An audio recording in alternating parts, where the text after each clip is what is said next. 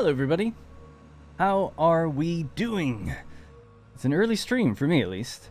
You know, not that early, but in terms of how streams go, it's 11:30. Fairly early for me. Never really done one this early on my channel before. All the Americans are probably asleep. Australians might be up though. Alright, so today, I didn't want to leave you guys without an episode. I'm trying to hit every Sunday, right? Every Sunday Satisfactory, Tuesdays and Thursdays, Anno 1800, with room for other days and things.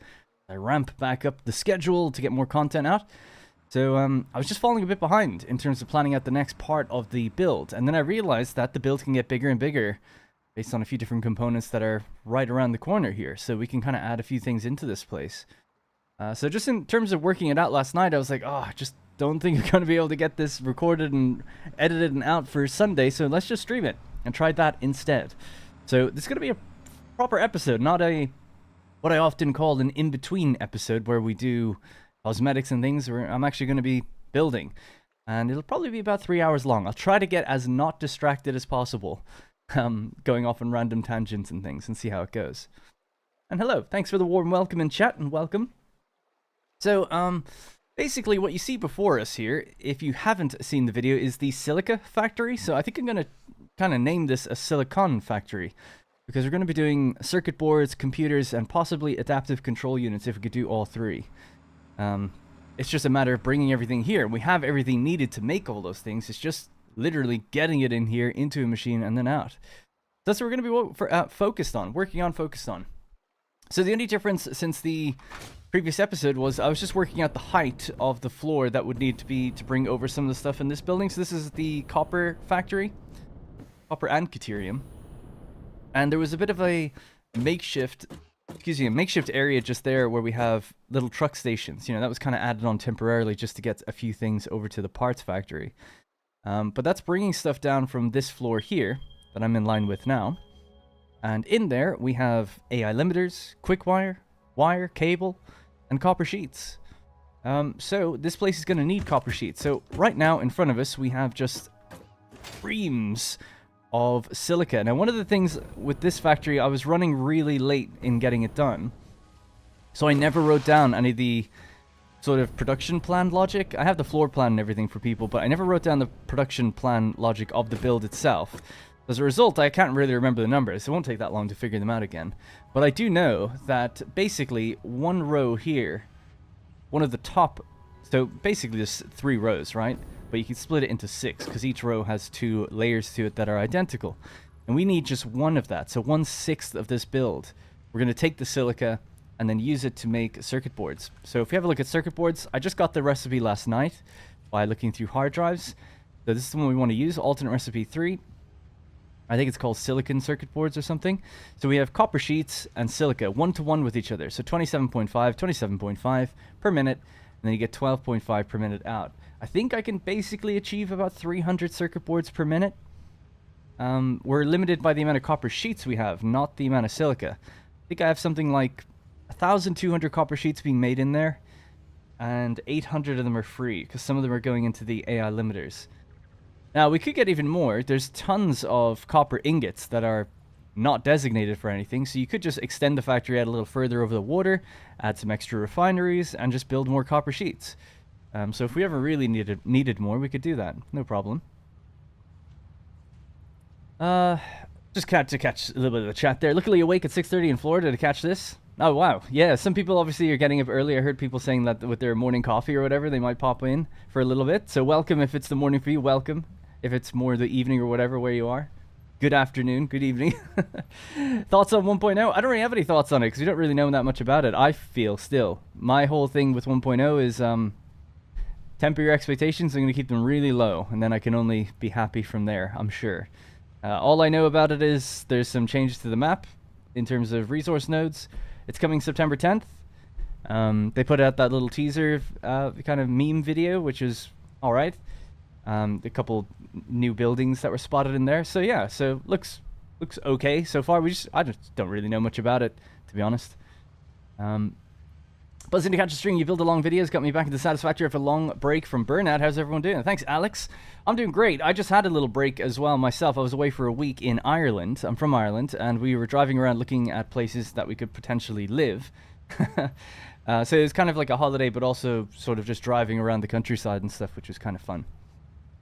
Anyways, we're not actually like in the process of buying anything. We're just literally trying to decide, should it be Ireland, should it be England? We don't know. Okay, so having established where our silica is going, it's just going into awesome sinks now, right? We have all the silica here at the end. We have the road delivering in the limestone and the raw quartz. That's all set up. That's all done. Ultimately, we just need a row of assemblers to be built up on a floor raised above me here. And then we'll just pull over the copper sheets. I'm just going to get straight to work on it. I haven't got some super ultra cool plan for this one. I'm going to be winging it. But try not to make too many mistakes along the way. I was trying to figure out a height that would be good, because we could just keep it at the height that's up there. But I'm kind of tempted. I feel like I should bring it down just a little bit. We kind of come in, there's a stairwell, and maybe there's like some lifts that bring the copper sheets down. Okay, so just to actually expand on this a little bit, right? So we get circuit boards, all well and good. Let's say we do that, right? We get our copper sheets over here to the Silica Factory. Boom, we have circuit boards. Awesome. Then what we'll need is computers, right? I want to make computers.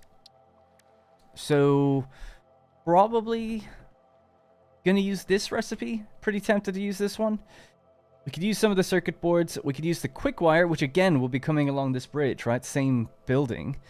And then rubber. Now the rubber, we make 600 per minute. Not that much, but it's an okay amount. And we make it over there. So that's also quite close to where we are now. So I was like, yeah, we could just bring the rubber in here. Why not? Might need its own truck delivery or its own bridge connection thing or something, but we could do that. Just don't... And I don't think there is any other computer recipe, right? I think there's only 3.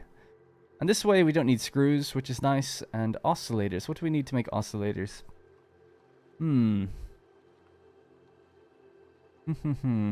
That's interesting because...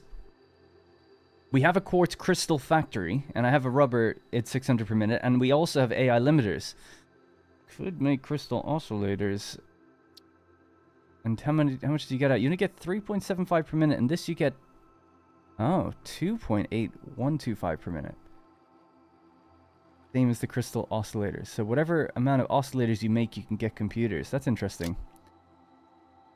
1.875 for 18. So I have nearly 900 quartz crystal. We have nearly 600 rubber. And the AI limiters, I think I have 60. Oh man, that's tempting. I feel like that might be better for computers. I mean, it's more complicated, but it might be better based on what we have. The only issue I would say is that my quartz crystal is all the way over here. That's a long journey. That's a train. Probably. It would have to be. Or a super long truck ride. I do have trucks connected there, and they can come down this way, but they'd have to drive all along here, all the way out, and then here. It seems like a bit ridiculous. Sorry, I'm just thinking out loud now. That's true about assemblers. You only need assemblers if you do it the other way. Hey, Fin. And Pureborn. Press tab to move the mouse to the right side of the screen. Yeah, that's how you get your to-do list, right? So tab or any menu actually, and you just bring your mouse to the side of the screen. You get this shadow up here. Click the shadow, and then you can write stuff in here. Question mark then will tell you how to format it. I'll be focusing on the chat just a little less so I don't get too distracted and keep things moving. Like I said, I'm only here for 3 hours, and I definitely want to be building something. I was just thinking out loud a little bit about what to do with computers. Maybe we could just cross that bridge when we come to it. I do think the quick wire being here already, and we make something like 7,000, it does seem probably more realistic just to make computers here. But making crystal oscillators in the future just seems like that'd be a good way to do it anyway. We'll just need a separate... oh, there's cable here as well. Yeah. I'll forget the crystal oscillators. We'll just do the old-fashioned, or the way I was originally planning. So, anyway, that's fine. Right, so, let's just get some stuff together. I'll have to just change up my inventory a little bit, and then we can get building. So, I'm definitely going to be building around there. We need to build a big floor out first. So, what have we got in these two? Make another one of these? Nope. Just going to discard some stuff that I don't really need. I want to just start laying out some foundations first. I just put stuff that I was messing around a while ago. I have all this random crap in my inventory now. This is full of rotors. Right, so I need to just go get some concrete, which is just over here. And then we can just lay out those floors with blueprints. We'll lay out the machines. I might have to go into a blueprint designer and design out the machines we need. And then we should be good to go. First time catching the stream. Hey, Jonah. Yeah, I don't really stream the game very often, actually, but hello. And welcome. Happy to see you back. Is City Skylines coming back? I'd really like it to. I'm just finding it difficult to find time. I surprisingly put a lot of time into the series, more than you'd probably think. So that's why it just takes a bit of time. So I was about to come back to it. I was actually planning an episode and I was trying out some new mods and things. And then they updated the game. And my save completely got, like, not completely broke, but all these new problems popped up. And I was like, oh, I should probably try to resolve some of these before we actually do an episode. Otherwise I'll just be pulling what little hair left I have out, trying to figure out what's wrong. Some people say just start a new game. I wouldn't really want to do that. And the player base is starting to kind of bounce back a little bit, which is good. That's encouraging. But yeah, I'd love to. I'd love to. It's just a matter of time.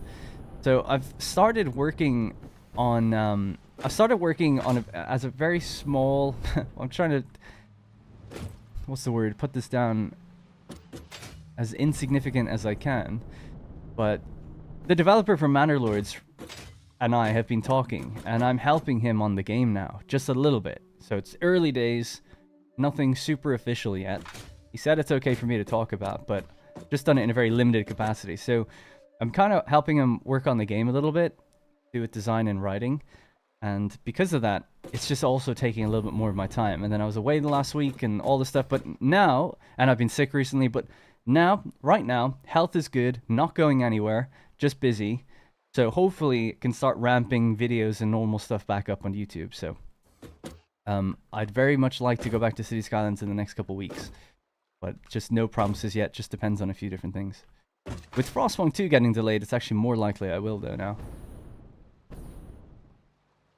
I don't know if I'm going to start new with 1.0. I think at the very least when 1.0 comes out, the day it releases, I'll probably stream. And we'll just go through the game as much as I can. See, I don't know much about 1.0 yet. Nobody does, really. They still haven't really said that much about it.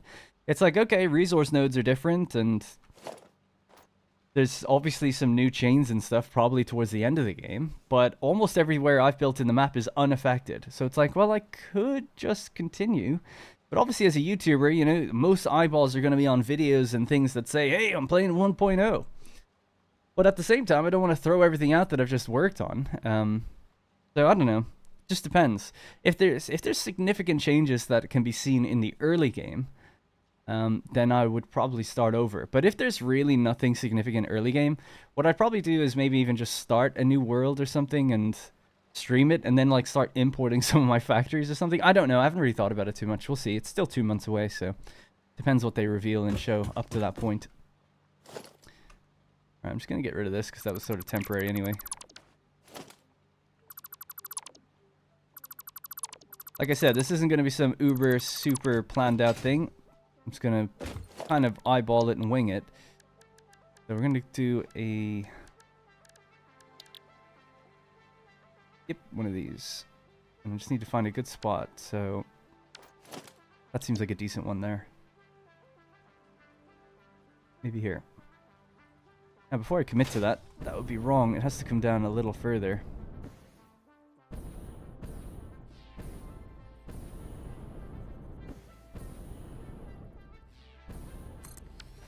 Alright, there we go.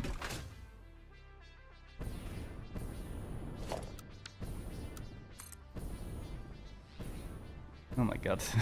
Alright, let's just get rid of that. It's easier just to do it this way. And just run forward with it.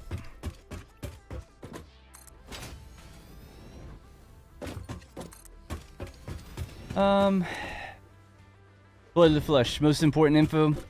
Yeah, like I didn't even know that was like a meme or whatever. I didn't know that. So the joke was kind of lost on me. I was like, oh, okay. I didn't even really realize there was a toilet in there, to be fair. But fair enough. To be honest, I don't know. It's nice having like jokey marketing and stuff, but I'd rather just know. I'm kind of over it. I just, not to be so cynical, I'm just like, can Can you just show us what's in the thing now? It was cool getting little teasers of stuff. It's like, oh, I could see a new little good on the belt, and then I could see a pipe that was like chrome. So I'm like, ooh, maybe a different material or a different type of pipe. I don't know. So that was kind of interesting, or it could just be a new graphic for it. Who knows? All right, looking good. Go out this side as well then. And then at the very beginning, I guess there's a new machine. Shout out to Snut. I think he's the one who makes those like scenes just overall.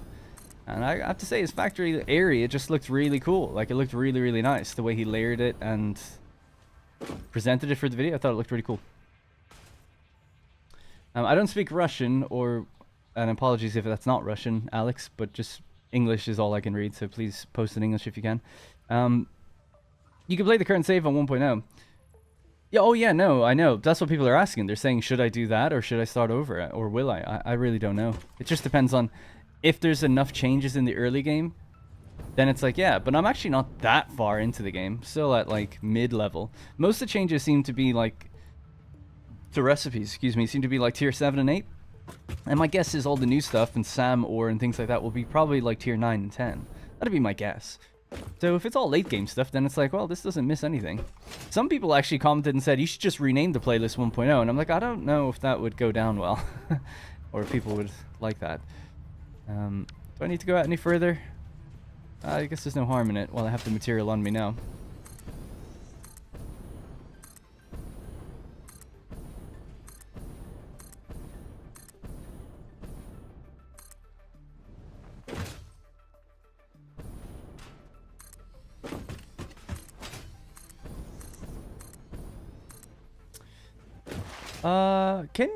You can watch YouTube in-game with screen with mod, but uses 90 gigs of memory, or you webcam.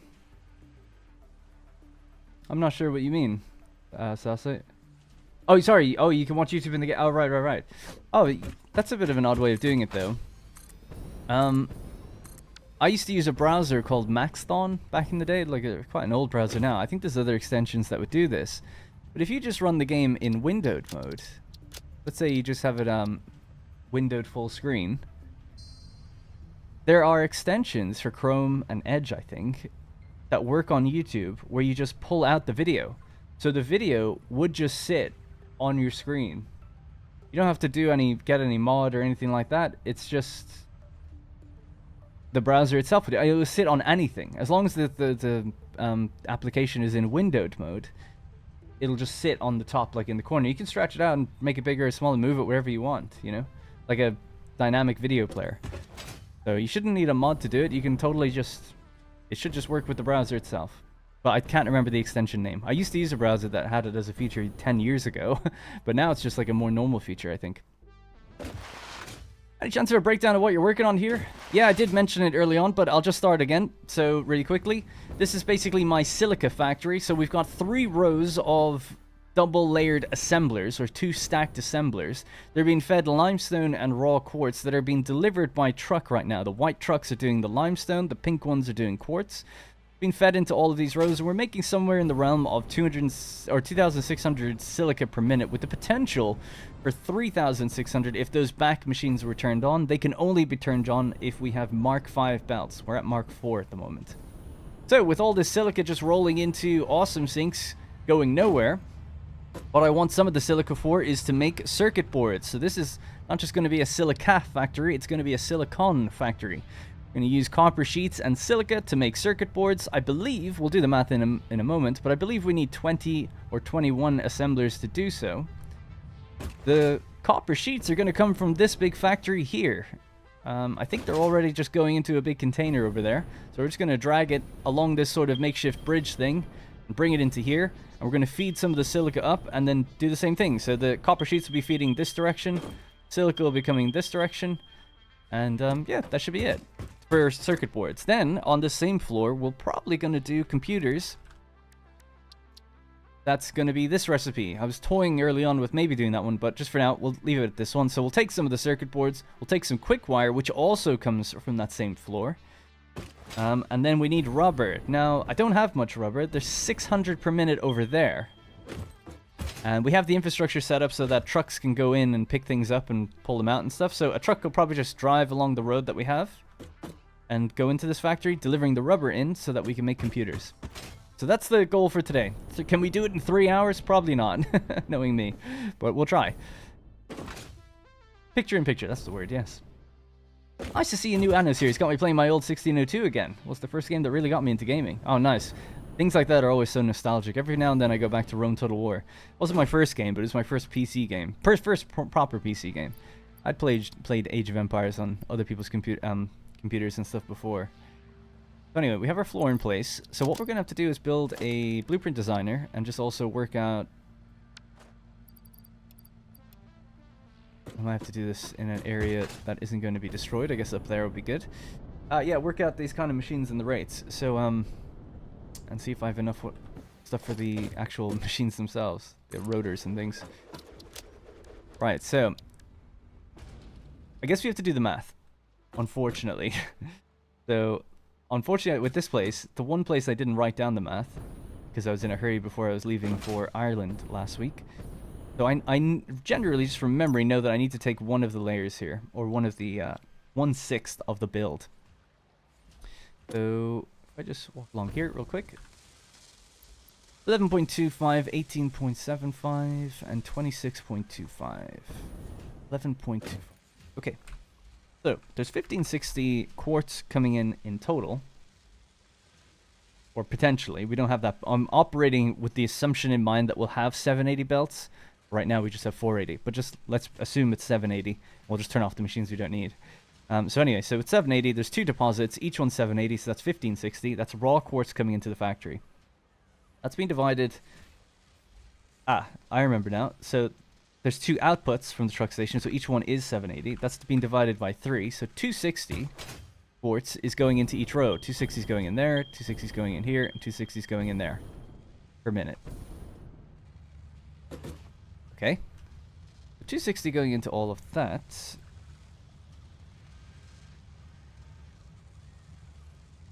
Divided by 11.25 gives you 23 machines, with one of them underclocked to 11. Oh, sorry, 24 machines with one underclocked to 11.101, which would be this one on the end.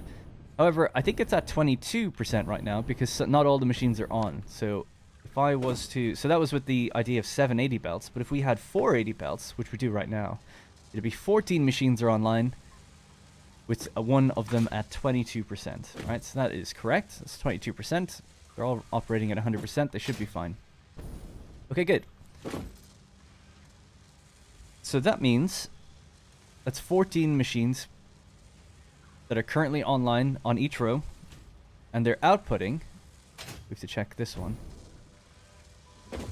26.25. 26.25. So that's what every row is doing right now. I'm just going to write that down because this is the stuff I didn't write down before. That's 373. 373.333. Now, if it was a 780 belt, or when it becomes a 780 belt, it'll be able to do 606. I'm going to write that down. That's at 480. And this one would be at 780.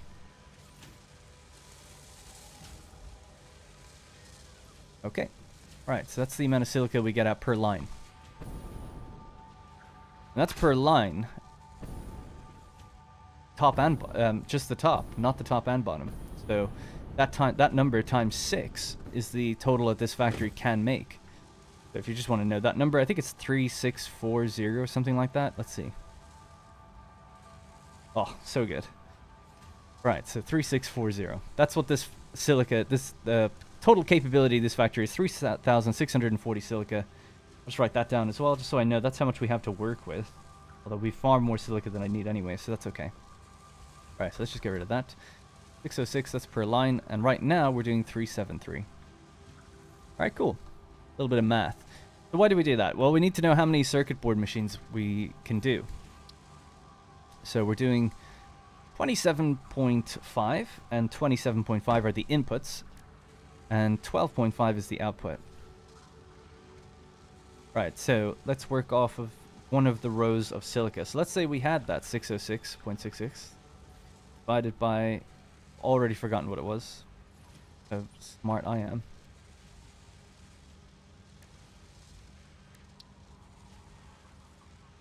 $27.5. Just write that down because I'll forget it. It's still early in the morning, guys. Give me a break. Right. 27.5. There we go. So yeah, we need 22 machines, maybe 23 with one of them underclocked, if we want to use a full row's worth of silica. And I should have enough copper sheets to do that. I don't think I've got many more copper sheets. I'm just going to have a quick look at my... I wrote this one down before in something called Milanote, which should have the numbers. So apologies, you're going to get a flashbang on screen now, right? You're going to get hit with a lot of white. Bonk. So it's the copper sheet layer, or logic. So all of this copper ingots goes into 1462 copper sheets, but then some of it goes into AI limiters and things. So at the end, we're left with this number here. So let's just work out what that is. So that's 487.5 plus 375. So I have 862.5 copper sheets to work with, which is an annoying number because not only is it awkward, it's over 780, so it's not great.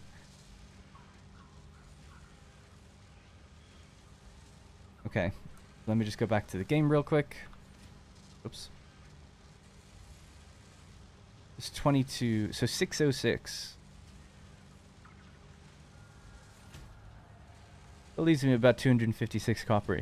Yeah, I think I'll just use the two. This keeps things much simpler. So all I have to worry about is using an entire line of silica. And then I'll just use whatever I can in terms of copper sheets and then create an overflow so that the overflow goes somewhere else. So that's how we're going to do it. So it means that we need 23 machines. Well, 22 could be fine. Just let the overflow spill. Let's just write down 23... 22.060582. And that's how many assemblers we need. Okay. Alright. That's the math part done. For this. There we go. We're back. Alright. Hopefully people could somewhat follow that. People wonder how I plan things. I mean, the numbers are pretty janky on this build, right? I've never had to get, like... so far in the series get so specific with, like, decimal points and things set up right. But now we know what we're pulling over. And we know that we're operating on just one line. We don't need to create stacked. So we just need a blueprint that has a line of assemblers. Really, we could just have, yeah, just two. And then just layer them over and over and over again. Create a big long line. Super long manifold, because everyone loves that. Might as well do manifold, because everything else is based on manifold anyway, so it's not really going to delay anything. Could you just sync the rest? Yeah, you could totally sync the rest. Copper sheets are kind of good to have as a little extra, and an odd number is good to have because you need it for building pipes and things. So it's like, just let it go into a big container, and then sync the rest if that container fills, and that way you've always got somewhere to go to pick up some material to build things, right? Or ideally, you send it somewhere like a central storage or something, but you know what I mean. Just having a little bit that's not fully consumed in all machines means that you've some left over for you to use for building. Same with steel and things like that. You don't want to consume everything if you need it for building. All right.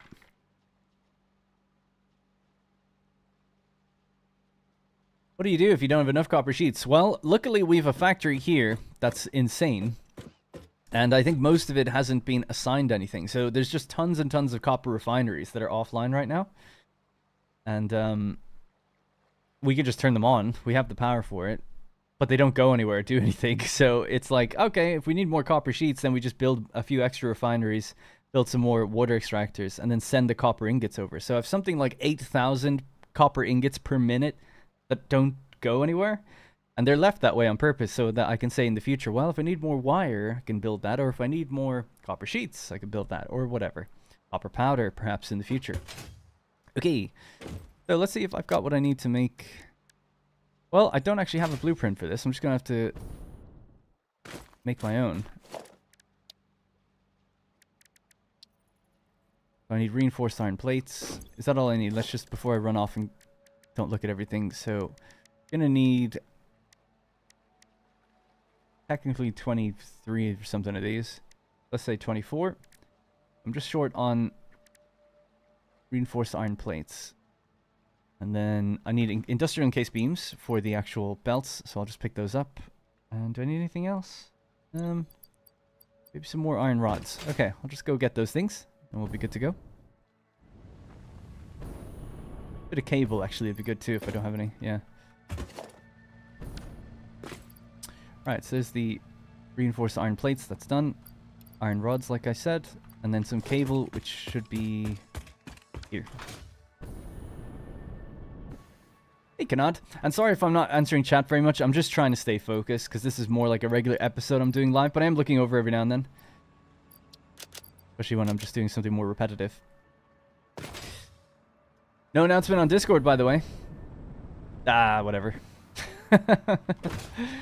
There was an announcement. See, the bot will announce when the video goes onto YouTube as a notification for like, hey, there'll be a premiere or whatever in 18 hours. But it doesn't announce when you go live again. I'm okay with that, though, to be honest. It's like you can see it. You've either followed it or you haven't. But I don't know. Whatever. All good. Right. That should be everything I need. Oh, yeah, I needed, encased industrial beams. There's an option in the gameplay screen to increase the icons. I've done that just because I'm on YouTube, so I feel like people might want to see things a bit more clearly, especially if they're on phone. Some people tell me to reduce it, but I've done it on purpose. Right, there we go. And maybe I could just leave this behind, because I don't need it. Alright. I did forget Void, yeah. Oh well. Sorry, just curious, do you plan on removing that smaller parts factory you built beside the iron factory, or is that a long-term building? No, that'll go away. And sorry for taking a while there, Pure. So this one here, right, it's got all the trucks stacked in it right now. It still makes, it's the only place that makes my heavy modular frames. It makes some computers and things like that. So until I have a dedicated factory for everything that does, it'll just stay there, making them in the background. But soon enough, that'll be converted or rebuilt entirely into the first transport hub. That's the idea. So it will change. It is a temporary building. It's the only one that's temporary, actually.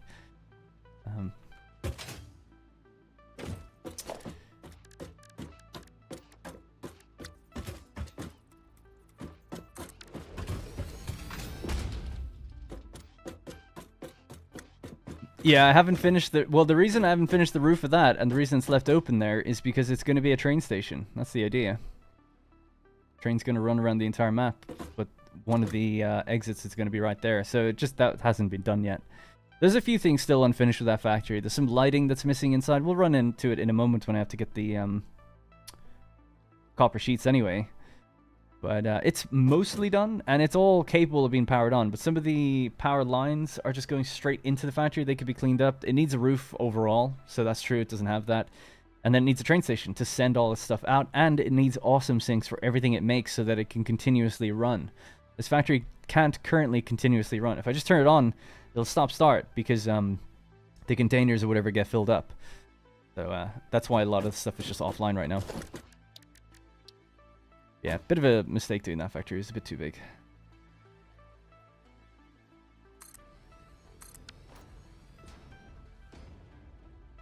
Alright, I'll just do two like that. We're going to be doing circuit boards. Silicon circuit board. Okay.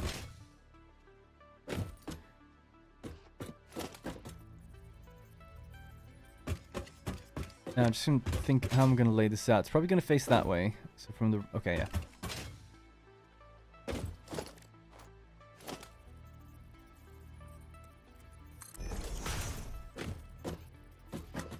Back to...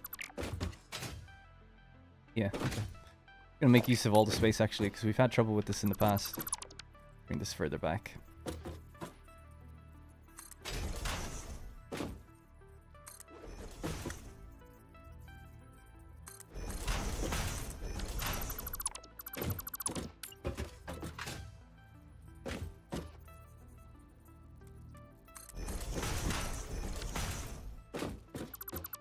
Supposed to be coming from the other direction. There we go. Alright, so we've got one belt going one way, like so, and this one going that way. Good.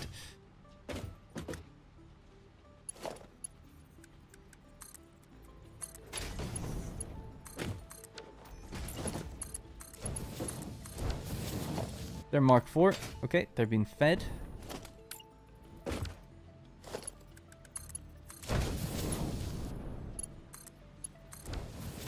Alright, they're being fed. And then circuit boards are just going to roll out. And circuit boards 12, so it's 22 point blah blah blah blah blah times 12.5. What we put out. That's 275. So we're fine with a Mark 4 belt. And we want them aiming to the right. I'll give them lots of room to breathe.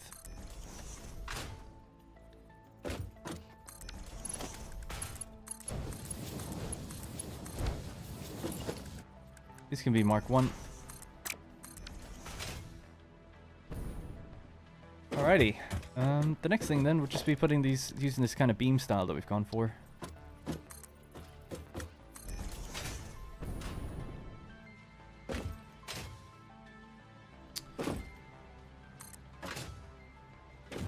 Wonder if I could just match the height of the other ones downstairs. That'd be nice. So to the ground it is 12 meters. Okay. Put some lights in there in a moment as well. It doesn't actually, we can do it pretty quickly. Just need crystal oscillators to do it. So 12 meters is what we're looking for. Let's just start here again. So up to 12.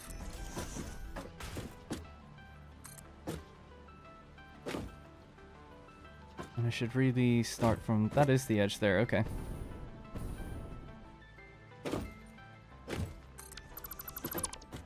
Alright, we'll just leave the beam floating on top, and that gives us room to then put the power lines right in there.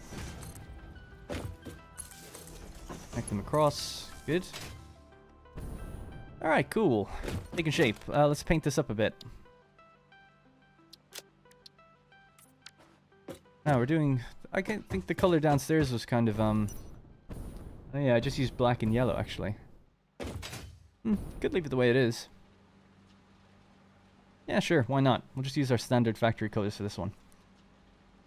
How you move map left and right? I can only zoom. I'll tell you now in a sec. Oh, other people have anyway. Right mouse, yeah, you just hold right click and then you drag. Hello, fellow humans. Hey, mind maker. If my name is technically a typo and you spelled it right, do you spell it right or spell it wrong? Well, you spelled it right because it's your name. Name doesn't have to have a particular spelling, even if it uses real words.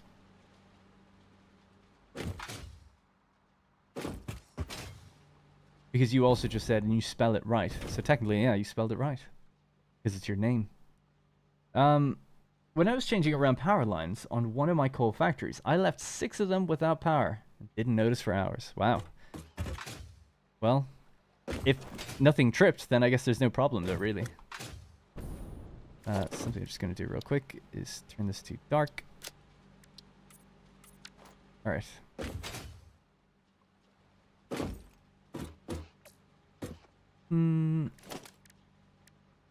It's taking in silica and copper sheet. We could try something weird.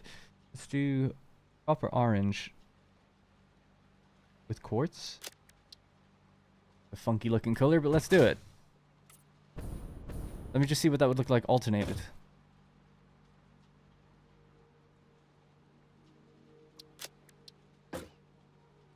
No, I prefer it that way.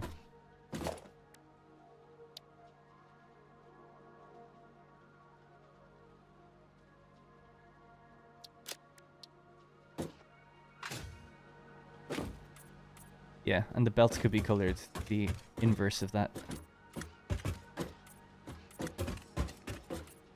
Alright, so just invert it once here.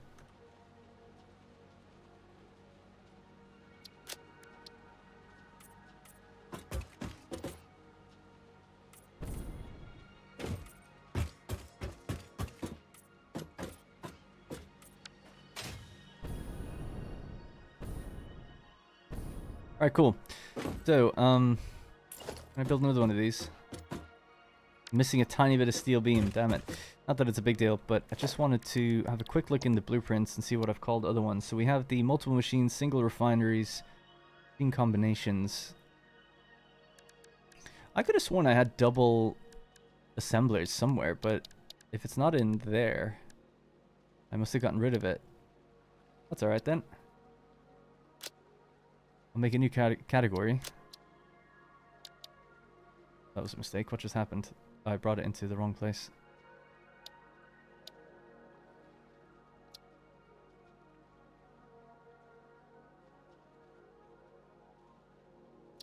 So it is multiple machines would make sense, but this is like for machines in a complete line. These are like stacked on top of each other. Should really probably say stacked machines, but whatever. All right, slide that in there. Machine rows.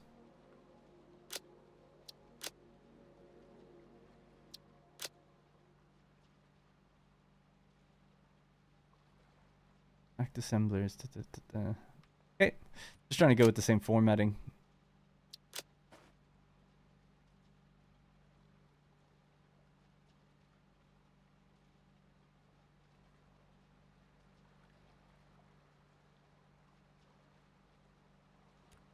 Two assemblers.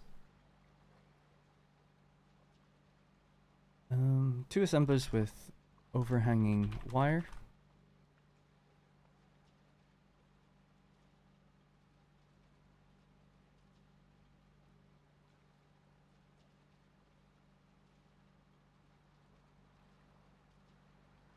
Assigned to silicon circuit boards. All right. That.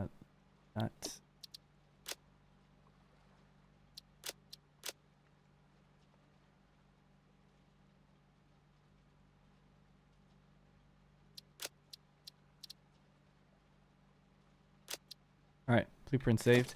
Go to our blueprints now. I find that setting the directory before it is really finicky, so I just do it this way. Machines, machine rows. There we go. Assembler 2, because there's 2 of them. Circuit boards. 2 assemblers with overhanging wire. Logistics in place. Assigned to silicon circuit boards. Okay. There we go. Alrighty. As easy as that. We've got our... Okay, so far, we've laid out the plan. We're building circuit boards. We know how many machines we need. We've made a blueprint for it. We know the spacing for it, generally. So I want some sort of staircase to come down here, so I'm just going to give them a bit of room, maybe 4 piles of space. So we'll start from somewhere like here. Just mark that so I know. We just catch chat and take a drink. The Texas State Grid motto: if nothing trips, then I guess there's no problem. State. I was thinking, I was like... just open the stream. Did you mention if you'll start a new world when 1.0 comes out? Yeah, I've talked about it a little bit. I don't want to be redundant. I've already mentioned it twice in however long I've been streaming, 40 minutes. So the answer is I don't know. We need to see more. I still need to see more from 1.0 to know.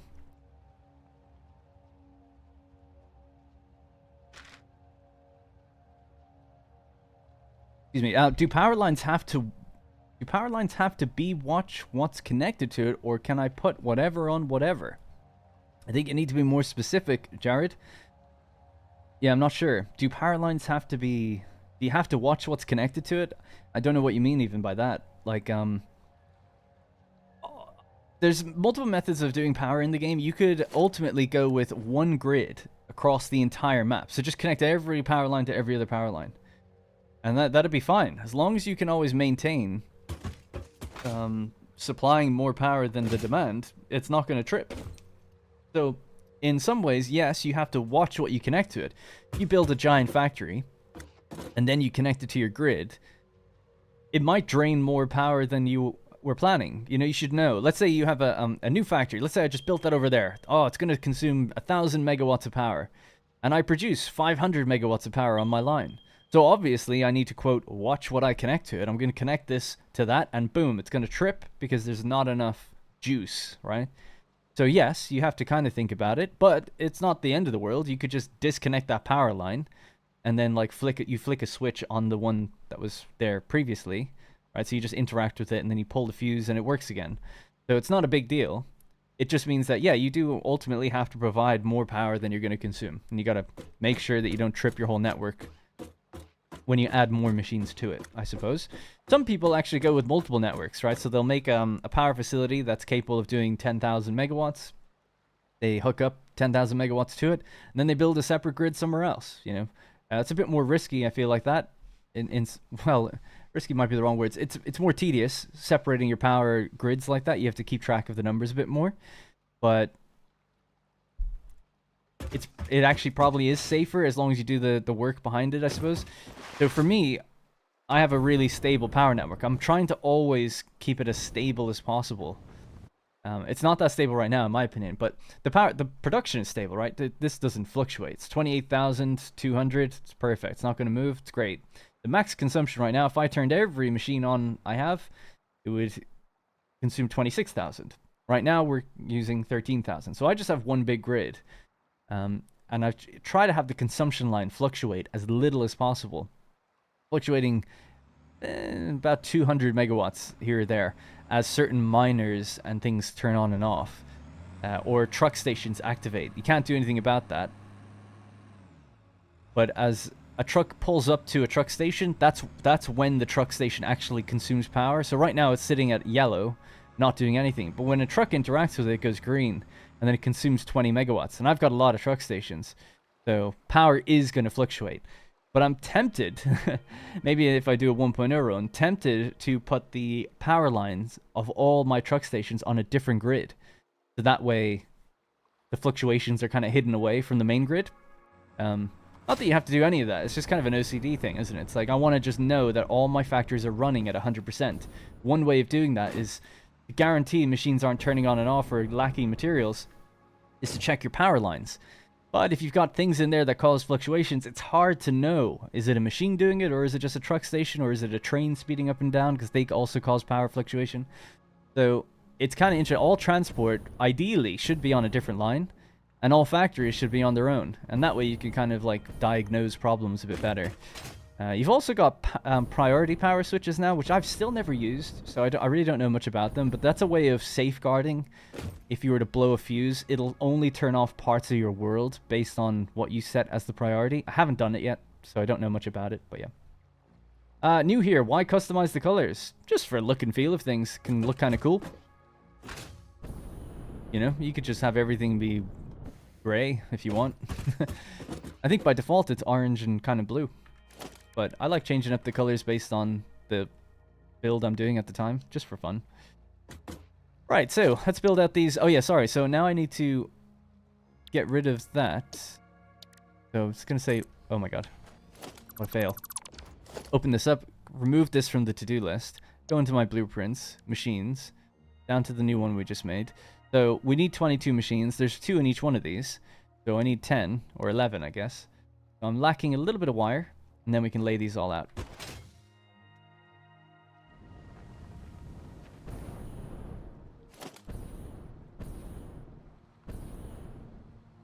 Damn, there's no wire. Well, there's wire in here, so we'll just go... Actually, I can take the stairs in that way.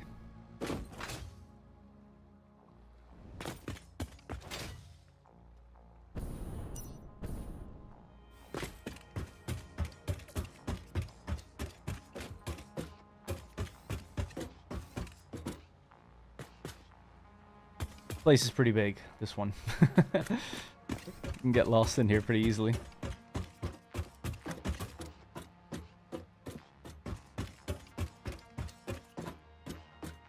Logistics. Is this where I want to be? Yeah. This is the bit that's like not done. That's the stuff that is done. So that's the wire that I need.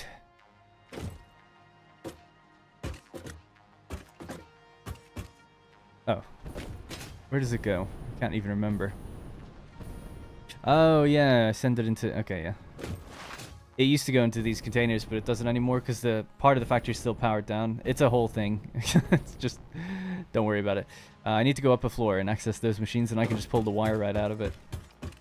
See, that's the thing that's not done with the factory, is I need containers and awesome sinks to keep everything running. I just don't have that right now. So instead, the factory just runs when I empty out machines.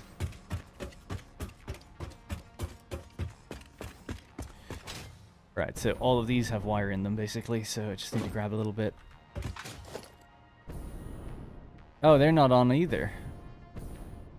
Ah, these ones are. Okay.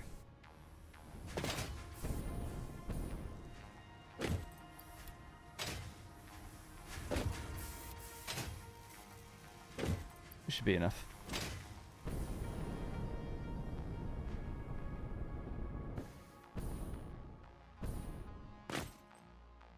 Hey, Raphael.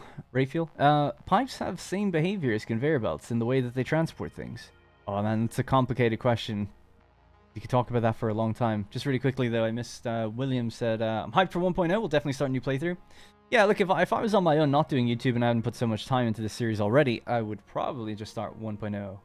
Well, and probably just wait now, you know, wait for a couple months. When's the next episode of Satisfactory coming out? You're watching it. So this is the next one. For a while anyway. Every Sunday though is what I'm aiming for. Yep, if you use overflow, of course, that's how you stop power fluctuation. So if you have anything left over, that's exactly what you should do with it. So yeah, long story short, pipes don't behave like belts. They do in some way. You know, they move material from A to B, but they can flow backwards or forwards, and they don't split the way belts split. So they probably more likely than not, they don't operate like belts. They have some similarities, but no, not really. Just by the fact that a belt moves at a consistent rate. So let's say I put down a belt of 480, then things are moving at 480 per minute. If you put down a pipe of 600 per minute or 300 per minute, the liquid in there is only moving as fast as the pipe is full. And that's why there's such a big complication regarding pipes. Because people don't really get that, which I don't blame them for. And there's other problems with them too. But in order to get a pipe to travel at 600 per minute, you need to fill it with 600 per minute. It's kind of a weird thing to wrap your head around. Whereas the move, you can put one resource on a belt moving at 480 per minute, and that speed, it's still moving along at 480 per minute, even if there's only one item on the belt. If there's only one unit of liquid in a pipe, it's moving at an incredibly slow speed to get from the edge of the pipe to the other edge. So that's some people would call it pressure, but it's not really pressure. It's sort of fake pressure. So the more you shove into the pipe, the faster things move, I guess. Kind of like pressure. It's like force pressure rather than pull pressure. Right, anyways, so these are, so yeah, that's where we're going to be feeding in from. So I'm just trying to think, this is our little bridge. We're going to bring things out this way. This is probably how we want to lay them out, actually. Is that aiming the right way then? Yeah. Alright. I said I'd give it actually a lot more space than that. Probably good about there.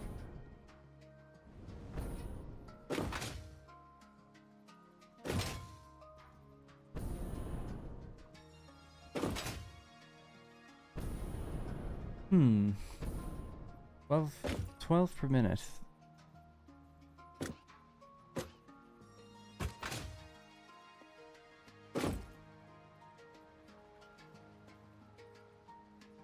I'm gonna make one change to this blueprint. It won't take long.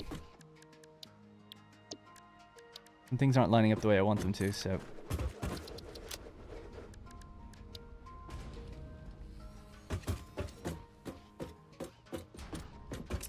The OCD is taking over.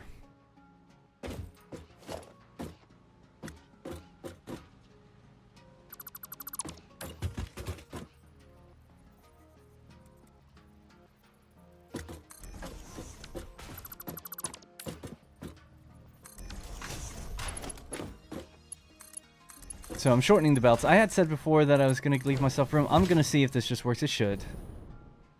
And this will actually keep things in a better position anyway. To line up with other things. It'll make sense when we put them down.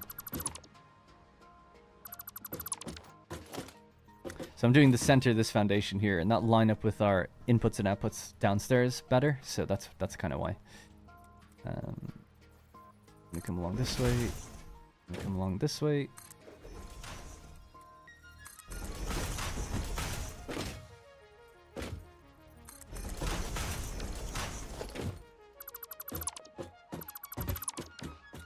Okay.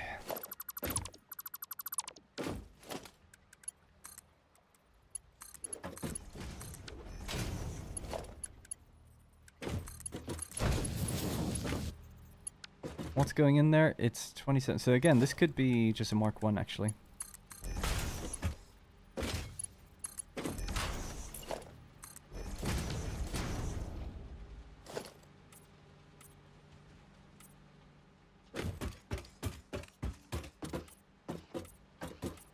Alright, we'll just flip those colors, and then we'll be able to start placing these down.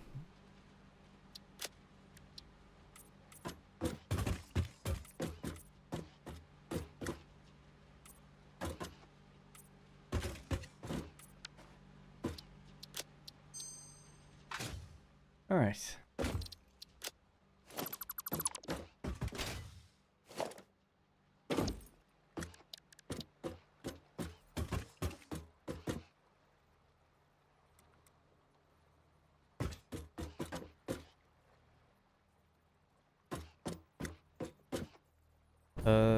Did it not save?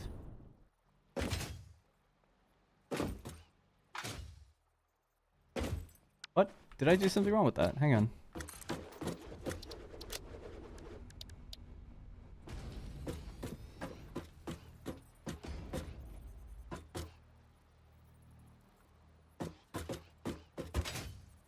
No. I'm kind of losing my... Oh, now I can't press my menu anymore. There we go. That's a weird bug that happens sometimes as well. Yeah, I don't know why I'm confused about this. So basically that should be in the center here, no? Oh, no, yeah, it does work. Sorry, it's just the bounding box is obviously smaller than the 4 foundations it's on. Yeah, okay, that's fine. I was just a bit confused by that. Right, anyway, so it's getting fed from somewhere here. Yeah, that's actually okay. So we'll leave it right around here. I'll just bring this forward then. That's in line. Good. That's in line. All right, commit. That's one. I just want to make sure that I didn't mess that up. Belts are traveling that way. Ooh, I did forget to put in this belt. I'll just make that adjustment again in the blueprint designer and then continue.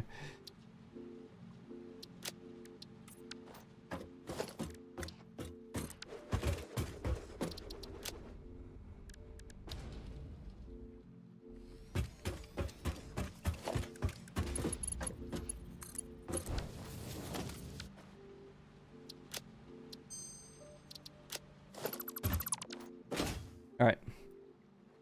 Just started playing Satisfactory and God, what do I love this game? I'm only on tier 3, 4, but I have a question. Maybe a stupid question, but I just don't know. When I see you place foundations, you can do multiple at once. How do you do that? So if you grab a foundation, middle mouse click allows you to grab what you're looking at. Press R to switch your build mode. See the center of the screen? Build mode. Default, zoop, and vertical. Zoop allows you to then drag out to 10. That's how you do that. Vertical. As you go up. The other thing then you could do is blueprints, right? So I made this an entire blueprint. Really the thing you should do is watch the first video I have on the series, and this explains everything very quickly for you in a nice way. So go check out What Darren Plays Satisfactory Update 8 Episode 1. Guarantee you'll learn more in the first 20 minutes than you would in 10 hours banging your head against the wall figuring things out. So yeah, hopefully that can help you out. The hover pack is a godsend when you have active power poles around. Oh, yeah. Yeah, I like the hover pack as well. I can't even remember when you get it. 64 days left to the 10th of September. Can't wait. 4:30 a.m. Goddamn. Hey, Nico. Appreciate you being up so early. Any plans for 1.0? No plans at the moment. Still need to know more about it. And sorry for the brief answers. Just a lot of people keep asking. I'll watch that for sure. Sweet. I have one on update 6/7, but do the one that's update 8. It's better and more relevant and quicker. Gives you more information quicker. All right, so 2,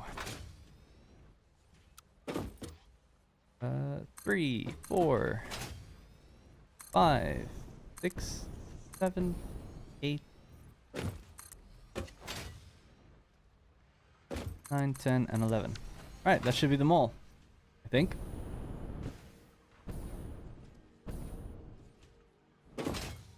Alright, so we'll just have to hook up the rest of those belts together. Shouldn't be too long.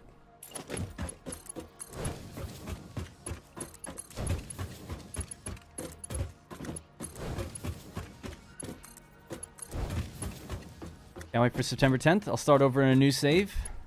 Let the grind start again.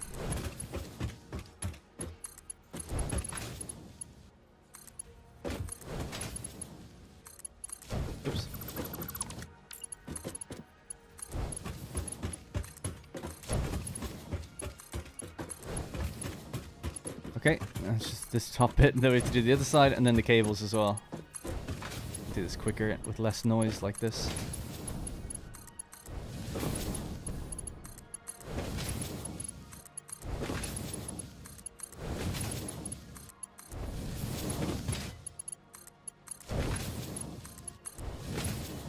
Alright, good. We are hooked up. Now we can take out our painting tool, press G to put it onto the filter so that we don't end up painting something we didn't want to. And then we can just go like that. Just paint the belts that we just laid out just now. Keep that consistency. What an eclectic color scheme. Kind of an orange and pink. Okay, that's that. We just need to hook up these belts then. I'll start from actually the other end, so we'll just do the power lines now.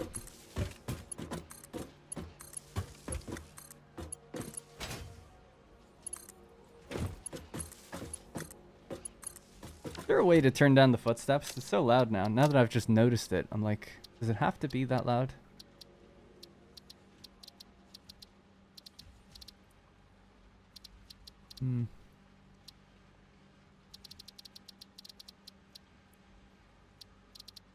It's just because you're wearing Blade Runners. When you put Blade Runners on and run on metal, it becomes so loud. But yeah, I don't know. I don't think so.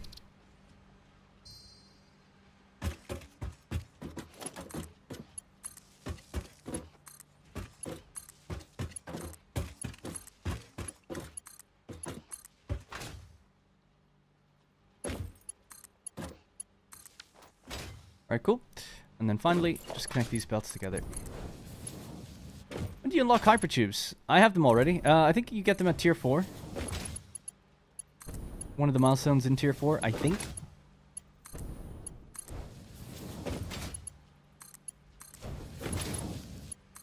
I don't really like hypertubes, me personally. I know people love them, but I actually can't stand them. I never use them. Just because I just really don't like the game just jutting you out to third person. I don't know why that's like such a sticking point for me, but I wish you could just travel in them in first person. It like really bothers me. I don't know why I'm the only one that seems to feel that way. Feels like it's real janky. Your camera's like flying around them a bit and stuff, and I don't know. I would have rather they just give us lifts. But each to their own. Thanks, Boone. Any thoughts on what the new space elevator tier will be? I hear a lot of teleportation and such. I really wonder. I again have no. I hate to be so boring, but I really don't know. Like I have no idea. I tend to just assume it's going to be whatever they're adding is going to be not very good. Nothing against the developer. I've always liked what they add, but they are very slow. You know, generally speaking, it's taken 5 years to get to this point, so I don't foresee some massive amount of stuff. Maybe I'll be wrong. I just don't foresee like a huge amount of stuff coming in 1.0. I kind of see it as like quality of life fixes and buttoning up the game everywhere, tidying up bugs, you know, optimization, and then just finalizing the last 2 tiers. As for what those tiers could be, what's SAM ore going to be used for? Yeah, I think teleportation is kind of a neat idea. It's a bit, it seems a bit weird to say, but it's kind of a bit too obvious, maybe, where they might just not want teleportation in the game, you know? They're kind of finicky and picky with things like that sometimes. So it could be interesting. I mean, maybe you have to use, so obviously the game's ore in the world is quite limited, right? So there's only a certain amount of nodes that do anything. So SAM ore is in itself limited, and maybe it could be the case where it's like you need a lot of it just to run one machine to do something at the end. And it's like, oh, you have to go get all of it to run some special final machine to do something. What would that be? Could it be a good payoff? I don't know, but I like kind of the idea that like, well, maybe it could be a teleporter of some sort. It takes a lot of power. It uses SAM ore to even operate, and then you move stuff through it. Either it be yourself, or even like, I don't think they do it where you can move anything through it. I think it would just be for yourself, like personal almost teleportation across the map. But the game would, you'd have to kind of load while doing it, because if you teleport yourself with debug commands to another part of the map, it takes a few seconds to kind of load things in, and that's on a good PC. So it's also a practical standpoint, like, okay, they must have to place some sort of on-screen visual animation while you're doing it. Is that really something they want? I don't know. So I have no idea. I tend to think it would just be used for something more story related, and like Fix It Company wants Sam ore for a reason, and you have to put it into a big machine or something. I don't know, but I really don't know. Hopefully they'll fix the vehicle physics. I didn't know there's anything. Is our vehicle physics broken? I wouldn't be surprised for a DLC down the line. Well, for me, I've got plenty of ideas with what I'd like them to do. It's just what do I think is coming 1.0. You know, I just don't think there's that much coming personally. I could be wrong. I'm just very cynical, so not trying to steal anyone's excitement. Every time I get excited for anything, I get let down. So I've just become extremely curmudgeon and cynical in that regard. I used to work at a games company and stuff, so I just feel like, no. I'd rather be surprised. But what I would love to see is utilizing the water. I've said this many times, but there's a lot of ocean in the map. I think a kind of a Subnautica-esque underwater DLC or giant expansion, maybe coupled with a DLC, would be cool. You know, building an underwater base, providing oxygen so that it's breathable. Some maybe underwater like fissures as deposits that you can like tap and get gas out of them. There's gas already in the game, that kind of thing. That sort of thing I think would make sense, because it would also mean that I think one of the fears they would have is you don't want to add stuff to the game that could break existing builds, especially with DLC and stuff. And this is like an untapped biome that's in the map already. They're so slow, no offense to them, with making a map, that I find it hard to believe they'll make another one, but maybe they would. It would be awesome just to get some sort of map tools. I mean, it's Unreal Engine, so anyone can really make a map. If they just gave out their assets to do so. But I think, yeah, water would make sense, because there's all this water up in the north, out in the west. There's some deeper lakes around kind of the swamp area and stuff. There's not too much, but there's enough that you could kind of build on the extremities of the map without affecting where you probably normally build. But will they ever do it? I don't know. Alright, anyway, so all these machines are in place now. Our belts are now hooked up. The wires are also hooked up for the most part. Oh yeah, so now we should just start working on bringing over the copper sheet. So we want to feed it into there. So to do that, just want to make sure it's the one on top, right? Yeah. Okay, so the one on top. Now we're also going to be bringing in something else that's going to go down this way, I guess. The quick wire. And it's going to be one belt. Yep.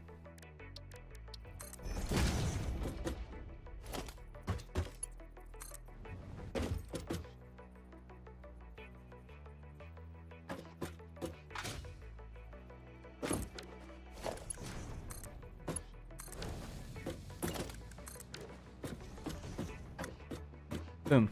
All right.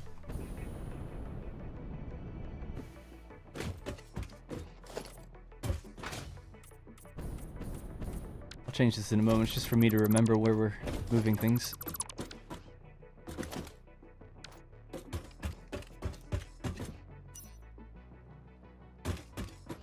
And again, this will be somewhat probably temporary until I put that train station in. Okay.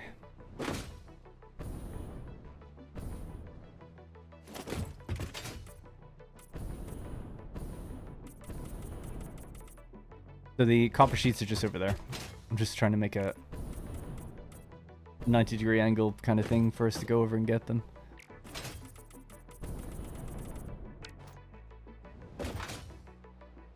So Darren, been enjoying your Anno Let's Play. Hope you see more of it soon. Thank you. Yeah, every Tuesday and Thursday for that. So, and if you remember, you just get it a day early, but otherwise still 2 per week, so no real massive incentive there. But yeah, Tuesdays and Thursdays. Next couple episodes we're running. I'm having a lot of fun with it so far. Right, so this is where they all go right now. So just even more temporarily, don't have any steel pipe with me. Let me just get rid of that for a sec. I'm gonna create a crate, obviously.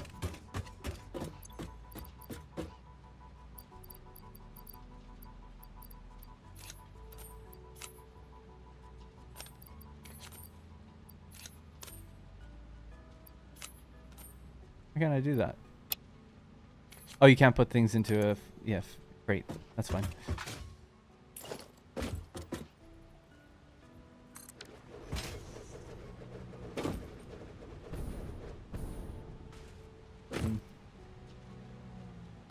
Yeah, this will be okay for now, I guess.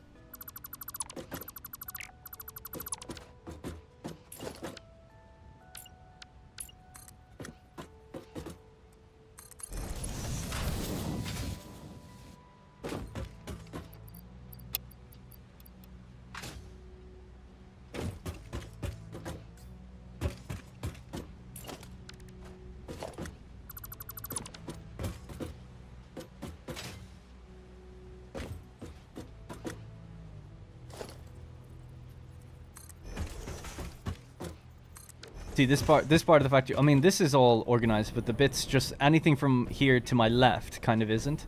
And maybe just that little bit there. Once the train station goes in overhead, then I can organize down here a little bit better, because I'll know where things need to go. But until then, it's just going to have to be a little messy. That shouldn't be too long away now, actually, either.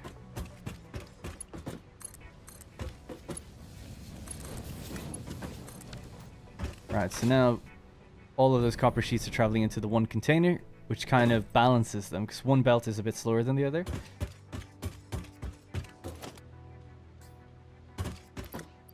Throw this in here to fill that up as quick as possible, really. Alright, got rid of the crates. Okay, so now we just follow the pink line. And we're just going to send one belt out.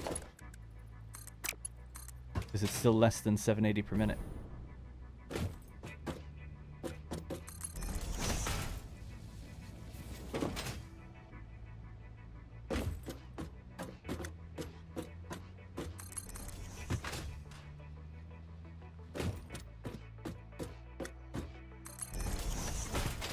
I have enough. I'm quite low on encased industrial beams, actually. I'll have to get some more.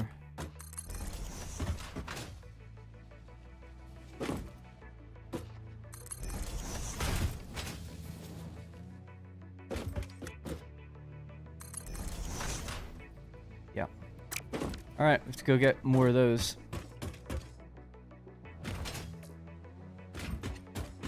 Alright, can I say meow? Meow. Thank you for all your Anno content. Love the Frostpunk 2 as well. Thank you. Appreciate that. Yeah, I've been a bit disappointed that Frostpunk 2 is delayed, but that's also coming out September, actually thinking about it, so September will be busy. I'm glad I didn't add in Minecraft light spawning mechanics. Imagine going into dark space and a spitting spider's just sitting there waiting for you. That'd be funny, yeah? Alright, let's go for a little drive while I go pick up some encased industrial beams. Can catch my chat a bit better now. Yeah, so what are we making? We're using the recipe in those assemblers for silicon circuit boards. It's an alternate recipe for circuit boards. It uses, I think it's 27.5 copper sheet and 27.5 silica per minute. So equal parts copper sheet and silica. Give you circuit boards at 12.5 per minute, I think. That's what we're using. Sorry for taking a while. Underwater would be awesome. Yeah, I'd love it. I just think it's like it would make the most sense and not interrupt other aspects of the game too much. And it's kind of the area of the game that's kind of lacking a lot. Like if you hop in the water, you can barely swim and stuff. It's a bit awkward, but you have to kind of throw some stuff in the water. So I just feel like it's overdue. Get a bit of love and attention. But it's a kind of thing where it's like, yeah, that doesn't need to be for 1.0. That's kind of a 1.1, 1.2, or first DLC if they want to really invest a lot into it kind of thing.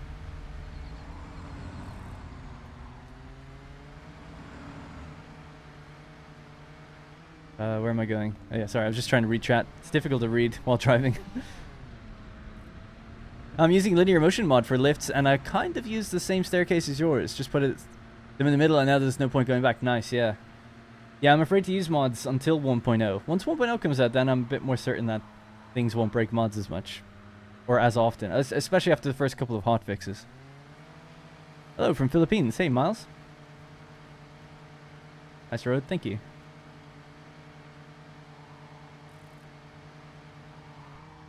Oh, that's funny, Sai. I actually read the original time you posted that first. That's how far back I was on the chat. I don't mind you posting it again, though. It's okay.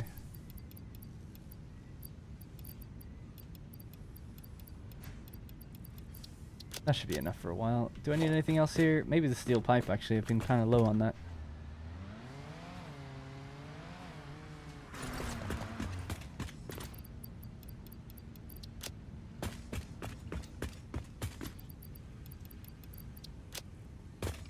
Alright, let's get going.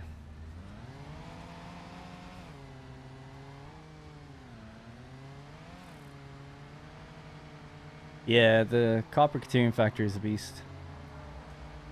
Really big. I need crystal oscillators actually.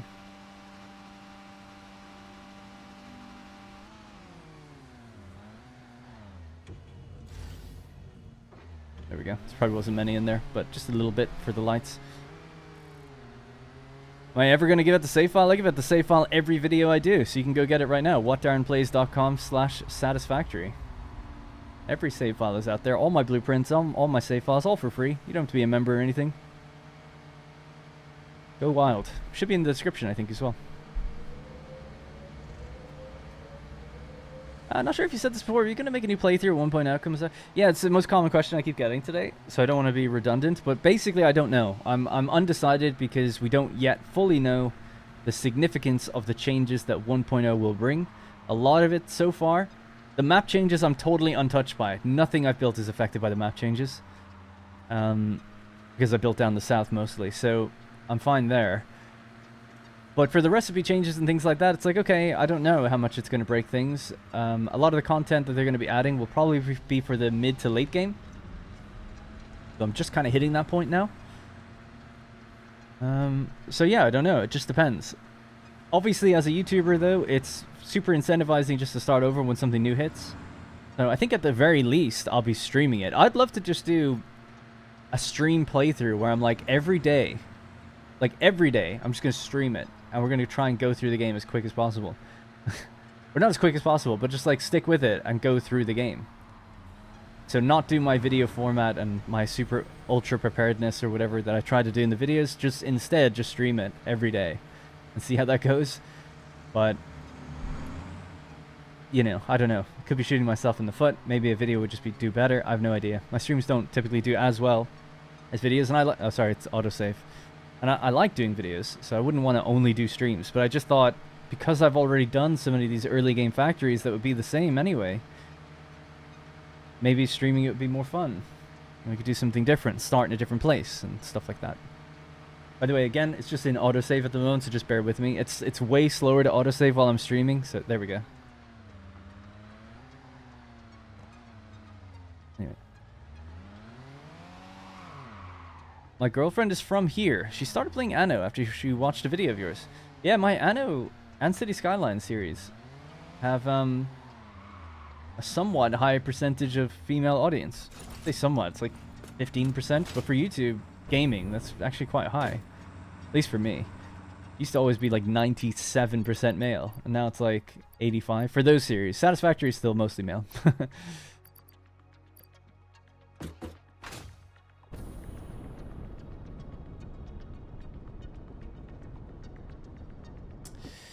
Yeah, it could take the streams and edit them down. Maybe. Possibly.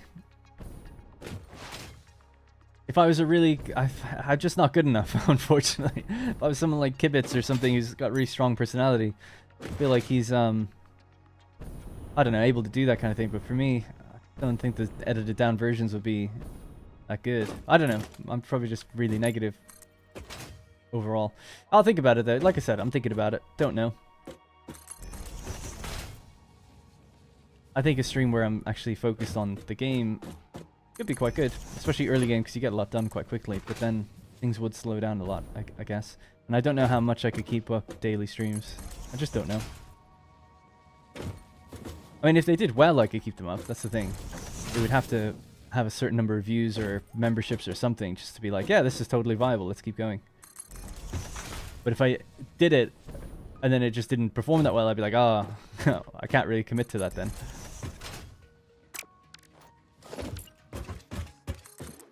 I don't know.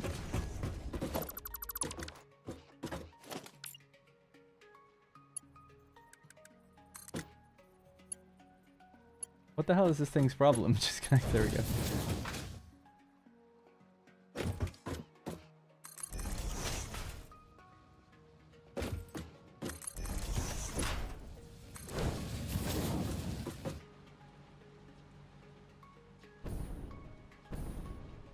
Yay.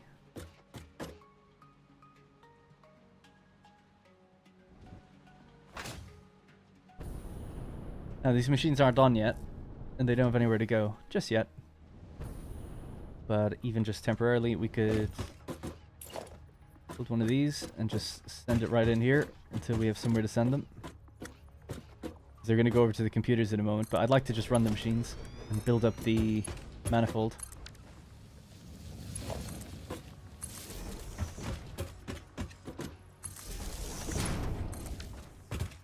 Alright, let's get the silica up here.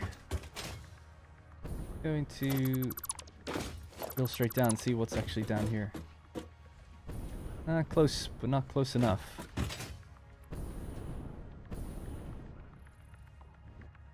Oh yeah, the silica actually comes out here, so it'd have to... It's going to be just from one row only, so it has to like loop around and then go up.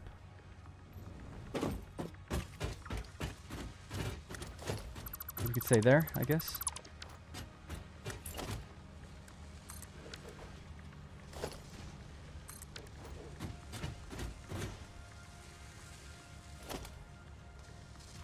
Doesn't even need a splitter, it's just going to completely break and go that way.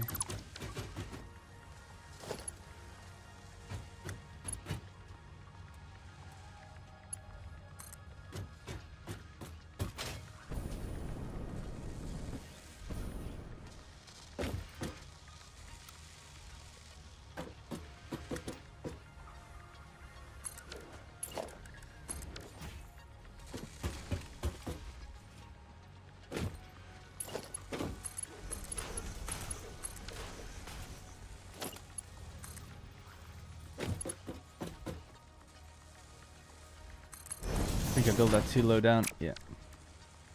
That's why I was looking at it when I was bringing it down. Like, I'm pretty sure it does have to go... It does look like it's higher than it should be, but yeah.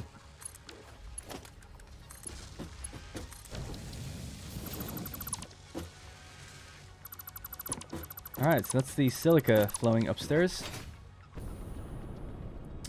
So the entire row isn't powered on yet either, so we won't be able to power on this entire row either.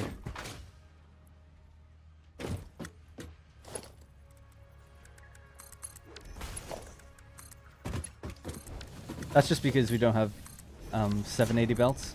That's not that big of a deal, but yeah. All right, cool. So there we go. We've hooked up both ends of the manifold. They're getting their copper wire or sheet, and they're getting their silica. We just need to hook it up to power, and then that should be it.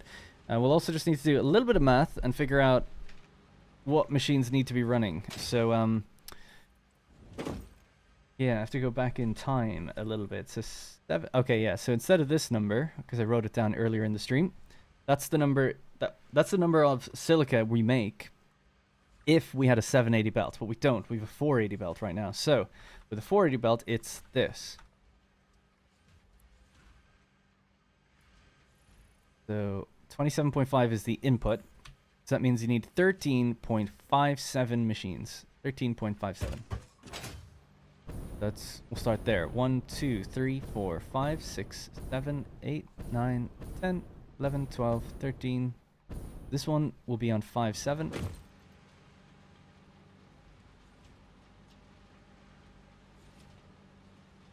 5.7, 5.7. Okay.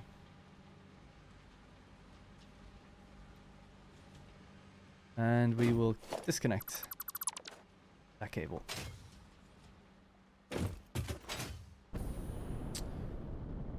So unfortunately it's not going to look that good, but we'll have to just... Actually, I could feed the power from the other side. I was going to say feed the power from that side, but with the break being there, it would look a bit weird. So we'll just feed it from this side.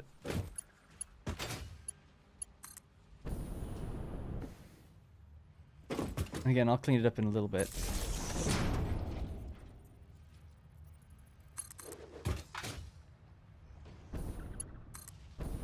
Alright, we are powered on. So that should be... We times that by 12.5, we can see how much we're actually going to get. 12.5, so we're making 169.69 circuit boards per minute once we ramp up to full production.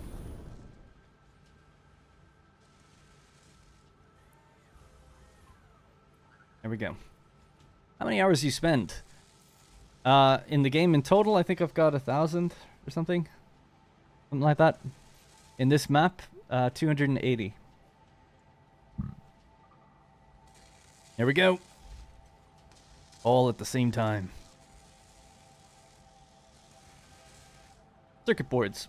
Next up, computers. How much time have we gone? That wasn't too bad. That was 1 hour and 25. I'm here for about 3.5 hours, so I'm actually making progress. That's pretty good, right? We're making 160 circuit boards with the potential to do even more once we get, what's the word? Once we get the Mark V belts. Now, some of them are flickering on and off. Have we run out of... Yeah, so I actually don't have the copper sheets to send this way, it seems. Because, well, the manifold's taking... Oh, yeah, no, that's fine. I have to make sure copper sheets is turned on in the factory.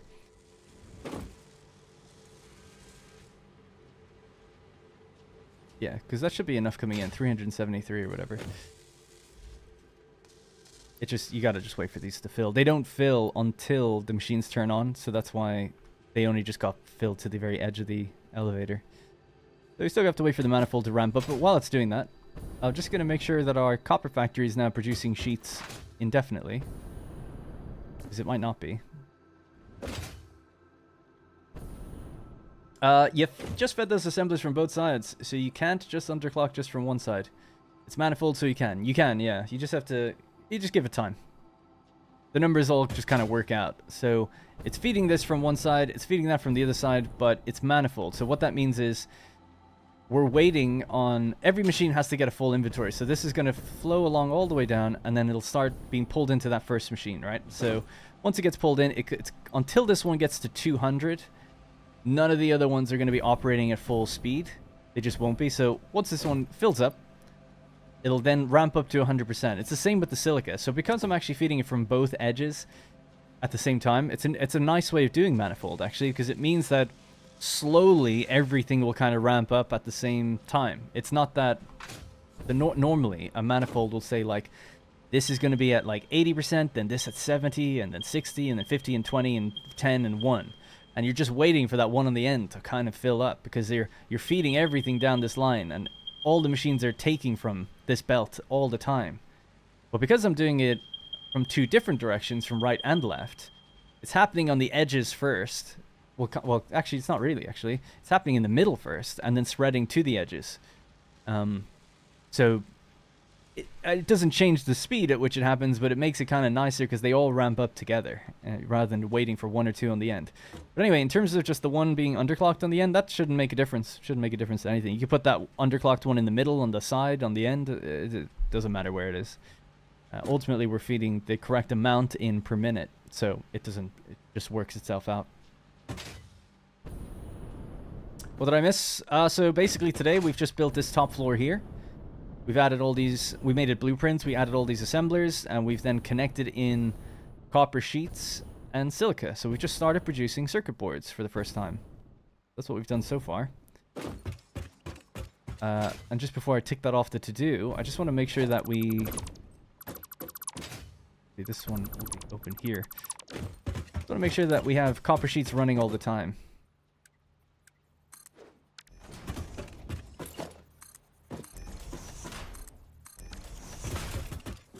Need to put some lights in this place. There's lights downstairs, but just not in this one yet. So, in order to check that copper sheets are running all the time, this factory is massive. For those who haven't seen it, it's just huge. It's the biggest factory I've ever made. And the volume that it deals with is crazy. And it's not even fully powered on. Now, why is one belt stalled? Oh yeah, it's an interesting... Well, it's fine, I guess. Seen this before. But that's what I want to have happen anyway. These two belts combined is still less than one belt overall, so all good. But yeah, just need to make sure that those machines are actually running. So I'm going to go down to the power control room. It actually is on floor 2.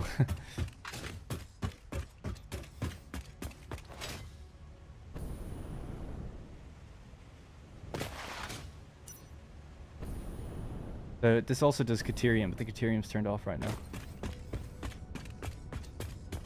Okay, so here we are. I need to look up my logic map actually to see which machines are connected to what. Obviously some of these are powered on, so I'll just bring this up on screen when I get it in 1 sec. Boom. Right, so these are the blocks. So the layout of the build is like this. There are blocks of refineries. Every block, I think, has 26 refineries in it.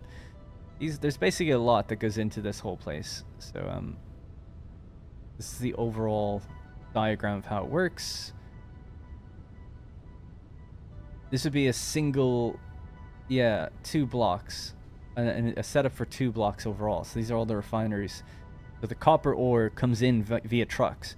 So every belt is capable of doing 780. 780 splits to 390 and 390, and then there's water extractors that are placed below these guys that fill them all up. That's kind of how that overall works. All of this stuff is online for you to build yourself if you wanted to kind of copy the build, and the videos, of course, as well. And the power management system runs like this on the ceiling. So it goes over the different blocks, and then the power switches control how to turn on and off individual blocks, because when we built the place, we couldn't actually run the whole thing. It was too much. Total factory logic. There it is. That's it. A bit better laid out. So we are making 4,600 quick wire that's not being used right now. 600 copper sheets are going into AI limiters. So 862 copper sheets are what we just saw go into a container. So I'm pulling out 480 per minute. I just have one belt coming out of that right now. So I might update this in future, or say, like, you know, we're sending 480 of this at the moment, and potentially 600 when we upgrade our belt speed to the Silica Factory, right? So that's going into making computers now. We're about to grab some of this to go make some... Sorry, that's going to make circuit boards. We're about to grab this to make computers in a moment, too. So the next thing, that's a Caterium concept. Caterium's a little bit different. Yeah, that's the Caterium logic map. Similar, but just slight number change there. Did I look at this one yet? Yeah, see, every group makes 487.5. You do have access to those diagrams. Yeah, it's all online. whatdarrenplays.com/satisfactory. So that takes you to a Google Drive that shows you all the episode names. And the Copper Factory was built over 3 or 4 episodes, but it's called, like, you know, something Copper Factory. You click that, and then there's something in there called blueprints, and then there'll be one called production files and save files, so you can load it up or go with the floor plans.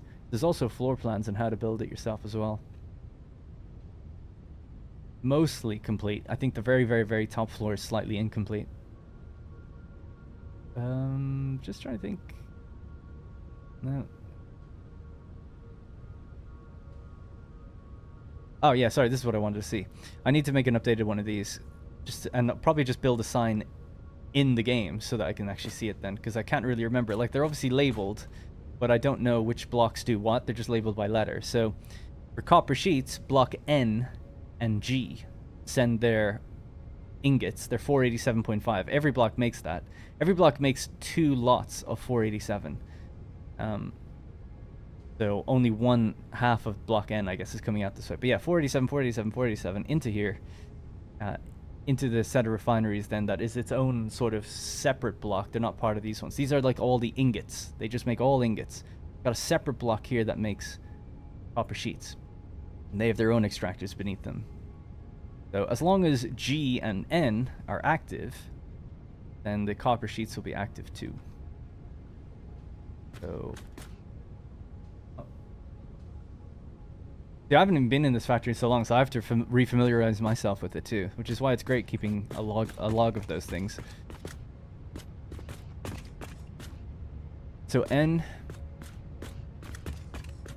and G, so they are active, so that's good.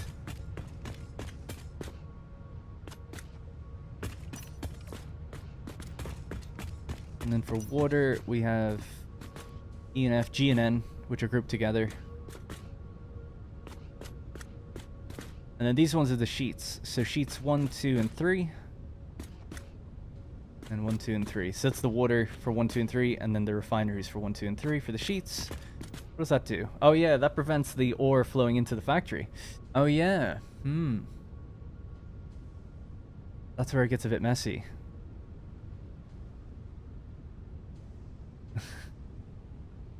Hey Darren, I've been enjoying the episodes. Oh yeah, how are you feeling about 1.0 coming up in September? Are you going to run? Yeah, I appreciate other people answering for me as well, but I don't know. I have to see more from 1.0. So maybe in a month's time I'll know. They might have shown more by then. But until right now, I'm still just like undecided anyway. I feel like I'll probably stream it, but Don't know if I'd start a whole brand new series or anything just yet, because it seems like I could continue this on just fine. Maybe I'll just call it episode 1 and be like, hey, we've already got X, Y, and Z in place. We're starting from tier 6. That kind of thing. That might be something I do. Yeah, so my only thought is that maybe not enough ore is coming into this place. Are enough ingots coming in? Looks like there's plenty of ingots. But I'm seeing a lot of yellow lights. Is that just because they're full? It could just be because they're full. It is. Okay, that's okay. That's fine. It's totally fine by me. It would be nice to smoothen that out. We could easily do it, just have to build an awesome sink. I'm just going to go down and check the ore that's coming in and make sure that's operating okay. I need to put lights in here. Right, so the trucks. Trucks deliver ore in station 1. Oh, sorry, what is it? Station 2, 3, 4, and 5.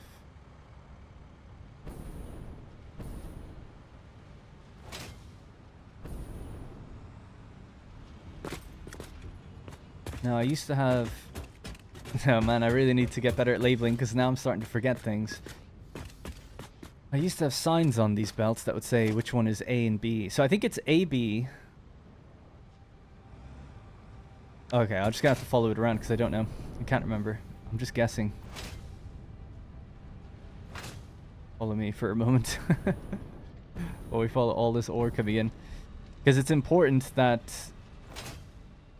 we're making sure... I think it will be fine. It seems like we are. But it's just important that the right truck station is getting the right amount of ore. Right, so here we are then.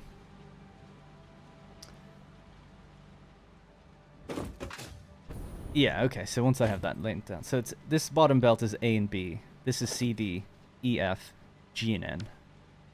And that's easy enough. Then it's, on the opposite side, it's H and I. Because there's I and there's H all the way in the distance. Hard to see, but it is there. Yeah.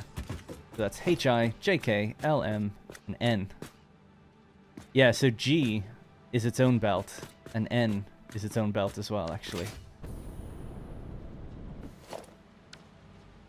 This is what I think it was Pureborn was saying, like, there's so much belt work in this place, it's insane, and this place needs to be upgraded to use Mark V belts eventually. I had to do it once before, where I changed everything from 3 to 4, so that's why some of them are colored and some aren't, because I just could not get over the amount of time that had to go into it. But everything's in place so that the place can just be upgraded to use Mark V belts. It's a matter of going, like, okay, this needs to be upgraded, and just running along them and upgrading them all. When I have the Alclad, I guess, to do it. That's okay. It seems like everything has its ore and everything's fine. If ore starts to run short on any of these, then that's okay too. I can just turn off one of the truck stations. But it should be okay. I think it'll be fine. But yeah, what a project, huh? I love this factory. It's crazy, but I love it. Need to, again, just needed to put more lights in for global illumination anyway. Like these ones. These are pretty cool.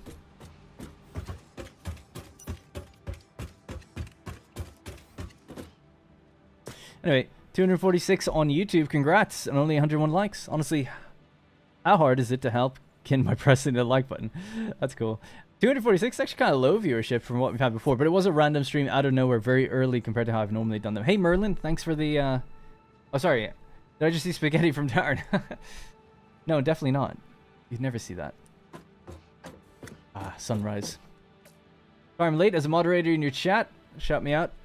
You're not a moderator, but hey. What happened? Oh, you retracted your own message. Oh, okay, I was confused there.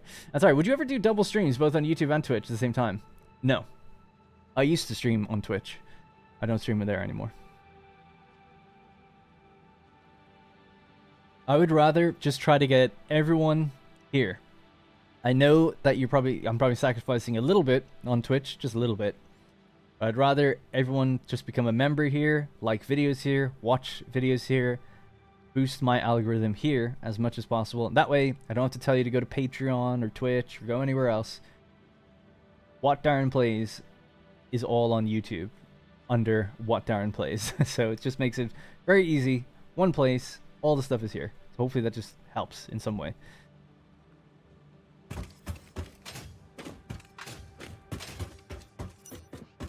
actually, thinking about it, this isn't the reason, but YouTube also gives me, I get a higher cut from the membership on YouTube than I do on Twitch.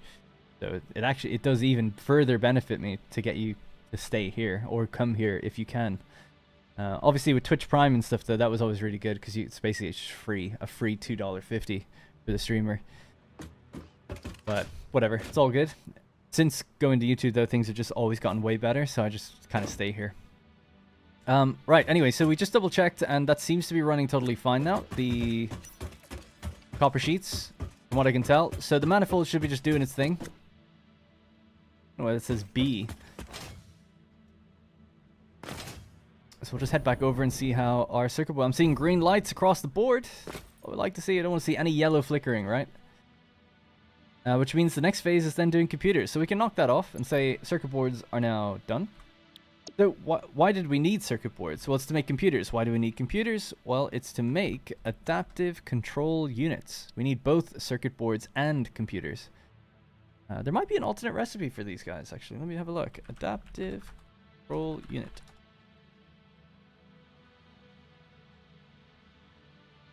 No, there is only one recipe, so ultimately you have to do this. Okay, good to know. Yeah, so computers will be next. We have the circuit boards. Now we're making, what was it? Something like 170 per minute, 169.69 per minute. So yeah, we've got plenty of circuit boards for a while. Computers, we're going to need the quick wire and rubber. So quick wire can come out of this factory in the exact same place. So I was going to pull it out along here.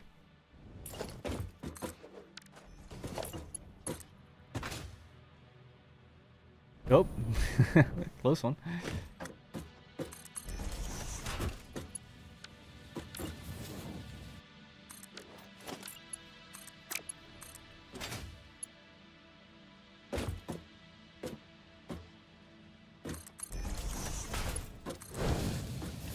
Alright, so we can imagine quick wire will be coming out along there.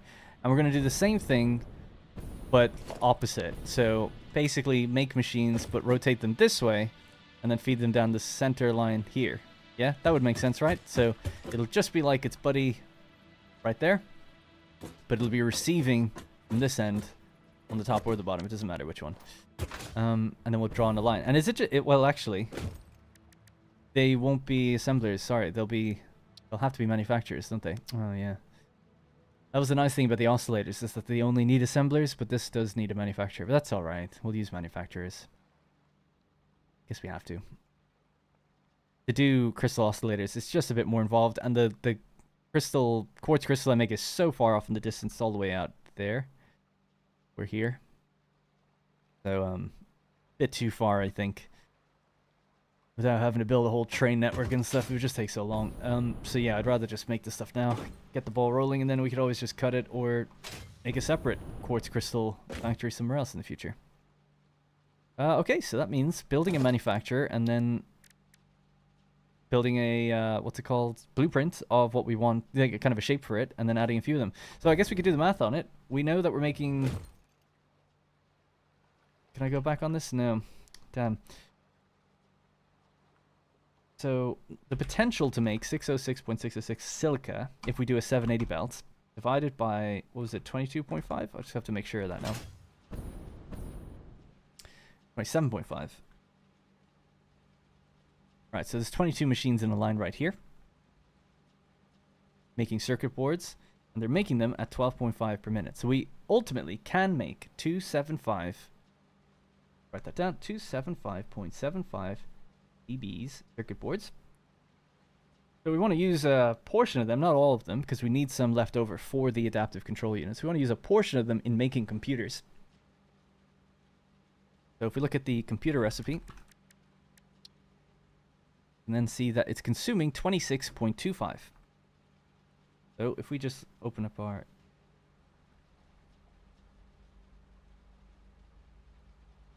So we could build 10 manufacturers, but that would leave us with nothing left over. So maybe... Well, hang on one second as well. How much does that give us? Look up the computer recipe real quickly.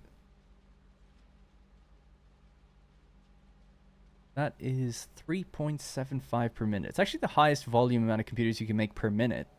Kind of good. 3.75. So times 3.75. So we'll be making nearly 40 computers per minute if we used all the circuit boards we have right now. Let's So yeah, we could half it and we're still making 20 computers per minute. That's pretty good, right? Did I not mention this, but has anyone played Dyson Sphere program? You can mention whatever you want. It's totally fine in my chat, as long as it's gaming, at least.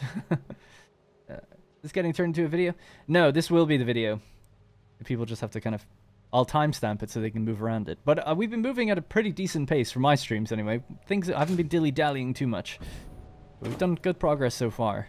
But this was... Today, I just wasn't able to get a video ready, so I decided to stream instead, and that's why I've tried to have the focus of let's actually do stuff and make progress, rather than me run back and forth getting hard drives and chatting about God knows what. Anyway, so I think I'm just going to go with either...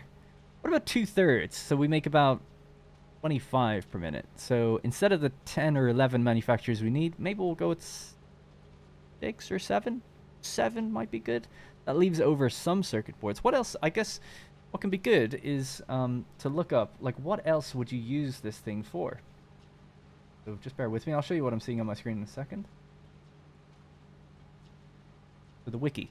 So whenever I'm trying to decide on, like, how much of something do I need, I'll look into, okay, here we are, circuit boards. This tells you what all the different recipes, fair enough, but it also tells you what you use them for. Now, forgetting things like buildables, radar towers, trucks, switches, signals, and the jetpack, it's more interesting to see, like, okay, well, you need it for high-speed connectors, you could potentially need it for radio control units, but it might be worth looking at alternates. Okay, so there are alternates where I don't need that. Obviously for computers, so that's the one we've just looked at, and adaptive control units. So really, circuit boards only go into computers, right? We've 3 lots of computers here, 1, 2, 3, or high-speed connectors, which we just looked at. We can make... Oh, no, we can't. Yeah, and we need circuit boards for high-speed connectors. Okay. So what are high-speed connectors used for? Supercomputers... Can you use supercomputers without high-speed connectors? You can. I'm looking at this thinking, I don't need many circuit boards left over. Not really. You know? And then I suppose what's interesting is then, what do I need computers for? Which one is more important to have? Obviously computers is a higher tier good, but... This is used in adaptive control units, in radio control units as well, supercomputers as well. And that's it. So it's used in higher tier stuff, obviously. So yeah, I would say that 7 manufacturers out of the possible 10 or 10.1, I think it was, is a good number. So we're consuming almost all the circuit boards. We're leaving about 30% left over for other things. I think that's fair. And then we could always add on more if we wanted. Let's do that. That's how I've come to that conclusion. I played Dyson Sphere for 3 days, filled the place with noodles or conveyors, and ran out of resources, then left the game on unread. I like Dyson Sphere program a lot. It's out of its early access now, isn't it? Came out 1.0. 1.0 of this game comes out in 2 months, for those who don't know. So I'd still just wait for then before starting. Obviously, you can start now to learn the game a little bit, but I would just wait. I think I'd probably be better off waiting. All right, good.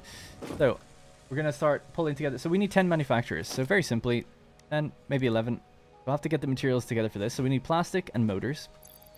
And then we'll lay them out up here with their butts facing these ones and the outputs facing the opposite direction. And that'll be computers. We'll have to pull in rubber from that factory, but we can do that with the truck station. So that should be quick and easy enough as well. Let's begin. Actually, before I even drive that, do I have what I need here? I've got enough motors already. 55. Plastic? No plastic. I think I know where there is some, though. I should probably dump some of my inventory so I've got room.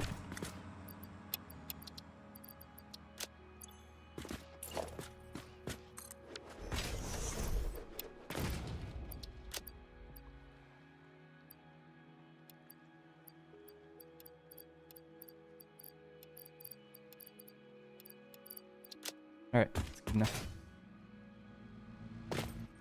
Alright, so just gonna go pick up some plastic. Oh, I need heavy modular frames. Okay.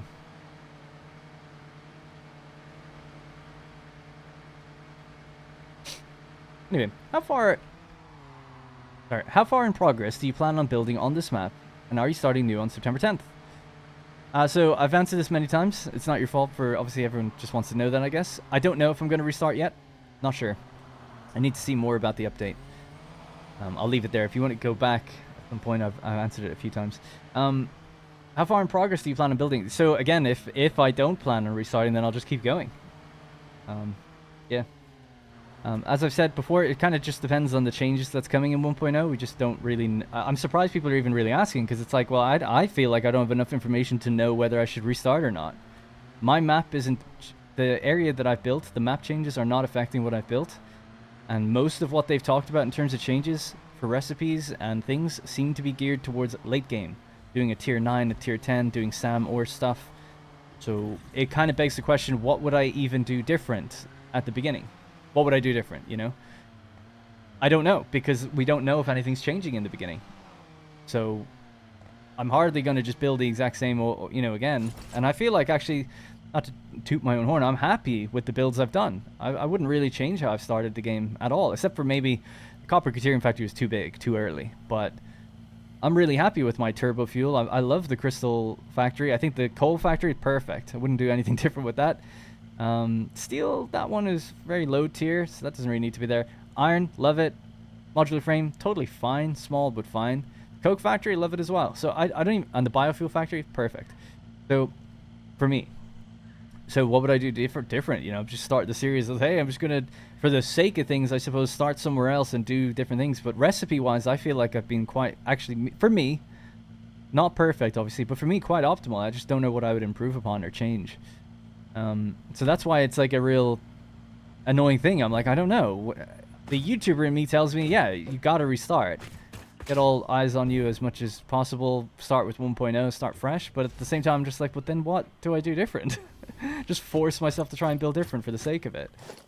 So yeah, I'm struggling with the idea of what to do. Unless they come out and say, like, there is significant changes early on, well then I'm like, well, that gives me a big reason to restart, because I'll do things different at the beginning then. As of right now, I can't see myself doing anything different at the beginning, other than being in a different place. Isn't really a good enough reason, I think, to restart. Although there is story content, which I guess could be interesting too. But I imagine most people won't care about that. I really liked the story content in Factorio, and they never did anything with it. And then they just scrapped it. And I was like, probably the only one in the world quite disappointed by that.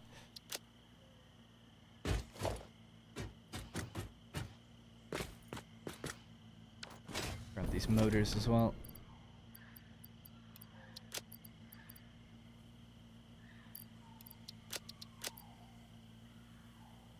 Right, might have to drive and just get a few more heavy modular frames, and then we'll head back.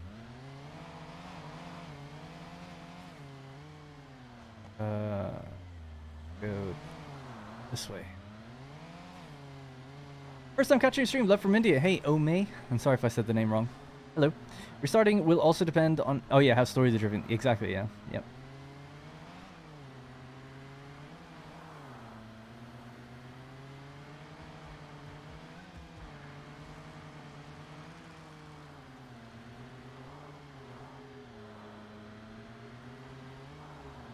Yeah, one thing I like about Satisfactory is not needing, oh.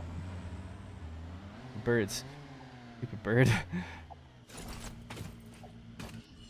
Is, yeah, not needing, like, the little arm loaders that you have in Factorio and Foundry. I can't remember if they're in Dyson Sphere, but I hate the loader things. I much prefer just, like, a belt that goes into a splitter or merger. And then having like loader speeds, nah, just never liked that. I love Factorio, but that's one aspect that I'm like, I could do without that. I just think it adds like extra time, not any extra like thought or logic. It's just like, oh, this just takes a little bit more time because I have to find like the upgrade for this now.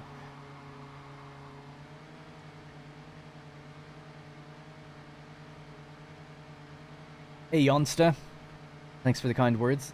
Thanks everyone for the kind words. Everyone's just very kind overall. So appreciate it. Dyson has loading arms too. Yeah, I played it when it came out. I quite liked it. Literally when it came out of into early access, like day 1. I played it for a few days. And then I was like, oh, I'll just wait for 1.0. And then I feel like I just never went back to it. But I've heard everyone says it's great. And I really liked it when I did play it. It seemed very ambitious. The arms are directly connected to the machines. Okay. Well, do you still upgrade the arms separately then?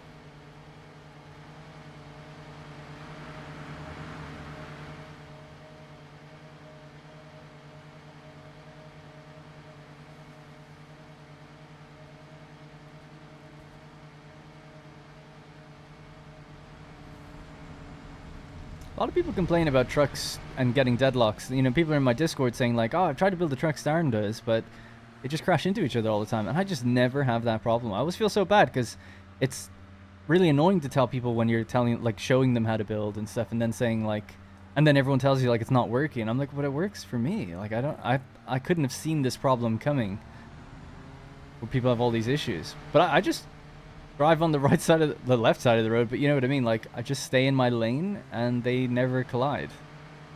So, not really too sure if it's a frame rate issue or something. Like, I don't know. I'd love to know like more about it. I guess I'd have to load people's saves and see what's going on. Heavy modular frames, that's what I'm here for.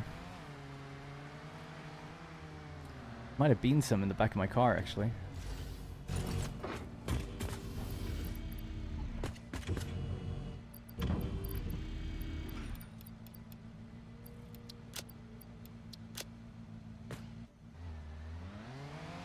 I love this place. This is just, all these trucks just have like wait timers based on the rates that the machines are consuming. They just sit here and wait until they have to drive off and collect material and bring it back here. I was so happy with how it worked. I just think it looks really cool, especially when they're all parked as they should be. They look great. Obviously trucks fly off and go crazy sometimes, but I've never had them deadlock or break. Logically, they always work. Like, they transfer material, no problem.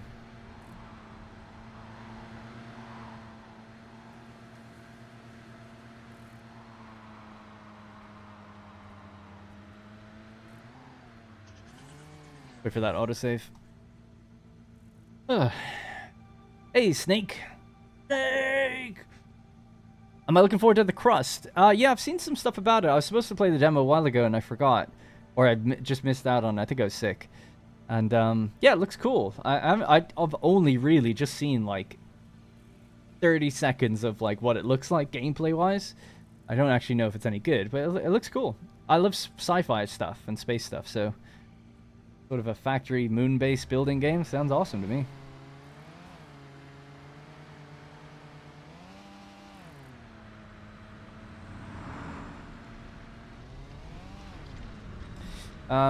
Merlin says, I had issues with trucks deadlocking and discovered it was because I had trucks driving too close to a station headed in the opposite direction. Okay. Yeah, there are a few little small rules that I've learned since, you know, using trucks more often, which is, if trucks kind of if I'm in a truck right now and I was to cross, like, the path of a station like that, they tend to automatically pull in, load and unload, so you can modify the path to then remove that node. But then it becomes the opposite problem, which is that they'll do whatever they can to avoid it. They'll do a big right angle turn right around it, like as if they're hitting a big collision box, like moving around it. And that can veer them into the other side of the road sometimes. So those are things I learned as well, I guess. Oh, I'm out of fuel. They always just correct and work themselves out. So I love trucks. I think they're great. I just wish visually they're a little bit safer, but logically I think they're awesome for what they do. They transfer material faster than anything else can transfer. They're faster than trains because they don't stop the belts while transferring. So they're actually really great. They're underrated in my opinion.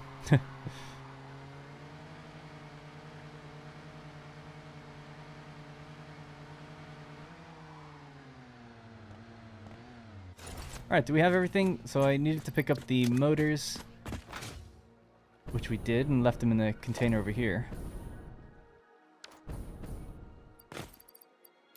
Motors, and then more cable. Do I have cable here?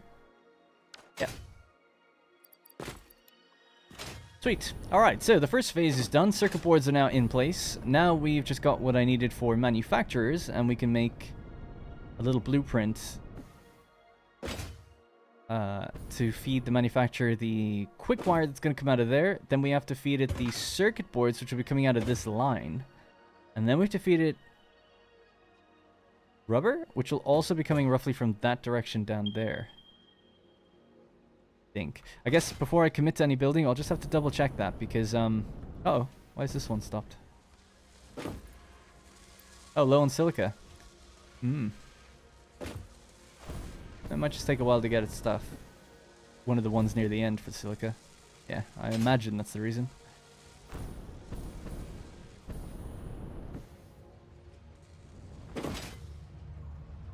Anyway, so yeah, so if a truck is coming from down there, I was thinking of building like a turn in the road here. Standing the rubber up, or... This is where I have my other inputs, and there's a kind of a gap right there. And I was thinking like, oh, there could be a station there that just sends rubber up here, and that way all the inputs are on this side. I'm just trying to think, is this place ever gonna take in anything else? What if we made adaptive control units here?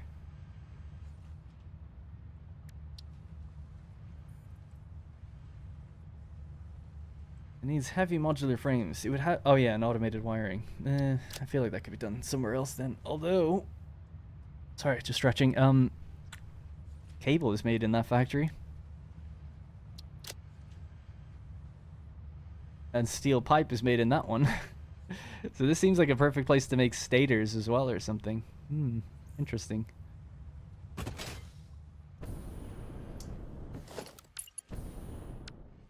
Is there room for... That would have to go 1, 2, 3, 4, 5, 6. 1, 2, 3, 4, 5, 6. So it would go there. So it would be in between those two.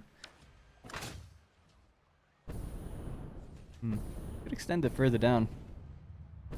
Have another station then. Just that way all the inputs are on the same side. I don't know. I need to go to the bathroom and then I'll decide. Be back in a sec. I'll just sit here and watch some belts move for a minute. Alright, back in just a moment.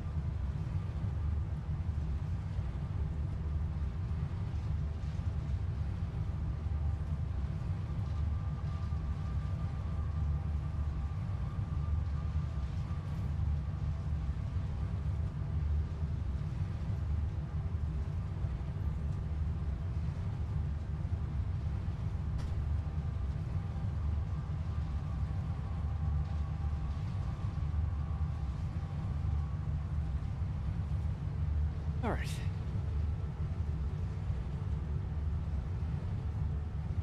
So, just joined. Don't know if you've been asked yet your thoughts on the update 1.0 trailer. The trailer itself, so, I don't know. It was okay. Like, the trailers they do are very beautiful and everything, but it's not really a 1.0 trailer, I feel like. It's like, okay, it's like a teaser, you know? So, it's fine. I'm not really in on the community joke that the toilet couldn't flush. I didn't even know that, so it was kind of went over my head, I suppose. But I was saying earlier, like, I think Snut puts together those actual scenes, like how he laid out his factory. I think it looked really good, and it's like, oh, cool. There's like a new machine there. There's like a kind of a chrome-looking pipe. There's a new good traveling on one of the belts. It's like, oh, there's some little teaser bits there, but this, I don't know. It doesn't excite me seeing things if I don't know what they are. It's like, oh, it could be anything. And yeah, I know that they have very jokey marketing, like Coffee Stain, just in general. So it's all totally fine. But if I'm being completely honest, I'd be like, didn't really do anything. It was just like, you could have just put a tweet out saying September 10th, and I would have got the same excitement, to be honest. That's just me, though, because I'm dead inside, so don't worry about me. Do you think there might be controller support in the future? I think they've talked about that and said, like, no. That they kind of plan on just people making Steam controller input profiles. But I'm guessing if it ever came to console, then it would get official support.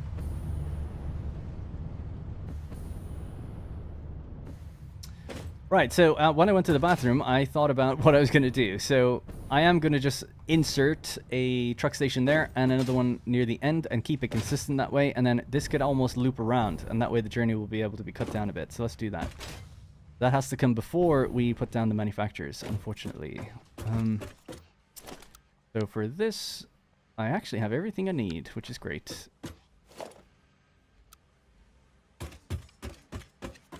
There's a gap between these of 4, I want to say. 1, 2, 3, and 4. Yeah. So 1, 2, 3, and 4. So this is where we start. Do I have a full inventory? No. Good.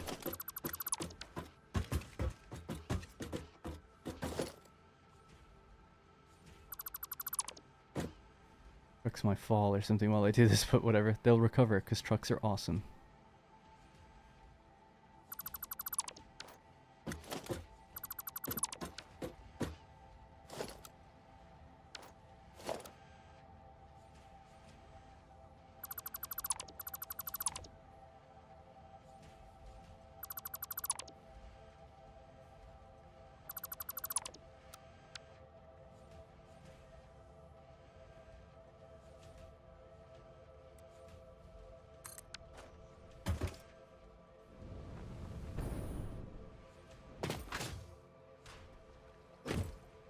Cool.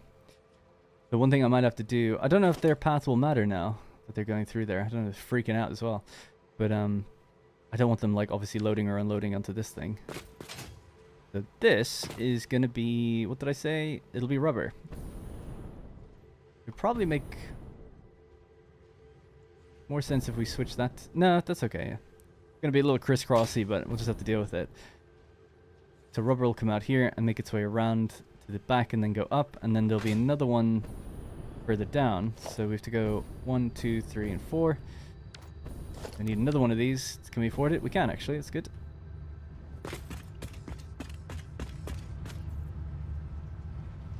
So I'm not going to be able to aim it correctly without running out a bit further.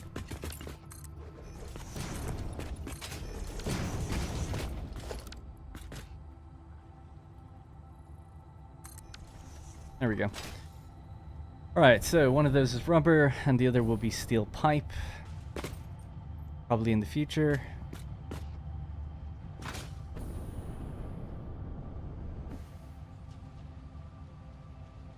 Yeah, okay. Anyway, Darn, don't take it the wrong way, but I love just listening to you. Your voice and personality is relaxing to me and reduces my stress. Yes, you can bill me. I don't know how I could take that the wrong way. That's a nice compliment. Thank you. Hi, finally caught a live stream. Love your videos. I've been playing Satisfactory about 50 hours. I can't figure out how to adjust the height of belt support. How do you do that? Yeah, let me see if I can help. So if you're just to put down a normal belt, it obviously comes baked in with the support. So let's say we click once to confirm our direction. We bring this out. I think if you just left click now again, and then aim up, that's how you can adjust it. Okay, so it obviously does it in fairly big increments, but that's how you do it. The other alternative is to just go with the support itself. Click once, and then just drag all the way up or however you want to go. Want to go higher than that? Recommend using a stackable pole. You can just stack them on top of each other. Someone recently told me you can also zoop these. So this is the default build mode. If you press R, you can use zoop. You can just zoop them up as high as you want. That was a tip that was given to me very recently, actually.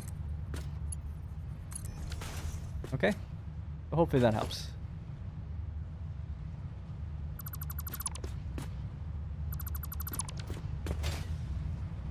Alrighty then.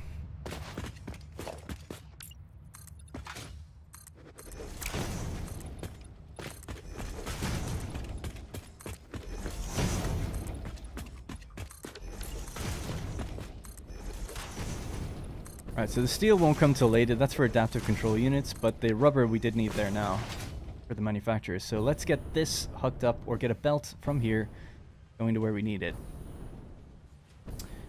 So where do we need it, I guess, is the question. So ultimately we need it somewhere up on this floor. Oh, yeah, actually, you could just go straight up to that floor. I was thinking we had to go along here and crisscross and go down, but why would we have to do that? No reason at all. In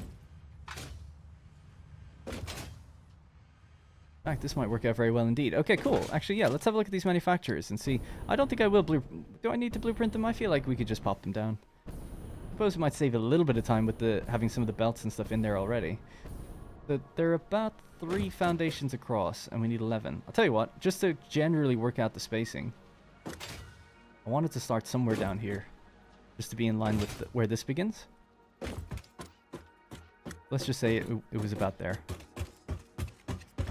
This is just temporary. I just want to see how big 11 of these are. Do we need 11? That seems like a lot. Oh, 11 was the max amount, but I said I was only going to go with a certain amount. It's like 7. Yeah.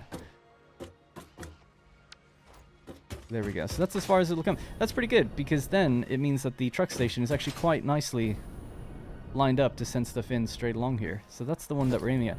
So I was just worried, like, oh, we don't want to send a belt in that way if it's going to be cutting across the machines.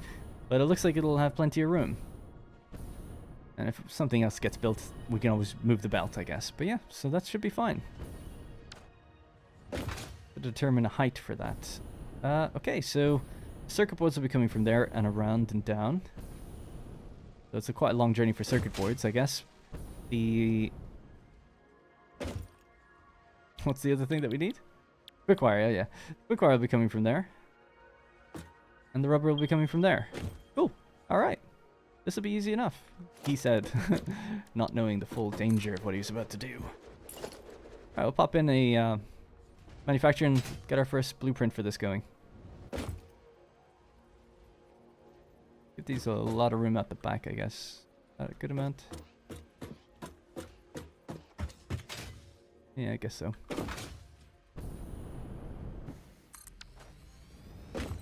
Oh, alright, let me catch some chat.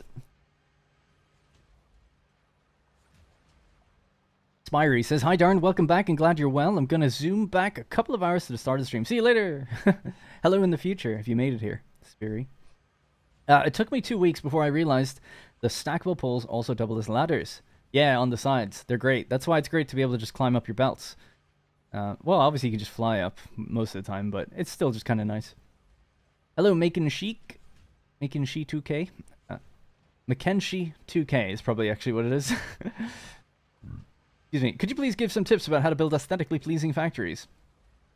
Kind of. Well, I don't know. I don't really have the time to go off topic. I'd rather just focus on this. What do you want a face cam? Don't really feel like you need a face cam. My face is out there.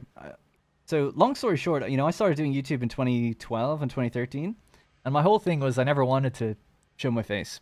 I just didn't ever want to do it. Some of my favorite YouTubers never showed theirs, so I kind of wanted to be like them. Anyways, I joined Creative Assembly, and then day one they were like, we're putting your name out there and your face. It's just, you work for us now. So it's like, okay. So they just kind of did that, and then that was it. So I was outed by them. Anyways, so since then, when I left that company in 2017, after about 2.5 years, and then I started streaming. I streamed full-time, and I YouTubed full-time, and my face was in videos all the time, and on stream all the time. But then, after a few years, I just slowly stopped doing streams, because they just didn't do that well for me, and went more into videos. And then I set up a second channel that became this one. And I just felt like, hey, if it's doing better without showing my face, why bother? So, but my face is there in Discord. You have my profile picture on my Twitter is my profile picture. You can see what I look like if you want. It's there. I'm not, you know, it's out there, so I can't hide it now.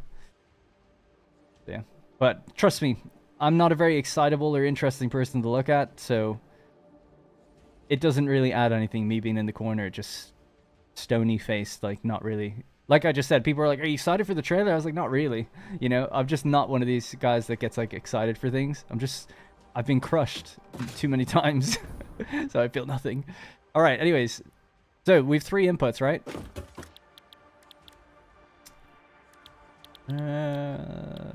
Computers, Caterium computer, right.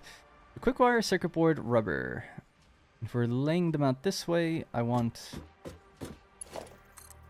this to be there, so this has to be in the center.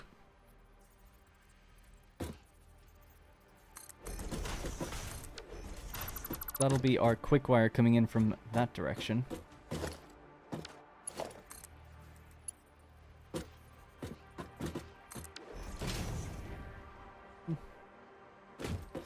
What do we think? Is that acceptable? Should I move this over a bit?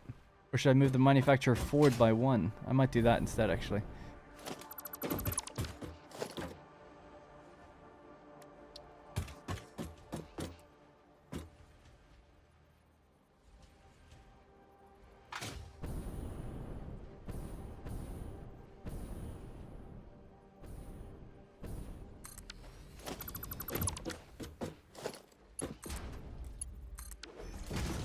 I like seeing the hose pipe go in. Although it's been a bug for a long time, but it's not just this machine, it's plenty of them. It's slightly misaligned. Slightly too high. Or the inputs of these machines are slightly too low, whatever you want to consider. 105 per minute, so that's got to be a Mark II. Oh my god, I don't have reinforced iron plate with me. Okay, we'll leave that for a moment. I'll get that in a bit. 45 and 26. So circuit boards are going to be traveling along the bottom. Oh no, they're not. Are they? Well, they...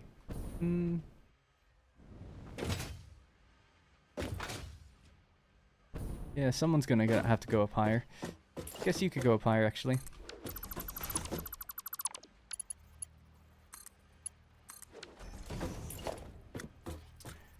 These 2 are gonna be traveling from this direction.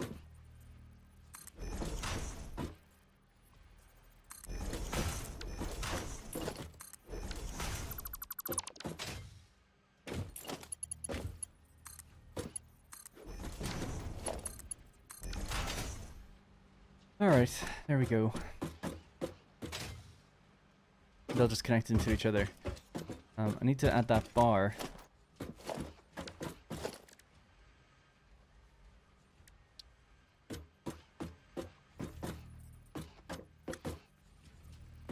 Here's a tip for doing aesthetics, right? It's like I'm putting in a painted beam. I'm aligning it in line with the actual power connector bit, going up to typically 12 meters, but I guess it depends on the different machines. Yeah, this one would be a bit too short, so that's 12 meters. This has to go a bit further. Maybe to 16? You want to clear the light. That light there. Now you want to be basically in line with here, so there we go.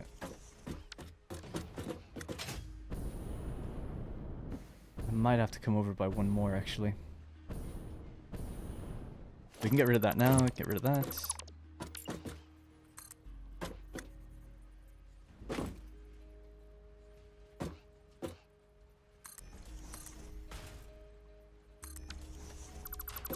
Trying to decide where the that's the bounding box line here. Okay.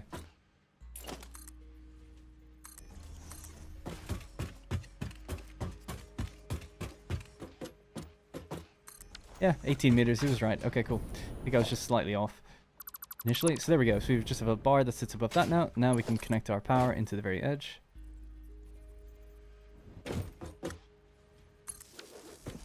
Creates a bit of a cleaner line, and then we can connect these together. Just depends on the style you want to go for. Lately I've just liked putting a bar above them. Sometimes you do them all the way up to the ceiling. Whatever, doesn't really matter. So do we want to color this? We're making computers.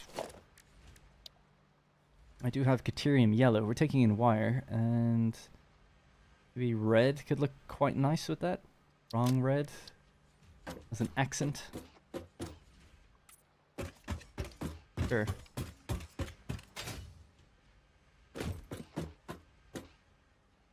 Color these based on what they take in, but I normally like just having a uniform kind of color.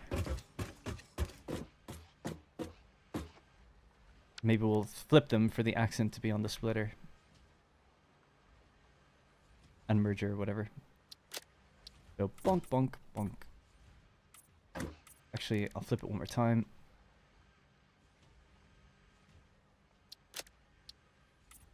Let the lifts be colored. They'll color properly when we reload or place it for the first time. Alright, cool. Something like that. So we'll call this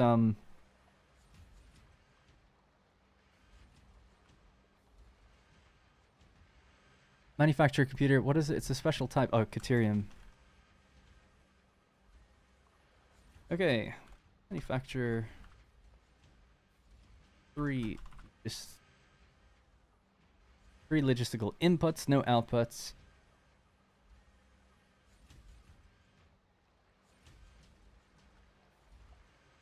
Alright, select the icon. We're going to go manufacturer.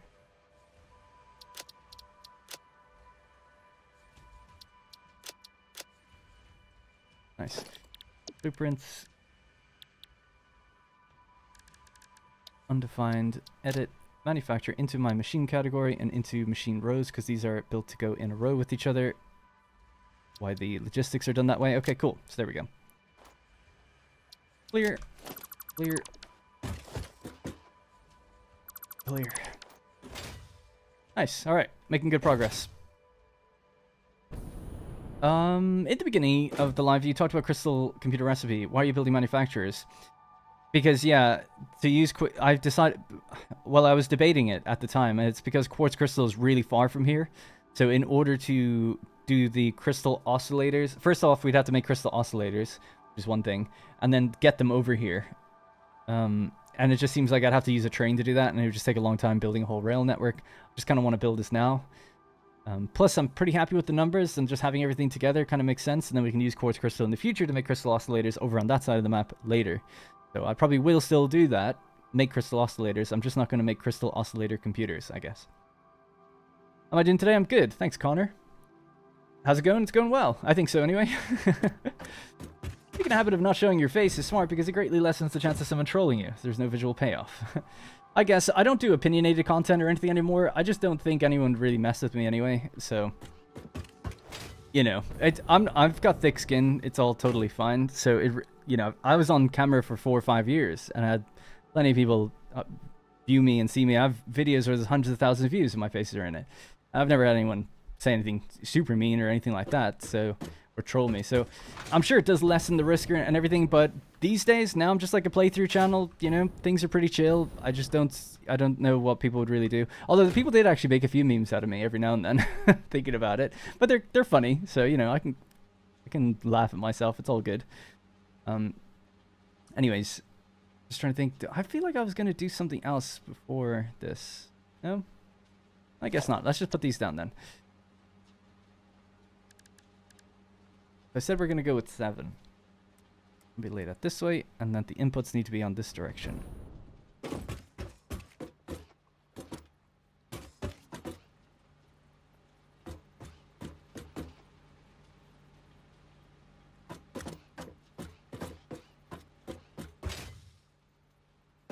Yeah, looks good. Okay, cool. Let's go with that. So that's 1. Blueprint mode, hold control. 2, 3. 4, 5, 6, and 7. Right,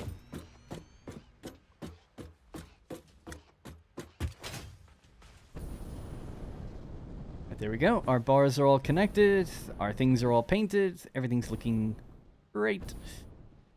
So this top line here will be coming in from the factory behind me. I'm out of belts I need. I just left them down there. Just gonna grab those real quick. So this will be quick wire going into the 7.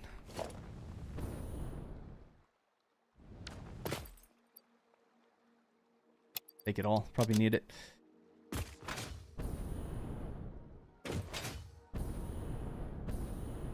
How was my day today? It's good. I mean, I'll be honest. I woke up at about 10, just before 10.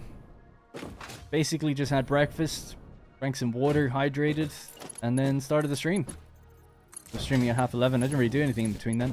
Fed my cats. So, haven't had much of a day, but I feel good. I'm in good spirits, good mood. enjoying playing this game. We're making progress. Sometimes I get a bit frustrated myself on streams because I look back at what I did and I'm like, oh, I didn't really do that much. You know, I was just kind of going back and forth, waffling on about stuff. I'm trying to stay more focused this time, but it does mean I'm reading a lot less chat. But hopefully it means that just overall the progress is better, more interesting. Trying to give priority to people who are members at least, and that way I can read you guys. So when I see the green names pop up, I get you first, or I try to. Cool. And then the bottom ones.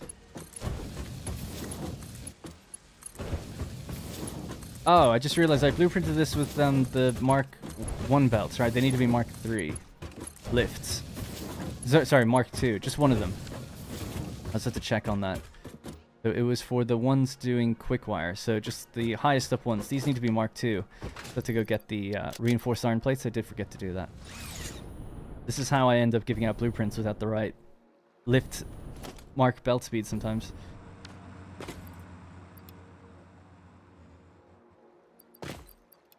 Alright. I feel like there's been good progress. You know, we just made 30 machines that are now doing 170, capable of doing 270 circuit boards. Now we're about to add computers, so that's nice to get that out of the way. And then we might even have a little bit of time left. How much time has gone by? I've got another hour to start pulling together the adaptive control units. Possibly. We'll see how far we get with this.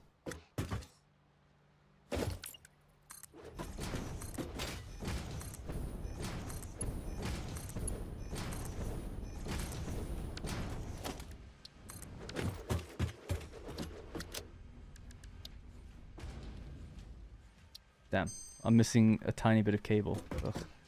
Well, I'll just have to try and remember to do that some of the time. Okay, so there's all our machines.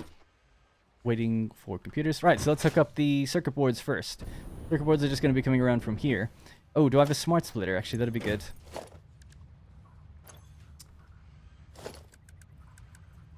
Ah, I do. Now, I was actually going to travel these up and over, because I'm happy enough to do that, so...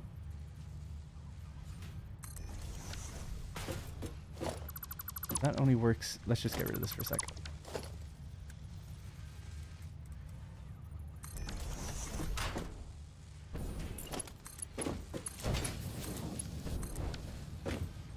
Overflow to the right. Good.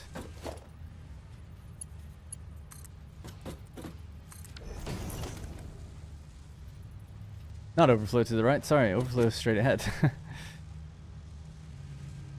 There we go.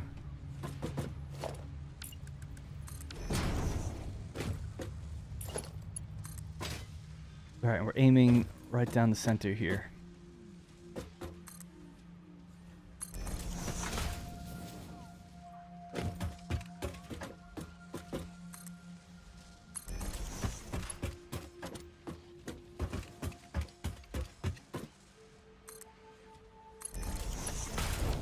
Cool. Alright.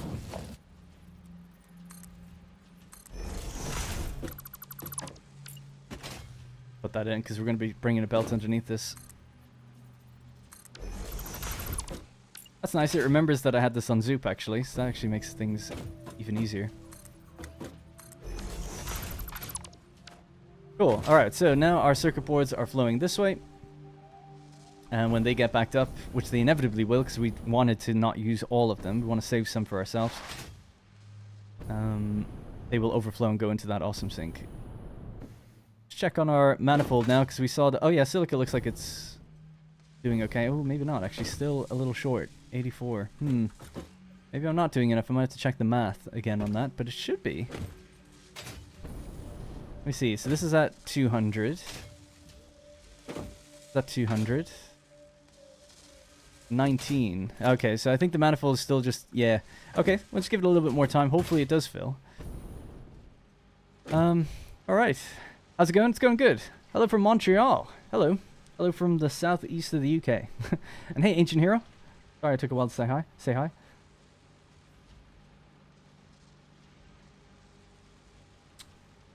We need 59 coal gens to consume 885 coal per minute at that one lake in grassy fields. Good morning. Thanks for getting me addicted to the game. No worries. 1.0 hype. Alright, what are we? So that's one ingredient done. The next one is going to be the quick wire coming from over here. So let's do that next. Should be straightforward enough. Grab this, bring this down to here. 1, 2. And pull that straight in there. Nice. Right, so back into the copper Caterium factory, we're going to see if we can line up that quick wire. Actually, there's quick wire going into some sort of truck station there. So that's the line that we're going to need. Unless there's another line I could use. That's needed in very low volume, by the way, so it's really not that big of a deal. That's all the cable containers. They're all full. These containers are empty. They used to be doing wire before I made a change. So hard to see, but just over in the distance, yeah, this is just one line of quick wire, but there should be... Oh, yeah. Yeah. I don't know why I've done that, but probably just to keep both machines sort of moving. Okay, then. Let's take this one, and we'll break this off separately. So I'm going to be spaghettiing a little bit here.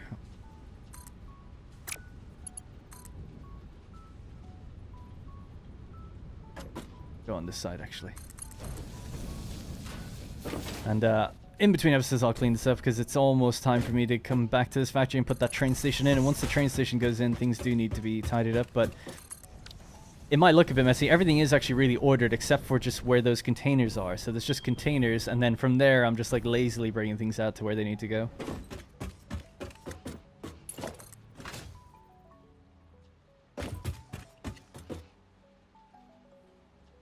It's a shame we're just a bit short there. But...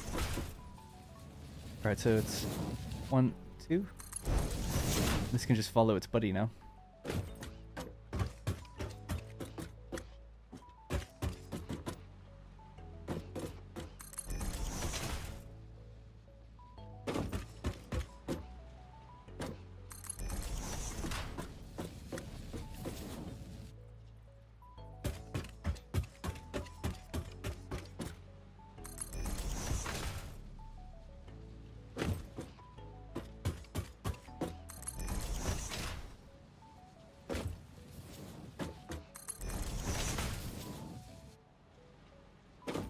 Alright, this is where we're aiming.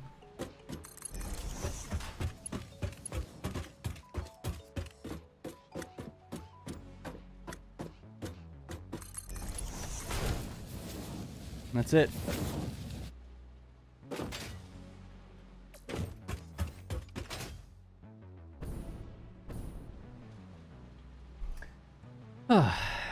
Plans for 1.0 restart? That isn't know yet? Yeah. I've answered it quite a few times now, but yep, ultimately just don't know. Want to see more from... Basically, if there's any more early game changes, then maybe, yeah. But if there's... So far, there doesn't really seem to be anything affecting my save, so... There doesn't seem to be any reason to restart, but I could be wrong. Don't know yet if, you know, exactly what they're adding. Excuse me. Alright, so that's quick wire and that circuit board's done. Let's just hook up the power to these.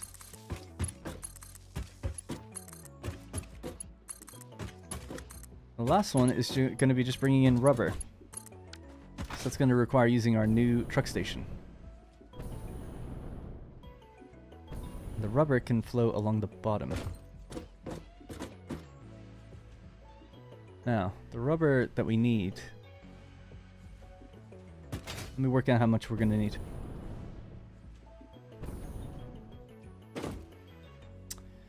$45 times, what is it, 7?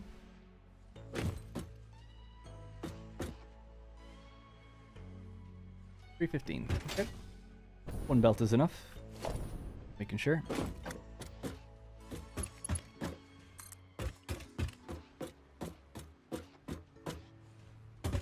That's gonna look weird, so let's do something out more like that.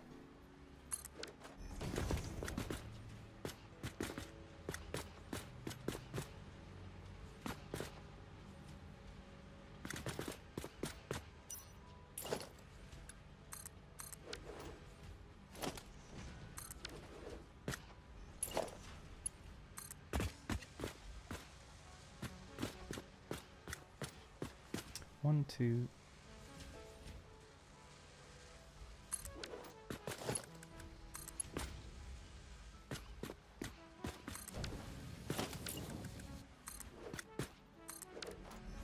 How much did I need? 315, yeah.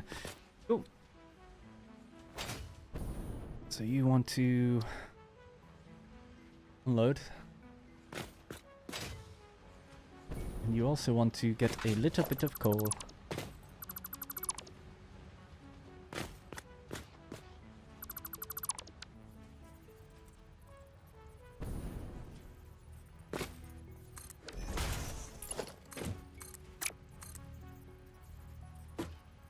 Huh?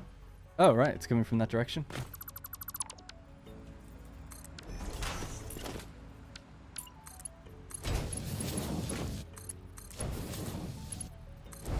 Alright, that should keep everything fueled.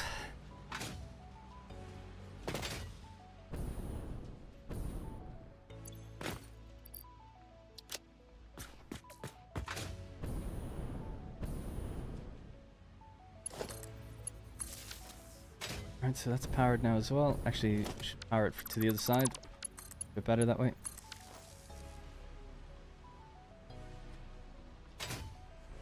Cool. Alright, so that'll be rubber going up. We'll just hook that one up, and then we have to drive that route. And as soon as we make that delivery, then we'll be making computers. Making, what was it, like, well, we could actually have a look. 7 times, what was it, 3.25, I think? Something like that. So we should be making around 22. Check it in a moment just to be double sure of that.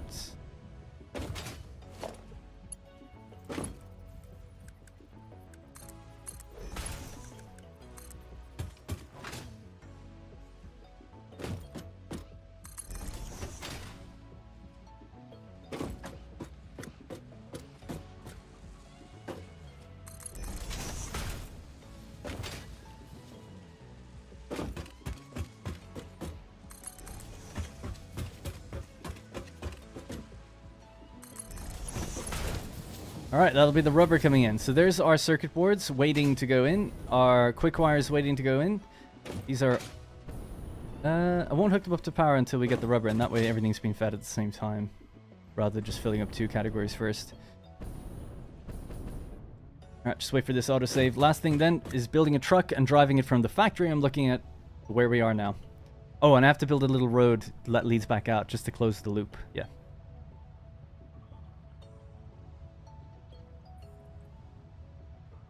Thanks. This one wasn't planned ahead at all. This today, I just sat down and I was like, I know what I need.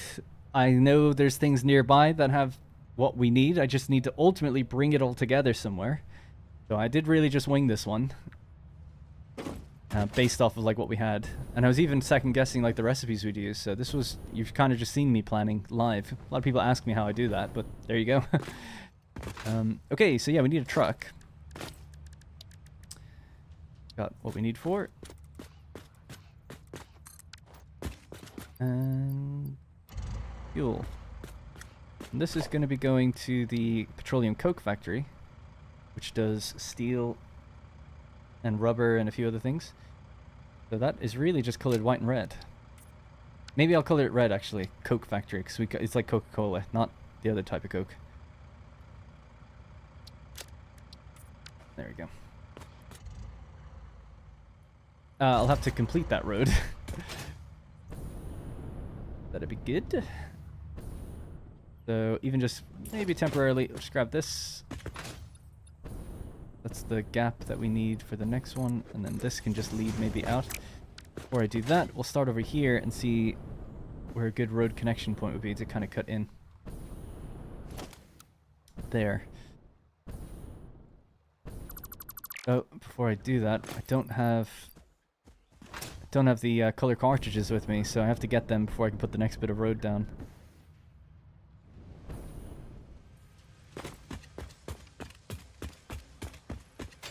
Look at them all go. Beautiful. A sea of metal and fluorescent bluish tinted lights, bluish gray.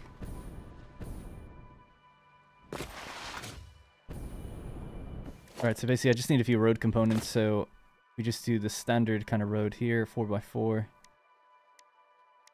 Tells me what I need. So I've got the most materials. I just need some color cartridges, which I left in here.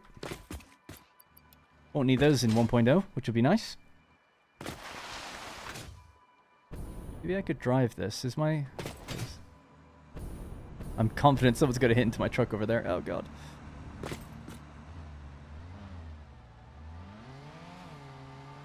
Hey there, I just binged the playlist for the last couple of days. Nice to catch up. Sweet. Hope you enjoyed it. Glad to see you're doing well. Thank you, Michael.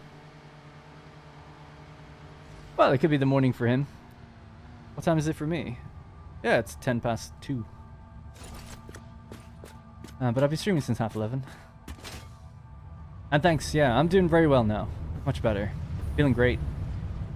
Found some slight issues or whatever that have to be followed up with. So I have a few doctor's visits and things, but generally speaking, pretty healthy. So, all good. And feeling better now anyway. Maybe we'll start with here. Right, so, blueprints.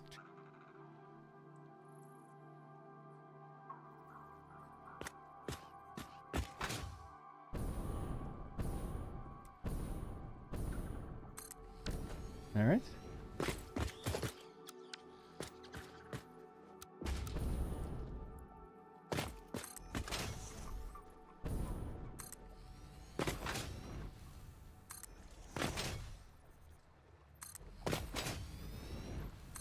I don't know if this will be in the factory or not, really. I haven't really planned that far ahead. Let's just grab what we need to complete that, actually. Just so I need a little bit more rods, I think it was.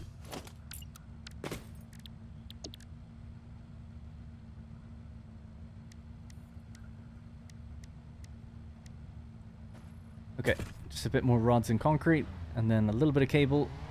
Well, that's for the manufacturers. Yeah, let me just get that off my screen. There we go. Right, so just some iron rod, a little bit more concrete, and that'll be basically that. And then, yeah, that should be computers. Loving the fast-paced anno series. Yeah, there's a kind of a discussion about that slightly in the comments. You know, some people are like, oh, you know, this is cool and everything, but I hope you can slow down and do some beauty building. And that's why I didn't want to increase the difficulty a lot, but a lot of people were like, you gotta go higher difficulty, increase challenge, combat overhauls, all this stuff, and I'm like, I don't think you know, like, what most people seem to like the slower paced nature of my series on that game, and you lose that if you just increase the challenge. Like, I can do it, you know, it's not a question of can I beat the expert difficulty or whatever. It's like, yeah, that's not that hard. It just means that I can't really just sit back and like make a village look really nice. You just have to build in grids and stuff. So I'm trying to balance the two. Trying to find some time where I can to build kind of nice. Right, let's hop down really quickly and grab some concrete. G Fuel withdrawal syndrome? Probably, I doubt it, seeing as I never stopped. Although I don't really drink G Fuel anymore. I drink Gamer Subs. On base.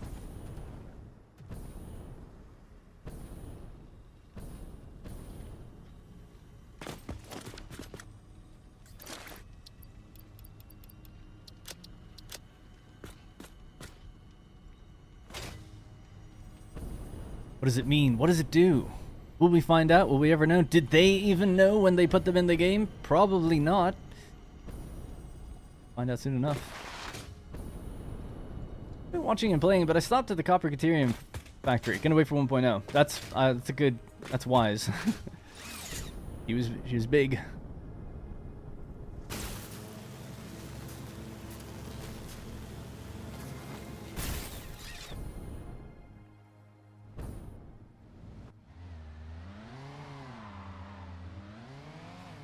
Hey, Gizmo Pone, small world.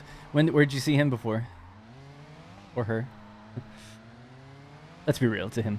What do you use the awesome sinks for in this factory? At the moment, it's just to keep the factory running. Build up the manifold to 100%. Did you see that truck? Yeah, the truck is completely messed up. It'll correct itself. For the moment, I'm just sinking all the extra material I make so that the factory can continuously run. That's all. But ultimately, you know, it's better to do that than not, because you generate tickets, and you can use those for kind of things later on as well. Either just be the little trophy statue things, or you can actually get some materials if you want, but maybe unlockables and things in the future when 1.0 comes out. I really need to make a staircase or a launch pad or something to get up here a bit quicker. Oh, I was making roads.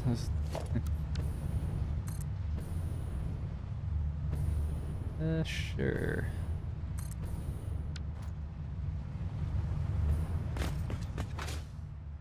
Okay. Get rid of this.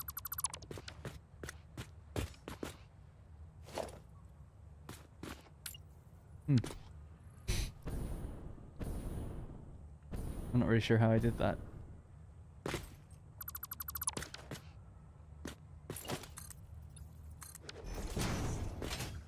Right.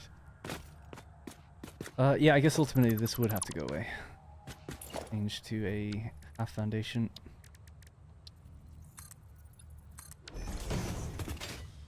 Alright, we'll just do this a bit temporarily. I'll do the under side of it later.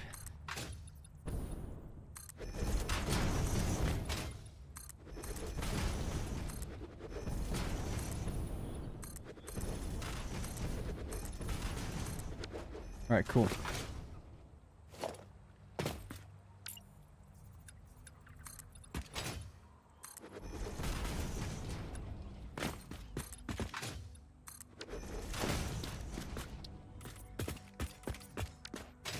Alright, there we go. So there's our road that leads back out. So we can drive that now, and then we can do the cosmetics a bit later. And we're aiming for... This will have to be changed, so that's pattern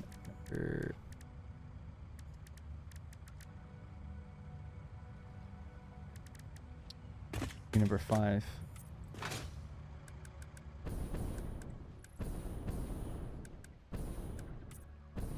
Alright? Yeah.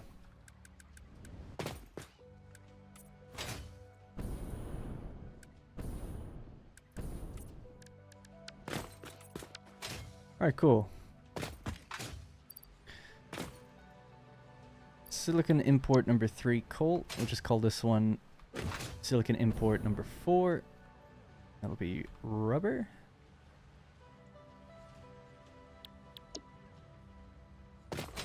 Number 5 is now quartz.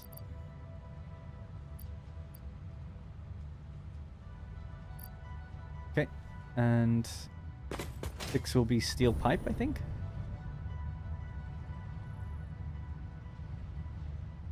Didn't plan on so many of these things being in here. I thought they would only have 2 truck stations initially, and then I realized I needed coal, and then we've added 2 more. Alright, so everything's in place now. We can drive and pick up and like lay out our first thing. Yeah, alright. Let's rotate around this way though.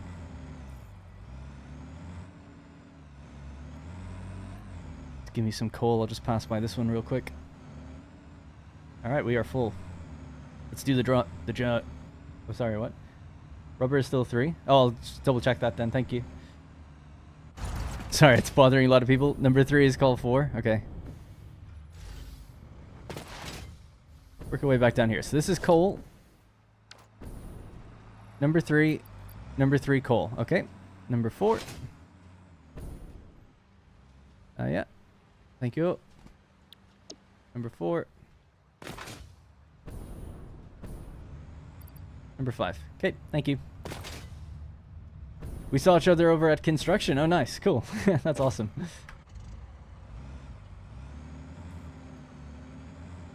Alright, I'll start the journey somewhere here. I like to get a bit of speed. And then go start recording.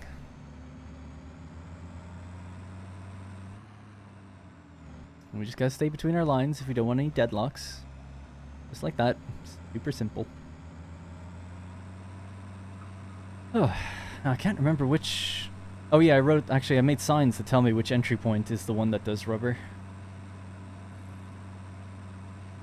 Oh no, why is that here? I don't remember. It's this one. Okay.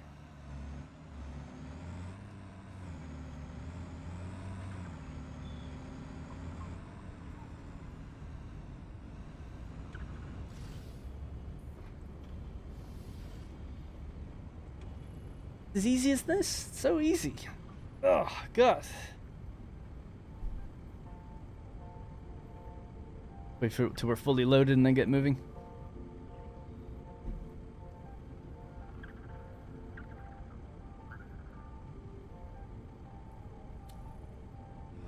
All right, let's go.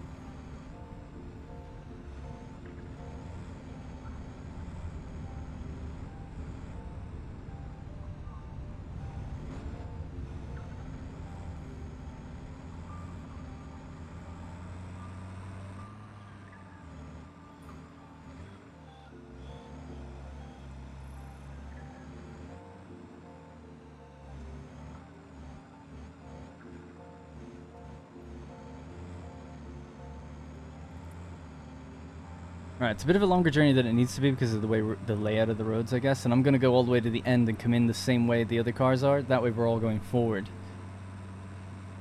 Hopefully that will help things. What specs does my PC have? If you go to whatdarrenplays.com/spec, so whatdarrenplays.com/spec, I'll give you the full breakdown. SPEC, not SPECS.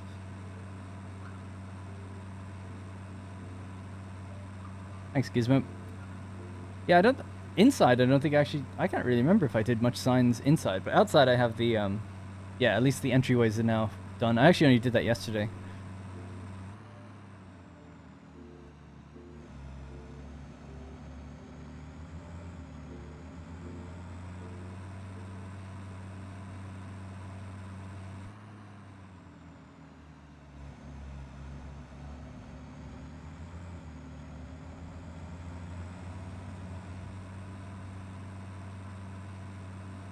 I'm not forgetting which one it is. Is it? It's number 4. Alright. There we go. There we go. Rubber is on its way up. So we'll just let this unload. We'll complete the loop. We'll save it. And then we'll hook up those manufacturers upstairs. And that will be computers being made. So ideally, we'll need a road somewhere that also carries stuff out of here with truck stations. Like the export. So silica and computers and things. I think I may have just realized that I might have built this road a bit too close, actually. Oh, no. They can fit in where the awesome sinks are. Yeah, there could be a second road in there. Be okay. Ooh, that was a bit of a close turn. Alright, cool. So, if I just look at what these are called. Silica quartz extraction. This is silica to the coke factory. Save. Still. Coke.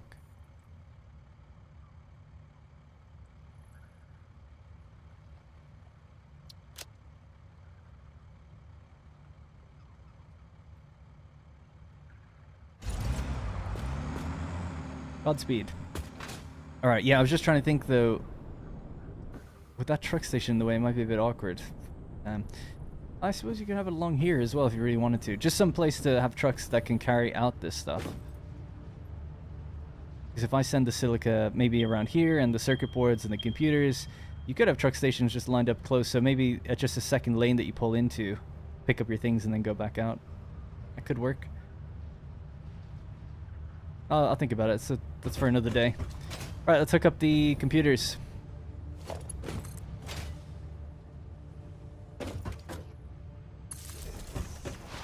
So a little bit of cleaning up needs to be done, I'd say, with stuff like that. But generally speaking, I'm pretty happy with how this is laid out so far.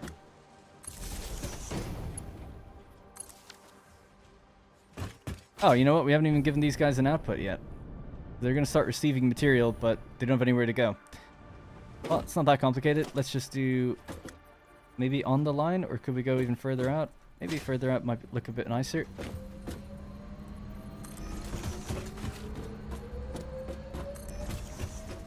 Get them all to go in the same belt.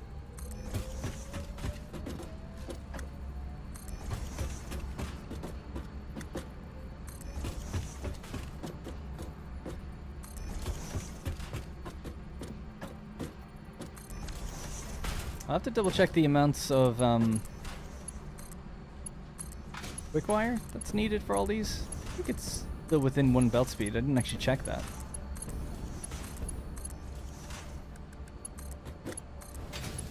There you go, the first computer's rolling out. Whoops.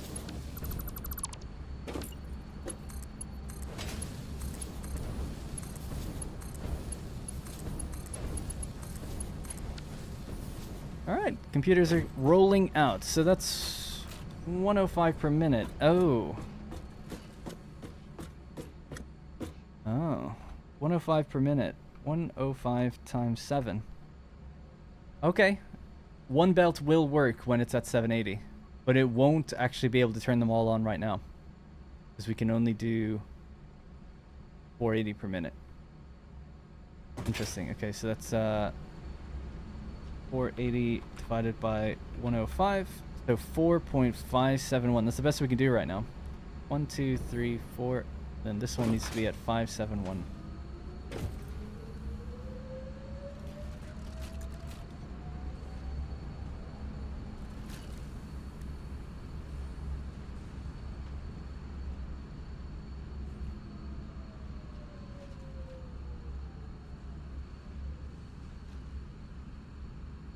-4. I don't think you have to do it this way, but I'm just going to be super complicated. Times 100. 56. So that's the number I actually need. There we go. And then I have to turn these ones off. Can't run them all. Just because of the belt speed, but it'll be okay once we get to Mark 5, which is pretty close now. How many computers will you be making per minute? Well, now, just with these online,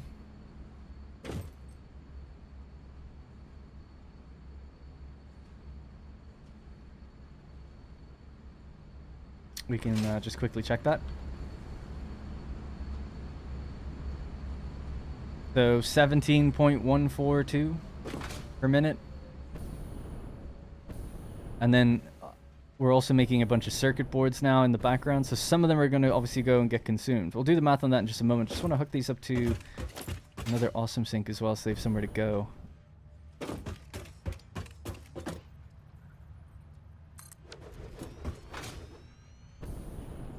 And a container of some sort, I guess, so we'll just make a small container, because you don't need that many computers, really.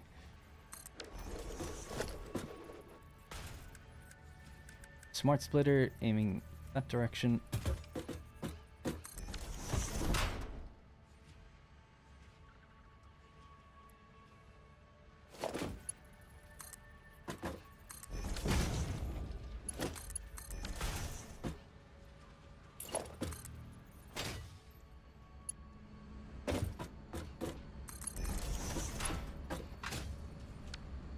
Oh, that's okay. I thought maybe I offset that by accident. Only needs to be Mark 1 belts. Alright, so now they've got somewhere to go, all my lovely computers. And yeah, they're just going to go straight into that container for a little while, and then if they do fill that container, they'll go over and into the awesome sink. But yeah, there's still another thing to do, right? It's to try and make adaptive control units. I don't know if we'll have time for that. I've got 30 minutes. 30 minutes isn't enough time. Instead, we'll probably just work out some of the rates and clean this place up a bit. See what would be needed. Ultimately, what's needed is I need to bring in the steel pipes that come in from over there. That's easy, because we have the truck station in place and the road in place now, so that's basically done. You just have to drive the route, and it would go right there. What else is needed? Adaptive control units. The automated wiring I haven't set up yet, so we have to make stators and stuff for that. So, to make stators, we need cable, steel pipe, and quick wire. So again, that's why I need the steel pipe, right? So we can make stators here, and then add cable. That's so funny, because almost everything is made over there. The wire, the cable, the quick wire, it's all there, and then steel pipe is over there. We have 800 steel pipe per minute, so it's pretty good. And yeah, we can make stators then. Then we just mix it with the circuit boards that are here, the computers that are here, and we can make the adaptive control unit. The only thing I'm missing is the heavy modular frame. I make a really, really small and albeit sort of temporary amount at the, quote, parts factory. I have a lot, but I could just dump in manually, but we don't actually automate it. I mean, it's automated there in a very low volume, like it's like 0.5 per minute, something ridiculously small. So obviously that would be like the next factory to build, a heavy modular frame, and then you could properly move milestones to the next thing. Yeah, no worries. I can get rid of that. It wasn't actually a jump pad. It was a MAM. But I can get rid of it now. Maybe, do I have any plastic? Yeah, I'm polished some of the walkways and things now.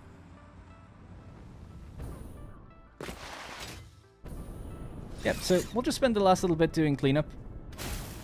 And maybe working out the rates so we can see exactly what we make. Because I'm not entirely sure, which is really unusual. I always know exactly before I get building, but today I do not know. Alright, cool, so that's clear.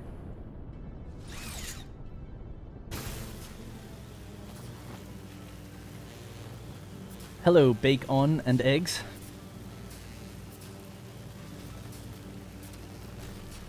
What are my cat's names? Yeah, my cat's name is Nyx, Nyx, and I have two, and the other one is named Jinx, Jinx. It's funny you bring up Sticks, because we were saying if we got a third cat, we'd name it Sticks, probably.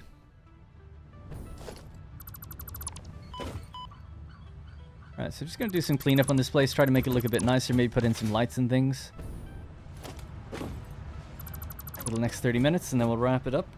Yeah, I've got about 30 or 40 minutes. Oh dear.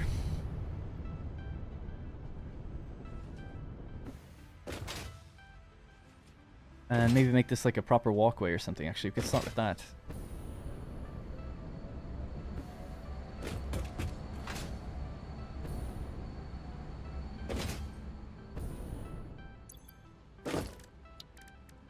Coated concrete.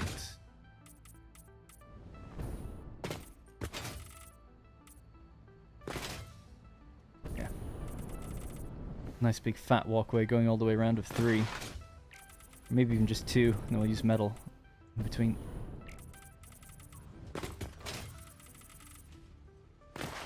Will you increase the cadence of Satisfactory? No. No. When 1.0 drops? No.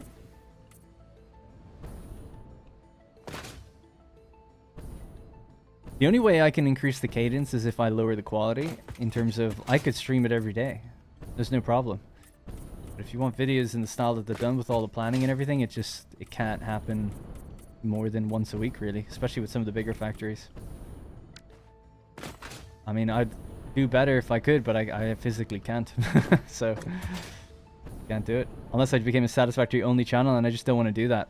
As much as I like the game, I just don't want to ever tie myself to one thing. Even though most people do way better when you do that. I'm sure it would do way better for a while. But then you just become reliant on it and probably end up hating the game eventually. Anyway, I started playing like 1 week ago and I'm already having a mental breakdown. Then it sounds like you're doing it right. If your cat's names are too similar, well, they struggle to tell the difference. Ours don't. Yeah.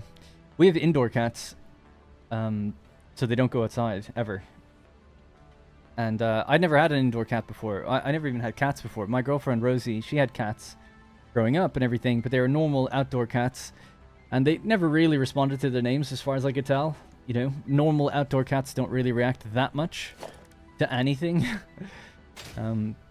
But indoor cats, I gotta say, totally different beast. They're very sociable. I think because they have to be. Or just because they have nothing else going on, right? So they do know their name. They know tons of words. They play fetch. They're totally different than what I ever thought a cat could be. But yeah, they know their names. I mean, they're often interested when you call one of the names. The other one might just come along anyway. Because they're interested. They're like, okay, well, one's being called for something. Are they going to get food or what's going on? So they kind of both follow each other around anyway. But not always. Sometimes we'll call like Nyx. And she'll just come on her own. You know, so they do know.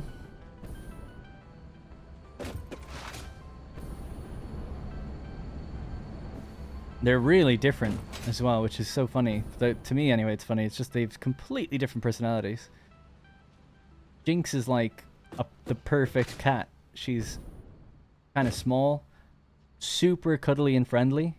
Like, you just pet her and she just rolls over on her tummy and just wants you to scratch her belly and stuff, and will start purring and just immediately turns into like a little teddy bear.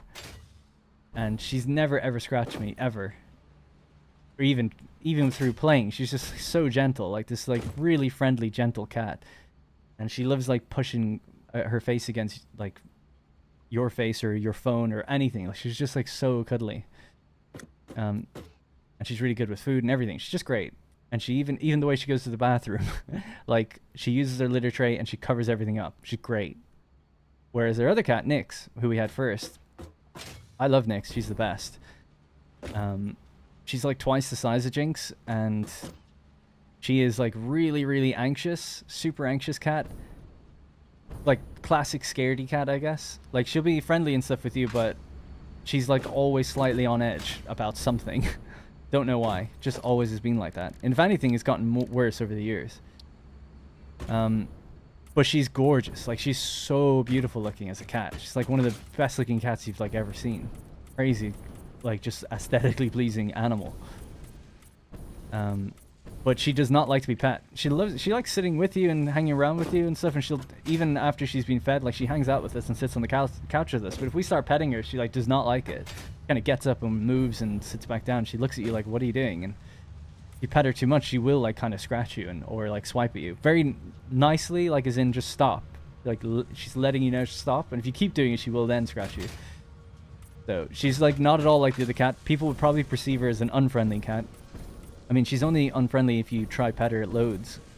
Otherwise, she's quite friendly. She'll sit with you and be like not a bother on her, you know, totally fine with you. But you don't get the same affection from her that you do with Jinx. But Nyx is, to me, is like quite a special cat. So, I don't know. I guess I kind of prefer her overall. But Jinx is, it's really hard to pick between the two if you had to. They're both so cool in their own ways.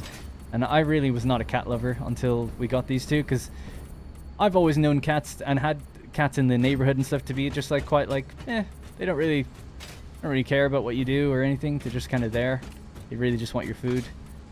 But these two are like super affectionate. They just follow us from room to room, want to play, and the toys and the way they bring you toys and things is so funny. So yeah, shout out to the cats. Is she a calico? I couldn't tell you the exact breed. I think Jinx is like a British short hair, but they're both tortoiseshell cats. So they have that like orange and black and blonde fur pattern. But their breed, she'd be like a British short hair, so kind of a stubby small cat with thick fur. And then Nyx is I think we looked it up, and she's like a Burmese cat. She's like a really long, weird looking. Well, not weird. She just has like really striking eyes and features. She'd also be sort of like a short hair. But let me just see. I'll see. I think they have I don't know if Rosie ever posted it anymore, but they had an Instagram, Nyx Ventures.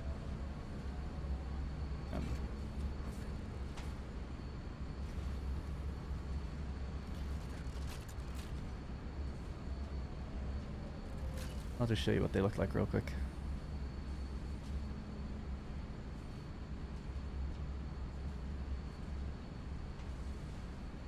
Oh, I think... Oh, wow. Nyx Adventures has been taken by some other cat now.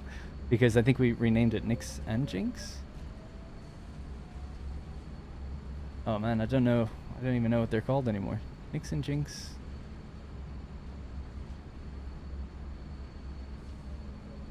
There's some really good photos of them. I just don't know what the Instagram is. Let me just type Nyx and Jinx Instagram.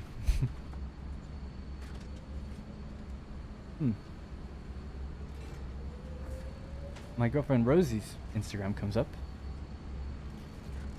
So it obviously somehow knows.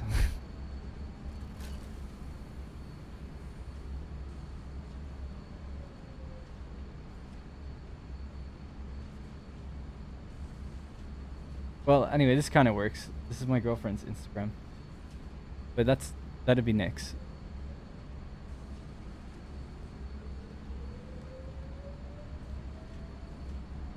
These aren't, in my opinion, not the best photos. They're okay. No offense to Rosie. Yeah, she likes playing fetch and stuff.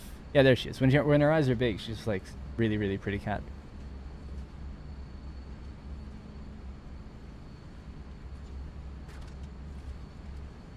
Yeah, that's Nyx. Jinx kind of looks like that, but not nearly as cute.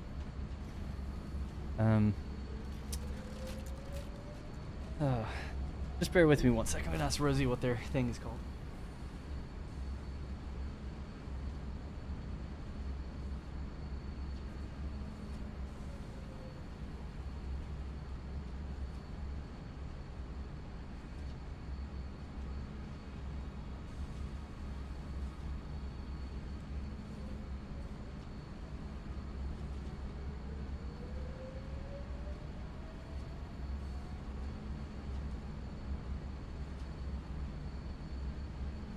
Alright, got it. Apparently it's just Nix and Jinx.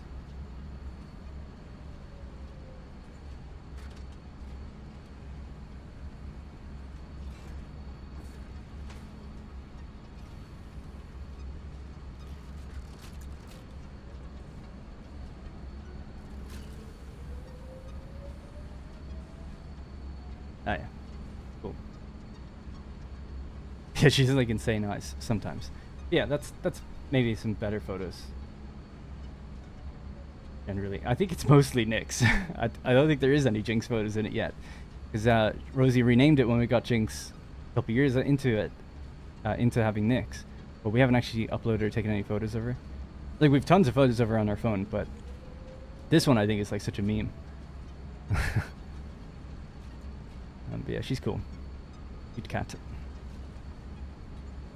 That's my girl. But yeah, normally when I'm recording videos, she just sits and comes in here and sleeps next to the computer. Jinx kind of spends more time with Rosie. Anyway, here's my cat. One of them anyway. The other one's a bit smaller and stumpier. And she's a bit of a klutz. She like tries to jump and like often misses her jumps and things. So she's funny. They make us laugh. Anyways, there we go.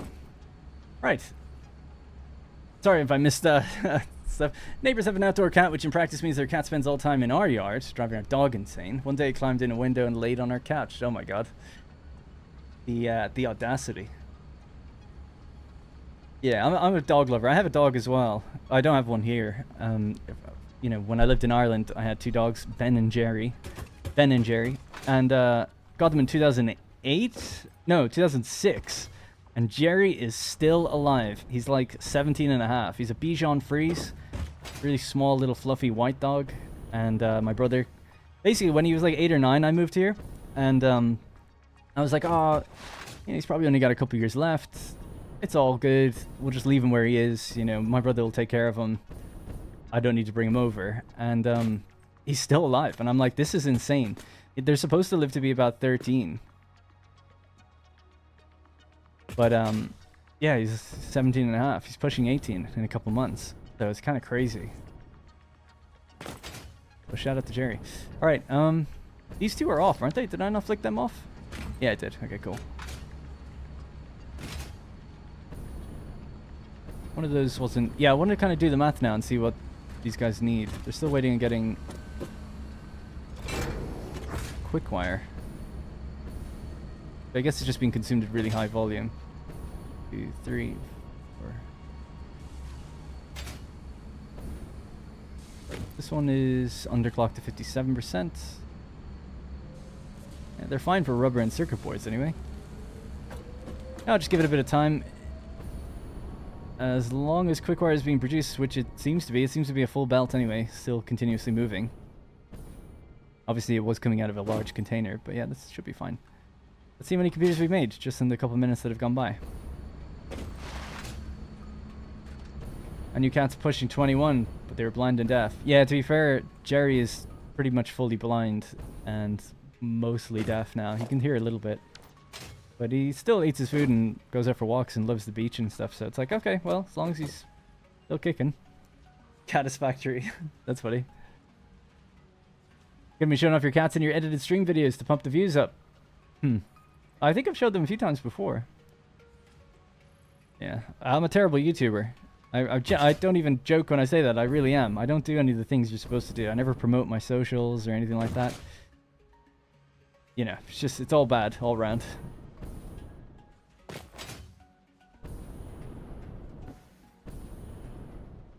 Trying to think what next to do. Oh, I should mark that off as well. That I can do in like 30 minutes. Oh, I said I was going to clean up the area, but I'm just trying to think. I guess build that bridge. Let's make that bridge a bit better. Do I need anything? I've got... maybe a bit more steel. Yep.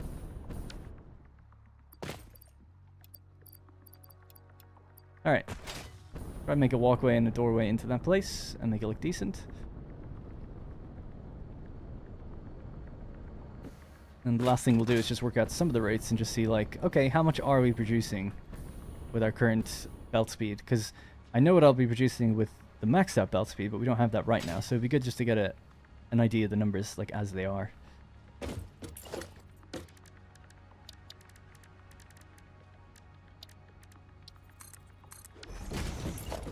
Do this there.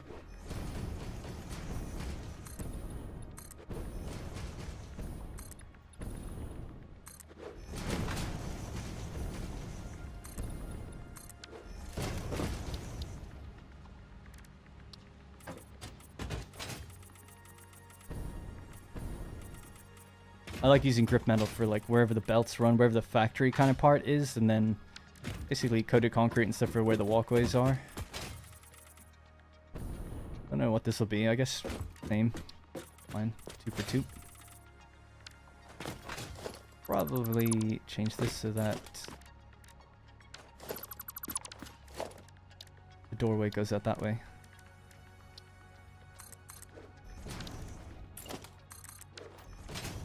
Ah, this would be a kind of an extra walkway. It's not strictly part of either building.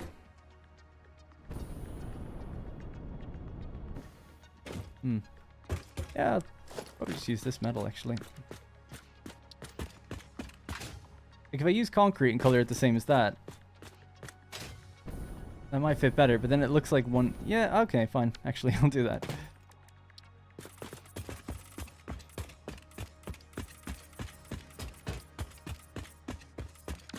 I believe that's colored using dark gray.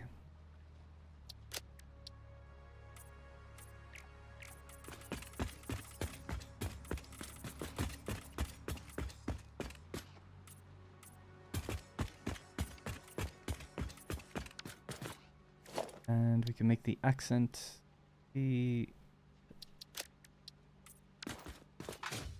Alright, cool.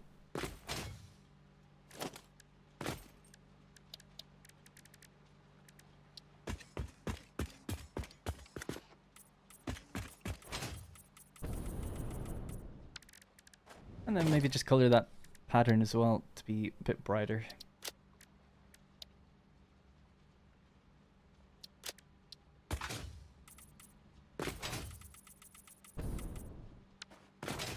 Nice.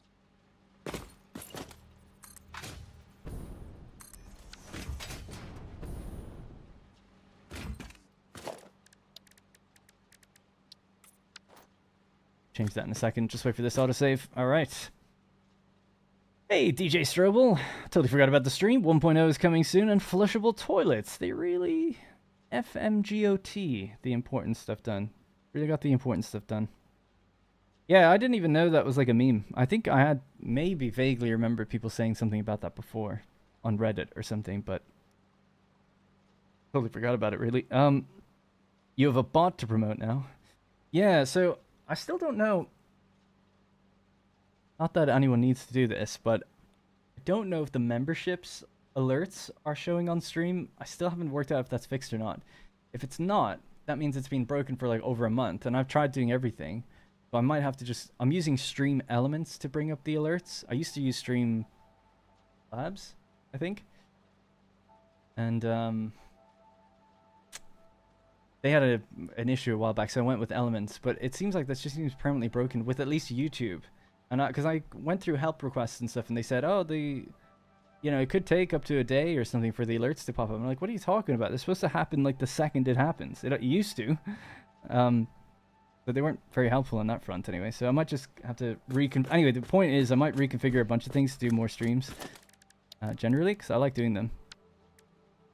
And now that I'm not sick and I'm getting back on top of like a schedule again, I can actually make it part of the rotation. Where? Right.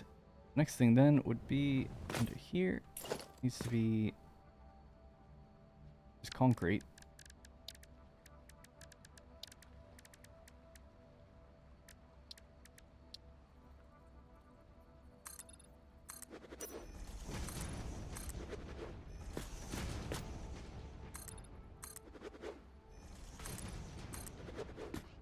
Just realized I don't have you on Discord, but now I have. Yeah, discord.gg/WDE.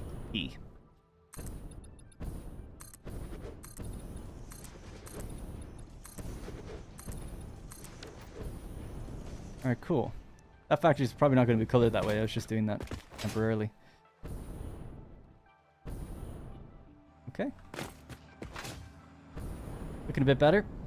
So just for a bit of a recap, what we've done today is we added this floor here. So this is the Silica Factory, capable of making 3,640 silica per minute when all is up and running. At the moment, does about 2,200, I think. This floor, then, using some of that silica, we went with the alternate recipe for circuit boards, the silicon circuit boards. So silica mixed with copper sheet in all of these assemblers is producing circuit boards. So the copper sheets are coming from my copper Caterium factory, so just pulling them down straight along here, feeding in a super long manifold, and that's basically making the copper sheets. Really straightforward. All goes down into an awesome sink, or it overflows into an awesome sink, and then it goes across and back around into these ones. So these are manufacturers. We have 7 in total doing computers, so it's about, I think it was roughly around 20 computers a minute, just slightly less than that currently. We're capable of doing a bit more once we get an upgraded belt, right? The belt speed is the limiting factor right now. So they need 105 quick wire per minute each. So to do 480 on a belt, we can only run 4 and then 1 underclocked, I think. So that's kind of what's going on there. So that is taking in the circuit boards that we just made. It's also taking in rubber, which we just made previously over at the Coke factory. I need to work out... we're not only using about 300 rubber, I think it's 45. 45 divided by... 45 times 5. Yeah, about 230 or something like that. Cool, so that's not too bad. And then finally, it's the quick wire, which is coming in from that factory. So we looked earlier at one of my production document things, and we have something like 4,000 quick wire per minute, so obviously there's plenty coming in here, and that's what's giving us computers. So now we have automated circuit boards and computers. We also have some leftover circuit boards, which is good. It's not all going into making the computers. The next thing then was going to be adaptive control units, but unfortunately we won't really have the time to set that up, but I'm not too far away from it now. So we need automated wiring, which is actually automated wiring and heavy modular frames. So the next video might be a heavy modular frame factory, but automated wiring can maybe be done in another stream, adding it onto this one as well, because it needs... I'll probably use this recipe rather than this one. I don't know. That needs high-speed connectors. A bit of a pain. Quick wire and silica. Oh, quick wire, silica, and circuit board. Sorry. So tempting, because we do have all this stuff. I'll have to look through that in myself. Because it's like, oh yeah, that factory produces thousands of cable, thousands of quick wire.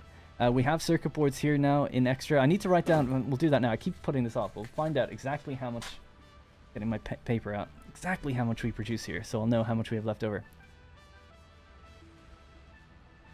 Silica manifold is warmed up indeed. Yep. Stream elements is showing in the chat. Yeah, the bot is there, and the notifications. So like for instance, when we get a subscriber, I'll just re-trigger it. Boom. New subscriber. Nikolai has subscribed. Great. But the one that wasn't working a while ago was memberships. I don't think we got a member today. And don't worry, we have loads. It's fine. I'm actually at an all-time high, so it's all not complaining. It's all great. I'm not trying to encourage anyone to do it, but just saying that last time I streamed was a few weeks ago, and we were getting members, and you could see them in the chat anyway, so that's fine. But the alert wasn't working, which kind of bothered me. So the alert should pop up here saying, "Hey, new member," you know. The tips were working fine. It was just the memberships that weren't. So that's to do with stream elements, and it's like, oh, it's appearing in the feed, but it's not displaying for some reason. So I was trying to work out why that is. Anyway, the reason I mentioned that was because someone asked something about the bots in chat and the stream elements bot, so it just made me think like, oh, I'm thinking of swapping out of stream elements at the moment, so I didn't want to set up too much to do with scenes or anything like that yet on my streams. I used to have really complicated streams with all these different... Years ago, I had I used to do a news show on Twitch, where basically it would be like all these different news items appearing and all this graphics on screen. I used to have a really complicated OBS setup. Now I've just got really basic at the moment. Mark the Man became a Tribune, became a member, but there you go. It didn't pop up, so it's still not working. So thank you, Mark. Appreciate it. Thank you. Appreciate it. Nice trial and error on that one, but it's not working. But obviously we can see him in chat, so at least it's there, but sucks that it's not appearing for some reason. I'm just sorry. I'm just tabbed out trying to see what's going on. But yeah, don't know. Really not sure about that. It's very annoying. And when I went to the help desk, they just said like, oh, it could take up to 24 hours for an alert to appear. I'm like, well, that's pointless then, isn't it? It used to, months ago, appear just fine. So something's changed, and I didn't do anything different, so I don't know. All right, let's work out these numbers from top to bottom. I'm going to write all these down now so I can log them. So we'll start at the very bottom of the chain.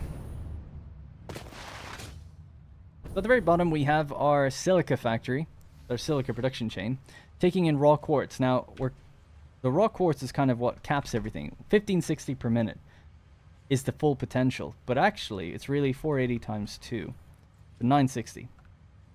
960 is the amount that we're bringing into the factory right now.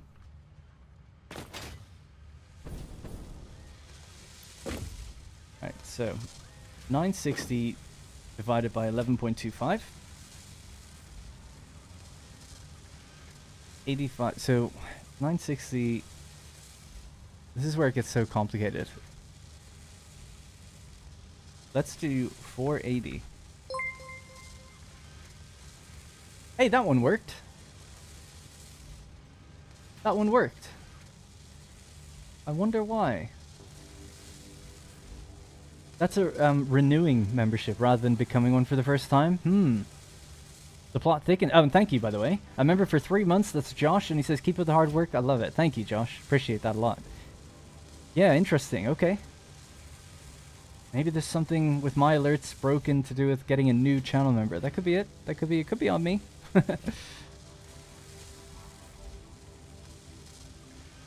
We'll see your memberships tomorrow? Anyway, yeah, so 480. So here's where it gets complicated, right? So we have 2 belts coming in. If you want to, people want to see my thought process here. 480 and 480, yeah? The 480 is coming in, and it gets split 3 times to go into one of each row. 1, 2, and 3. And the same is just happening upstairs. It's the same thing. There's 6 rows in total. So 480 divided by 3, because it's getting split, is going into a bunch of machines that are consuming 11.25 each.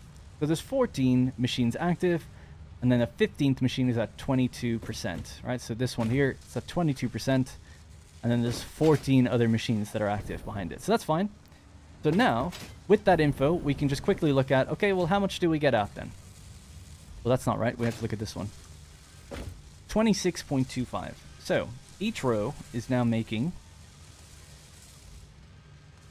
26.25. Yeah, so every single row, I'll just write this down again. Actually wrote this at the beginning of the stream, is making 37333 during silica.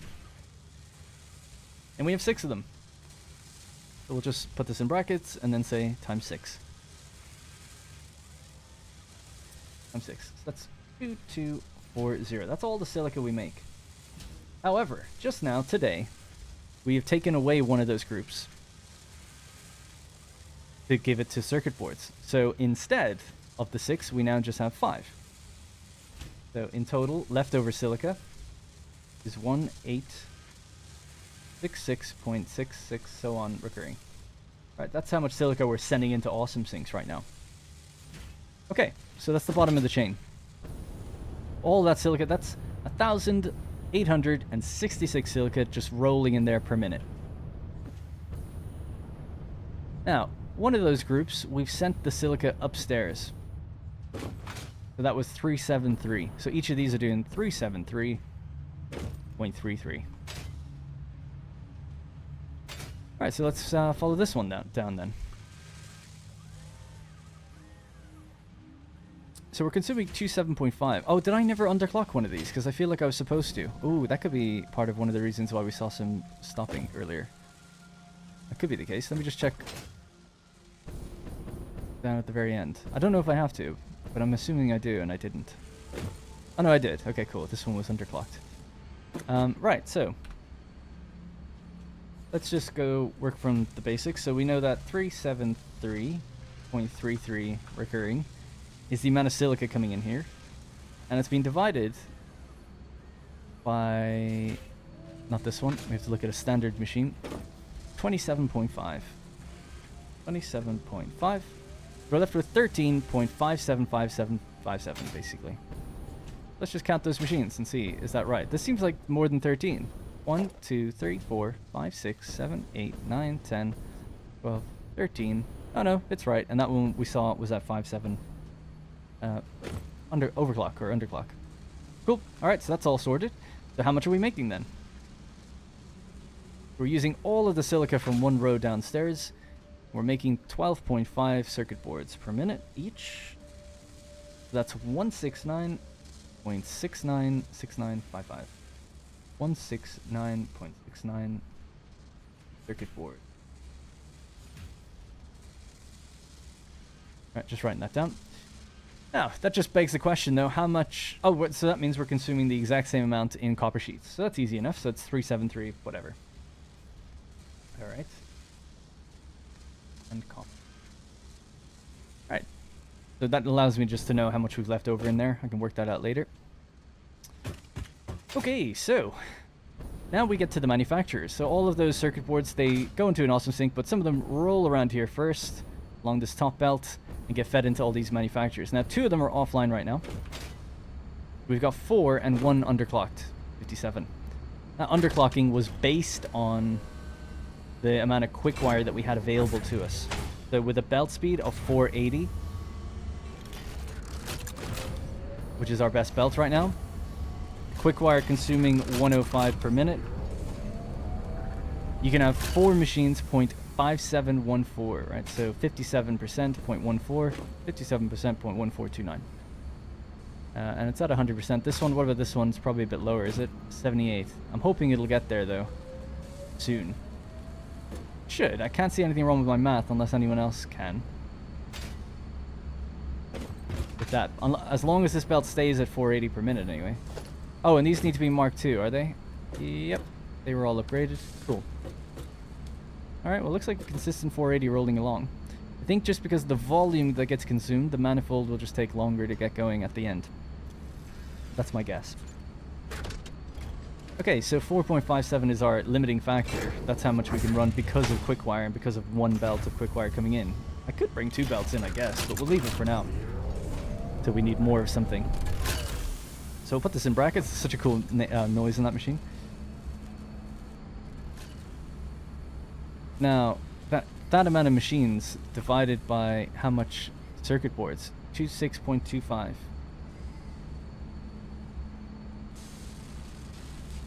Okay, I've done something wrong. What have I done wrong? No, it's times. There we go. 120. Oh, wow. We're consuming a dead even. 120. That seems so unusual. How the hell is that possible? 4.57 times 26.25 gives us a nice, clean consumption of 120. So out of the 169.69 circuit boards, we consume 120 of them right now for computers.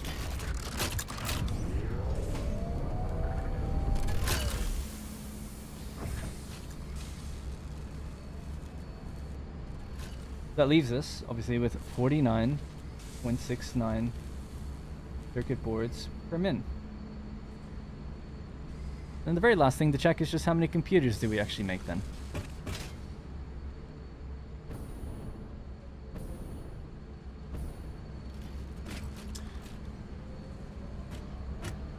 $3.75. Alright, so let me just get rid of that. This just shows us again, that's how many manufacturers we have right now. We just go 3.75. We're making 17 computers. Wow, we're getting really heavy on the math, aren't we, with this one? I missed this Twitch sub streaks, good old days. Yeah, they were good days. Ancient Hero was there for that. I was talking about my old streams a while ago. Oh, and sorry, Ancient Hero, I totally missed that. You also became a member. But yeah, for some reason, new memberships seem to not be triggering right now. I can see it. Thank you, Ancient Hero. Let's see, Gizmo.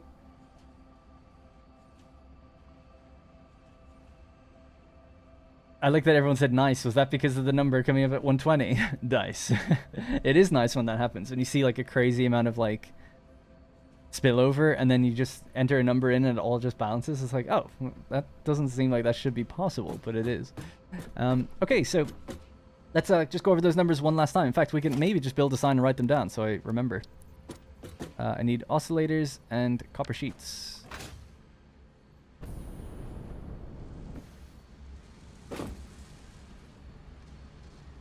Alright, I left some oscillators downstairs, and then I'll just put them on a board, and that way I can just remember when I get back here. Oh, it was the nice was for the 69.6969. Nice. Ah, both good numbers, I guess.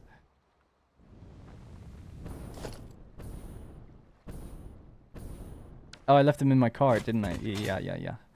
Yeah.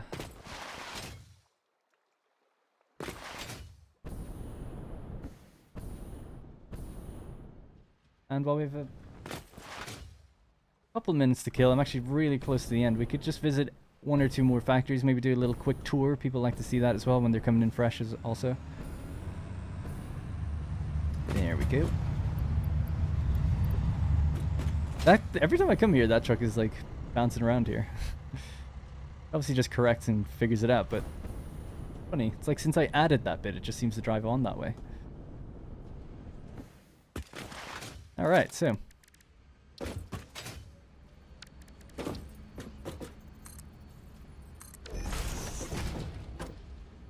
Shenanigans.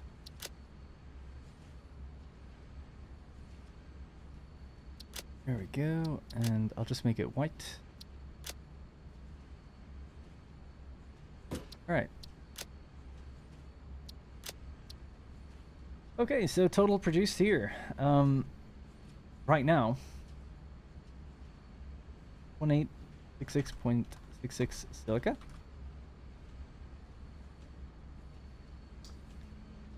49.69 circuit boards. And 17142 computer. Not the nicest sign ever, but that's what this place now produces.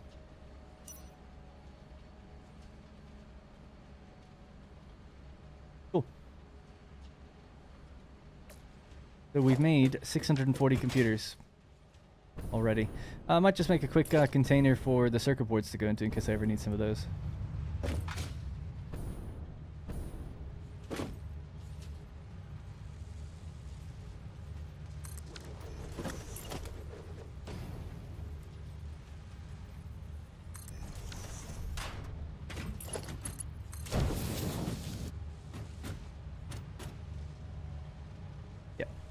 Alright, cool. So circuit boards will go in there. Computers goes in there, and all the silica at the moment just goes into the bin.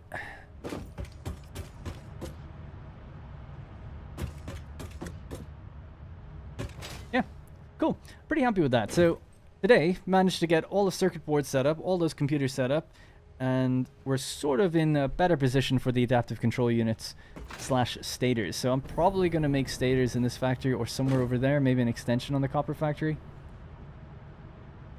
One thing I was tempted to do, like if I did start over in 1.0, is just build a mega factory instead of having smaller ones all over the place. Just because like those are the two different types of playstyle, I guess, and I've never tried doing that. And it's like, oh, what if we just had one big place that we bring everything into? I know it's supposed to tank your frame rate, but it's like we can handle it, right? That is possible because past Darren did the math and present Darren forgot. Yeah, that happens so often. Dude, that happens often in real life, and I'm like, I've joked about that even like 10 years ago. I remember just calling myself past Darren. I was like, oh, past Darren left this here for me. It was so bad, my memory is so bad that I used to go to school and like, in the mornings, we had a separate locker in the mornings than we did in the school. It's a whole thing. Anyway, we had a sports locker basically that you could get to after 3:30, but you just kind of drop stuff off there in the morning. But your actual school locker with books and stuff, that would be in the school. Anyways, in the sports locker, I would often like leave things in there for myself later in the day, and I would totally forget. I would like go out 3:30, open that locker and be like, oh nice, there's like something here, some sort of surprise for me, like a can of Coke or something. I'm like, wow. I'm like, past Darren did it again. Like, and I would legitimately forget, and I did this frequently. And my friend, one of my best friends, he knew that I had a really bad memory. Like, I really do have a terrible, terrible memory. And he would just play tricks on me all the time and say that we did things that we never did. So, because I just wouldn't remember. But always been a problem of mine. I have a very, very bad memory. Alright, let's go for a little drive. We'll check out 1 or 2 other factories and then we'll just bounce. I won't spend too long on them.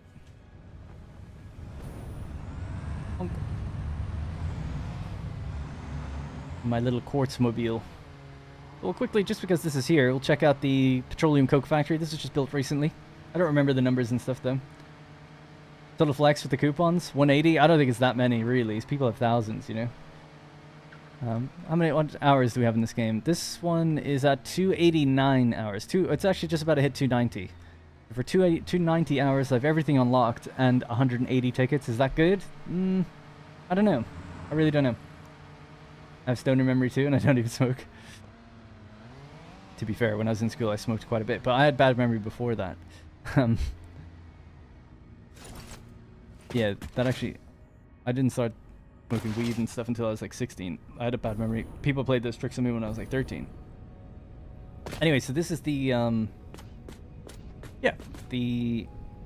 I keep calling it the coke factory. Petroleum coke is like our base material in here that a lot of stuff is derived from. So we make plastic, rubber, but it's also a steel factory. Steel beams and steel pipe. And then this is the exit. So that was a new style I was playing with. I really quite like that, actually. The entrances in here. I just did that yesterday. So let's just find a way in normally. I suppose over this way would be the normal way in. Bonk. Alright, so we're in. So basically, it was kind of the idea was to have a more open air factory. I think I'd mentioned that before. It looks really bad on the outside, I think. It's just a big box. But inside, I think it actually kind of looks cool. The idea was just to have these stacks of foundries. Right, so, whoops. Ultimately, a train is delivering in all this iron ore. All the iron ore gets filtered into the groups over there of foundries, and then the steel ingots go upstairs. So the petroleum coke gets mixed with the iron ore. Sorry. There we go. For that hotkey. So yeah, petroleum coke, iron ore, gets mixed into these guys. Are they doing alright? 100%. Love to see it. Good. The steel is rolling out, and then it makes its way upstairs to be pressed into the pipes and the beams. But this is the actual, it's where we enter in, but it's the interstitial floor, because the base, actually the real base, is downstairs where you take in the oil.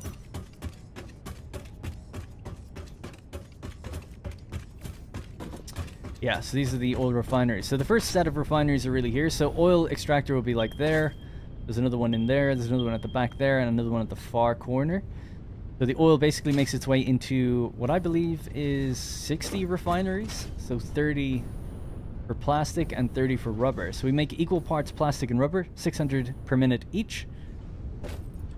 And they send all their stuff basically upstairs just to where the trucks are. But the byproduct of which is heavy oil residues. So the heavy oil is then processed in these 30 refineries here, or I think it's 27. There's 9 in each row. So all of that then goes, you know, just takes in the heavy oil, turns it into petroleum coke, sends it up, mixes it with the iron ore, and away you go. And this episode is really good, I think, for showing people how to like deal with liquids and getting everything to run at 100% fairly quickly with liquids. Those parts of it, as you can see, are not fully done yet, as is often the way. And I suppose the unique thing with this factory was having a bespoke train just delivering ore. 2,700 iron ore per minute. Comes in down here.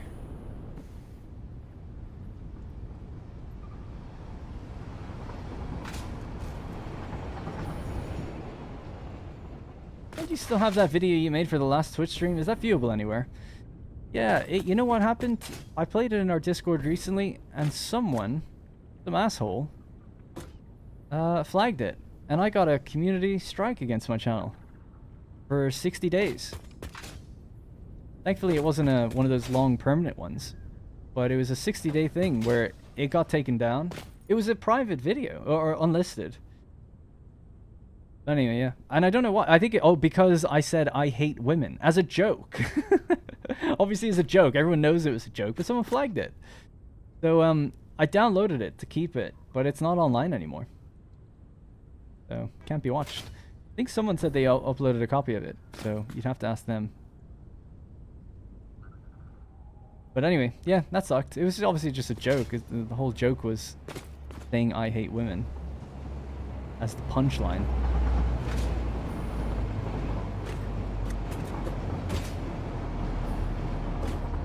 And I think they knew that. It's just someone wanted to be an asshole. But anyway, I wanted to watch again. Yeah, it was good.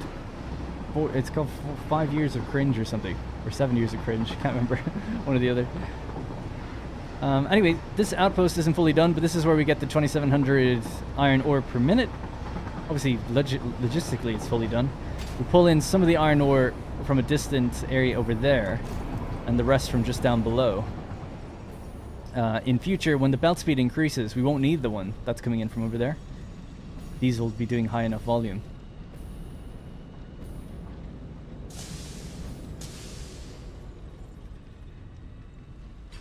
Now this one's gonna get flagged? Yeah, maybe. Nah, I'm sure it'll be fine. It's just crazy that that got flagged, and then it must have been reviewed, and they were like, yeah, it's hateful speech or something. It's like, oh man, really? What are you doing now that you finished the space elevator? Well, I'm working towards adaptive control units. And for that, I needed computers and circuit boards. So today, we built computers and circuit boards. What's left is the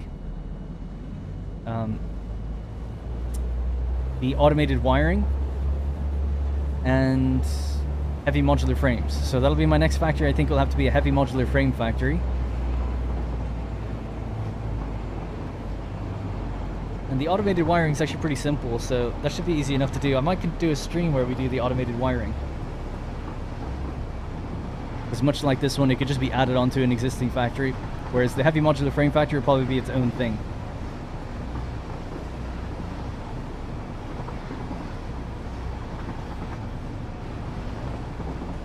Anyway, there we go. That's this factory. Quite happy with it.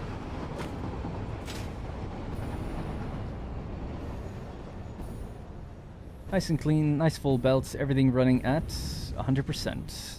It should be. There's our little rubber truck that we just made earlier today. So where did I park? Right here. Anyway, so that's just one little factory tour, just a quick one. Oh yeah, and upstairs is obviously where we press all the material. Sorry, I didn't actually look at that. Maybe we could just spot it through the window. It's kind of dark in that room. But that's where we just have lines of pipes and beams just moving along.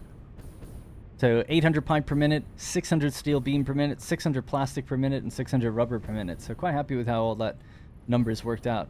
Quite cool. I think the factory is kind of ugly on the outside. It's pretty basic, but inside I think it looks kind of okay. Alright, just have a look at one other one. I'm not going to go into the copper factory. It's too big and unwieldy. We kind of ventured in and out of it once or twice today anyway. But I'll go down to the iron factory and we'll leave it at that. It's another factory done in this like stacked machine style that I'm quite happy with. Gutted I never finished the big shell, yeah. Oh yeah, no. So I was gutted too. I would have liked to finish it. Couldn't make it on 6,000 or 7,000 views per video. Just couldn't make it work.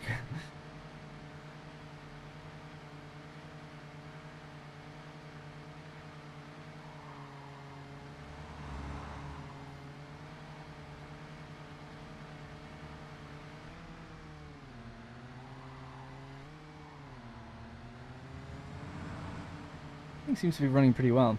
Sersha, hopefully I'm saying that right. Thank you for the 20 gifted memberships. Damn, appreciate that a lot. Makes the stream worth it. Yeah, I wasn't really thinking about it genuinely, but I was like, oh, didn't actually really get any members until the very, very end. So just smash in there with 20. That's pretty big. So thank you very much. Let's go on to the glorious thing. Gizmo Pone, who's been chatting away. Jack. Sasha Felix Gaming, Dr. Mr. Marcus, Dragon Age. Wow, Dragon Age. There they are. C-Champ, Christine Gray, Austin, Just Michaela, Unhinged Mouse, Farhan, Sky TV. Wow, Sky TV's here as well. Whoop. Dave Redson, Anglius, Nathan, Aiden, Darius, Zach Anderson, Mental Peanut, which is a great name by the way. Other names are good too, but Mental Peanut. It's just a bit of a vibe. Just catching the stream starting at the beginning. So excited for some Sunday Satisfactory. Yeah, I can confidently say we got a lot done in this one. This has been good. I'm just wrapping up now. So thank you, Saoirse, and I appreciate all the super thanks you've been dropping as well. It really does help. It's like, I think I've told people before, but you know, I don't know, what is it? It's like $2 is roughly, oh, I want to get it right. Make sure I don't get it wrong. No, yeah, sorry, a membership is like the equivalent of like 2,500 views, something like that, I think. So if you put it in that perspective, it's like, wow, you make your review go really far, or your support go really far, for the equivalent of views I'd have to get to make, you know, the same amount. So just want people to know, like, it really does matter for us. I am a small channel. I might have a decent amount of subs, but my views are like, 10,000 to 15,000 kind of thing. So it really does make a big difference. Actually, I don't know why I drove out of there. We'll just hop back in. But hey, I just want to also shout out just people being here, liking the video, or even just hanging around. Being a sub helps a lot. So nice when people go the extra mile or whatever, but I appreciate everybody. Genuinely. I know it sounds like you might just have to say that, but I really do. Alright, so this is our iron factory. This is basically where you have rotors, reinforced iron plates, some extra iron ingots, the iron rods, and iron plates. So on these signs, I have damn, why does that keep doing that? There we go. These signs I was pretty happy with, because you can, if there's a route hooked up, you can enter the, oh, I never actually did enter the route name on that one. This is like number 5. We make 80 per minute. 1 truck is assigned to it, and then you can add some extra information down below. But I just thought these layouts are pretty good for truck information anyway. It's like, oh, 231 iron ingots per minute. No trucks currently assigned. What about the rotors? Yeah, so this is on the route named PF06 rotors. So that's the parts factory rotors, 57.6 per minute. The wait time is 45 minutes at that station. It consumes 3.75 per minute. So you could take away the 57.5, sorry, the 3.75 from that number to know how much the factory has left over. So I kind of like that. I think it's a good layout.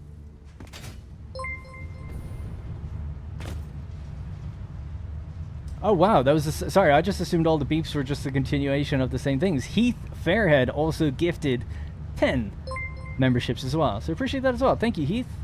That's a significant help. Thank you. Richard Gladder has got that one. Sai Ayushman Fadi, Claudio, Nessa, Anish, Chip, DBJ, Maxin Matt? Question mark? And Jesse are the recipients of that. Gita is looking for one too. Yeah, I should have some nice sound effects or something play when it's a lot of gifts. I'll try to remember these things for in future. Make more of a moment out of it, you know? So thank you, I really do appreciate it. That's why some things, features on Twitch were quite good with the trains and things and the little effects that go off. Darren says, Richard, I just wanted to say thanks for your Satisfactory videos. You have a unique style and it works really well. Keep up the great work. Thank you, Richard. Thanks for the kind words. Maybe you could do that as a mega factory from the start if you restart. Yeah, like a mega factory in the desert up in the north. That could be quite cool. It might be a different way to play to make the series fresh. And then Jamie Cal Burns again with the 10 gifted memberships as well. Jesus Christ, thank you. I really do appreciate it. I was trying not to mention it too much. It's crazy though, you do mention it and people do help you out. So I do appreciate it. Thank you. And Jamie Cal as well, big supporter over a long time.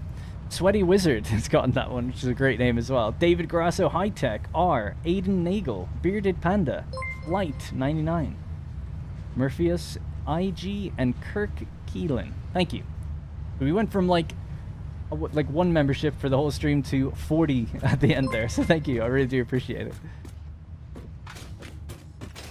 Have to update them credits. I've got Rosie working on my credits now for me. She's helping me out for a while, which has been a really good help, which has also helped me get things done a bit faster. And Uncle Ben became a channel member all on his own. Appreciate that as well.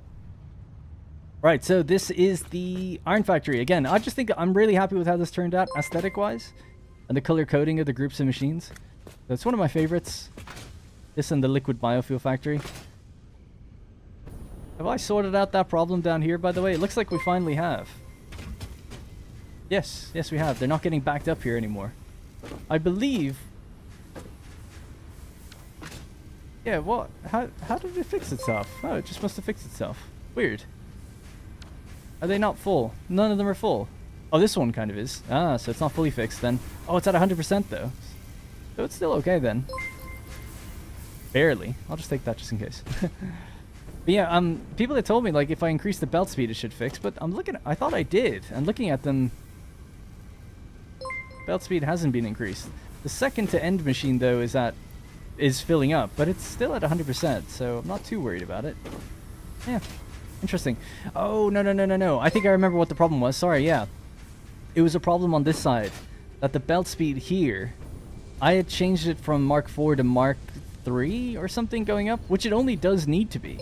But for some reason, that just had a slight rounding error where eventually those screws would get backed up. So just increasing the belt speed of all these to just be Mark 4 the whole way did fix the problem. So that was an old problem, if people remember. I won't go over it now, but one or two of the machines were just getting full of screws and it just did not make any sense. But that's what was the cause.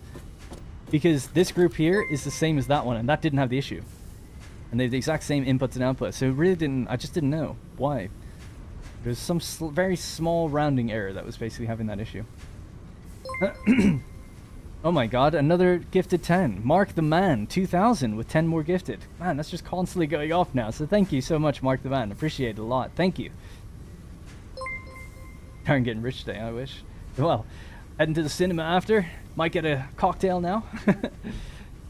Actually, yeah, I gotta get going. As much as I don't want to stop the gravy train, I do have to get running because, yeah, going to the cinema. But anyway, so that's just a brief look at some of the factories. Got a lot done today. Quite happy with it. If people like this kind of format, just let me know. Hopefully, staying on focus a bit more like this was a good way of approaching some of the builds. I think the automated wiring and stators will be suited to a stream, but the heavy modular frames I think will be suited to their own factory and their own dedicated video. So the idea is that every Sunday, Satisfactory every Sunday, if I could throw in a stream every now and then, I will. But right now, Satisfactory every Sunday, and then on Tuesdays and Thursdays is Anno 1800 at the moment as we build up towards Anno 117, a Roman Anno game. If you like Satisfactory and you haven't checked out Anno, I do recommend checking it out. Obviously, it is my videos and stuff, but they're similar type games. Anno's a city builder, but it has all these production chains and logistics. Like, it's really a logistics game masked as a city builder. You don't move people around or anything like that. It's really focused on the production rather than the people. And the era, I suppose, as well. So I highly recommend checking it out. And with the Steam sale, it's like $8 or something right now, maybe $10, £8. Really highly recommend getting it. So give it a shot. Also, shout out, I've been playing Gears Tactics. Game is like $6 or something again. Again, £6, I think probably $10, roughly around there. Just be playing that. I'd played it before. I just really like that game. It's linear, so it's not like endless sandbox tactics game, but it's a brilliant tactics game, even if you're not into Gears. It's kind of a prequel, so it's set before Gears 1, so you don't even need to know anything going into it. Just shout out to that game. Just thought I'd recommend it because someone asked way earlier if I'd picked up anything in the Steam sale. I haven't. I'm just going through backlogs of games, and I noticed that that's heavily discounted, so that'd be a small recommend for me, even though it's not a city builder or a factory game or anything like that. Alright, that's gonna have to be it for me. Again, I hate leaving you guys when you're dropping so much support, so I do appreciate it, but I'll be back next Sunday, more Satisfactory, Tuesday, Thursdays, Anno, and if you're a member, or if you've become a member through Gifted or whatever, you'll get early access to the next videos as well, usually about 24 hours before they go out. Pretty new to the game. How do you manage to pool resources together? The most I've done is set truck routes to central storage.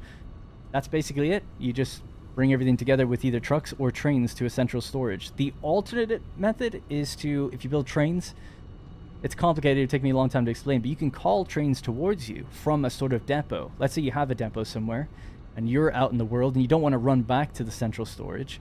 You can just build a train stop, or be at a train stop, and just tell a train to come to you from the train interface, the stop interface. And that way you could actually have a construction train that just runs around the map, you know, and it could just, when it gets to you, you can kind of load from it, instead of you having to run to it all the time. That's another way of doing it. I kind of prefer the second method because it means that the trains come to you rather than you go to them. As for trucks, though, yeah, just pile them all into one area, and that's kind of how you do it. Thank you. And thanks for saying I hope to enjoy the cinema. I don't even know what I'm seeing. I've forgotten what it is, but yeah, I'm sure it'll be good. Alright, that's going to have to be it for me. Thank you very much for watching, and I will see you again soon. Bye-bye.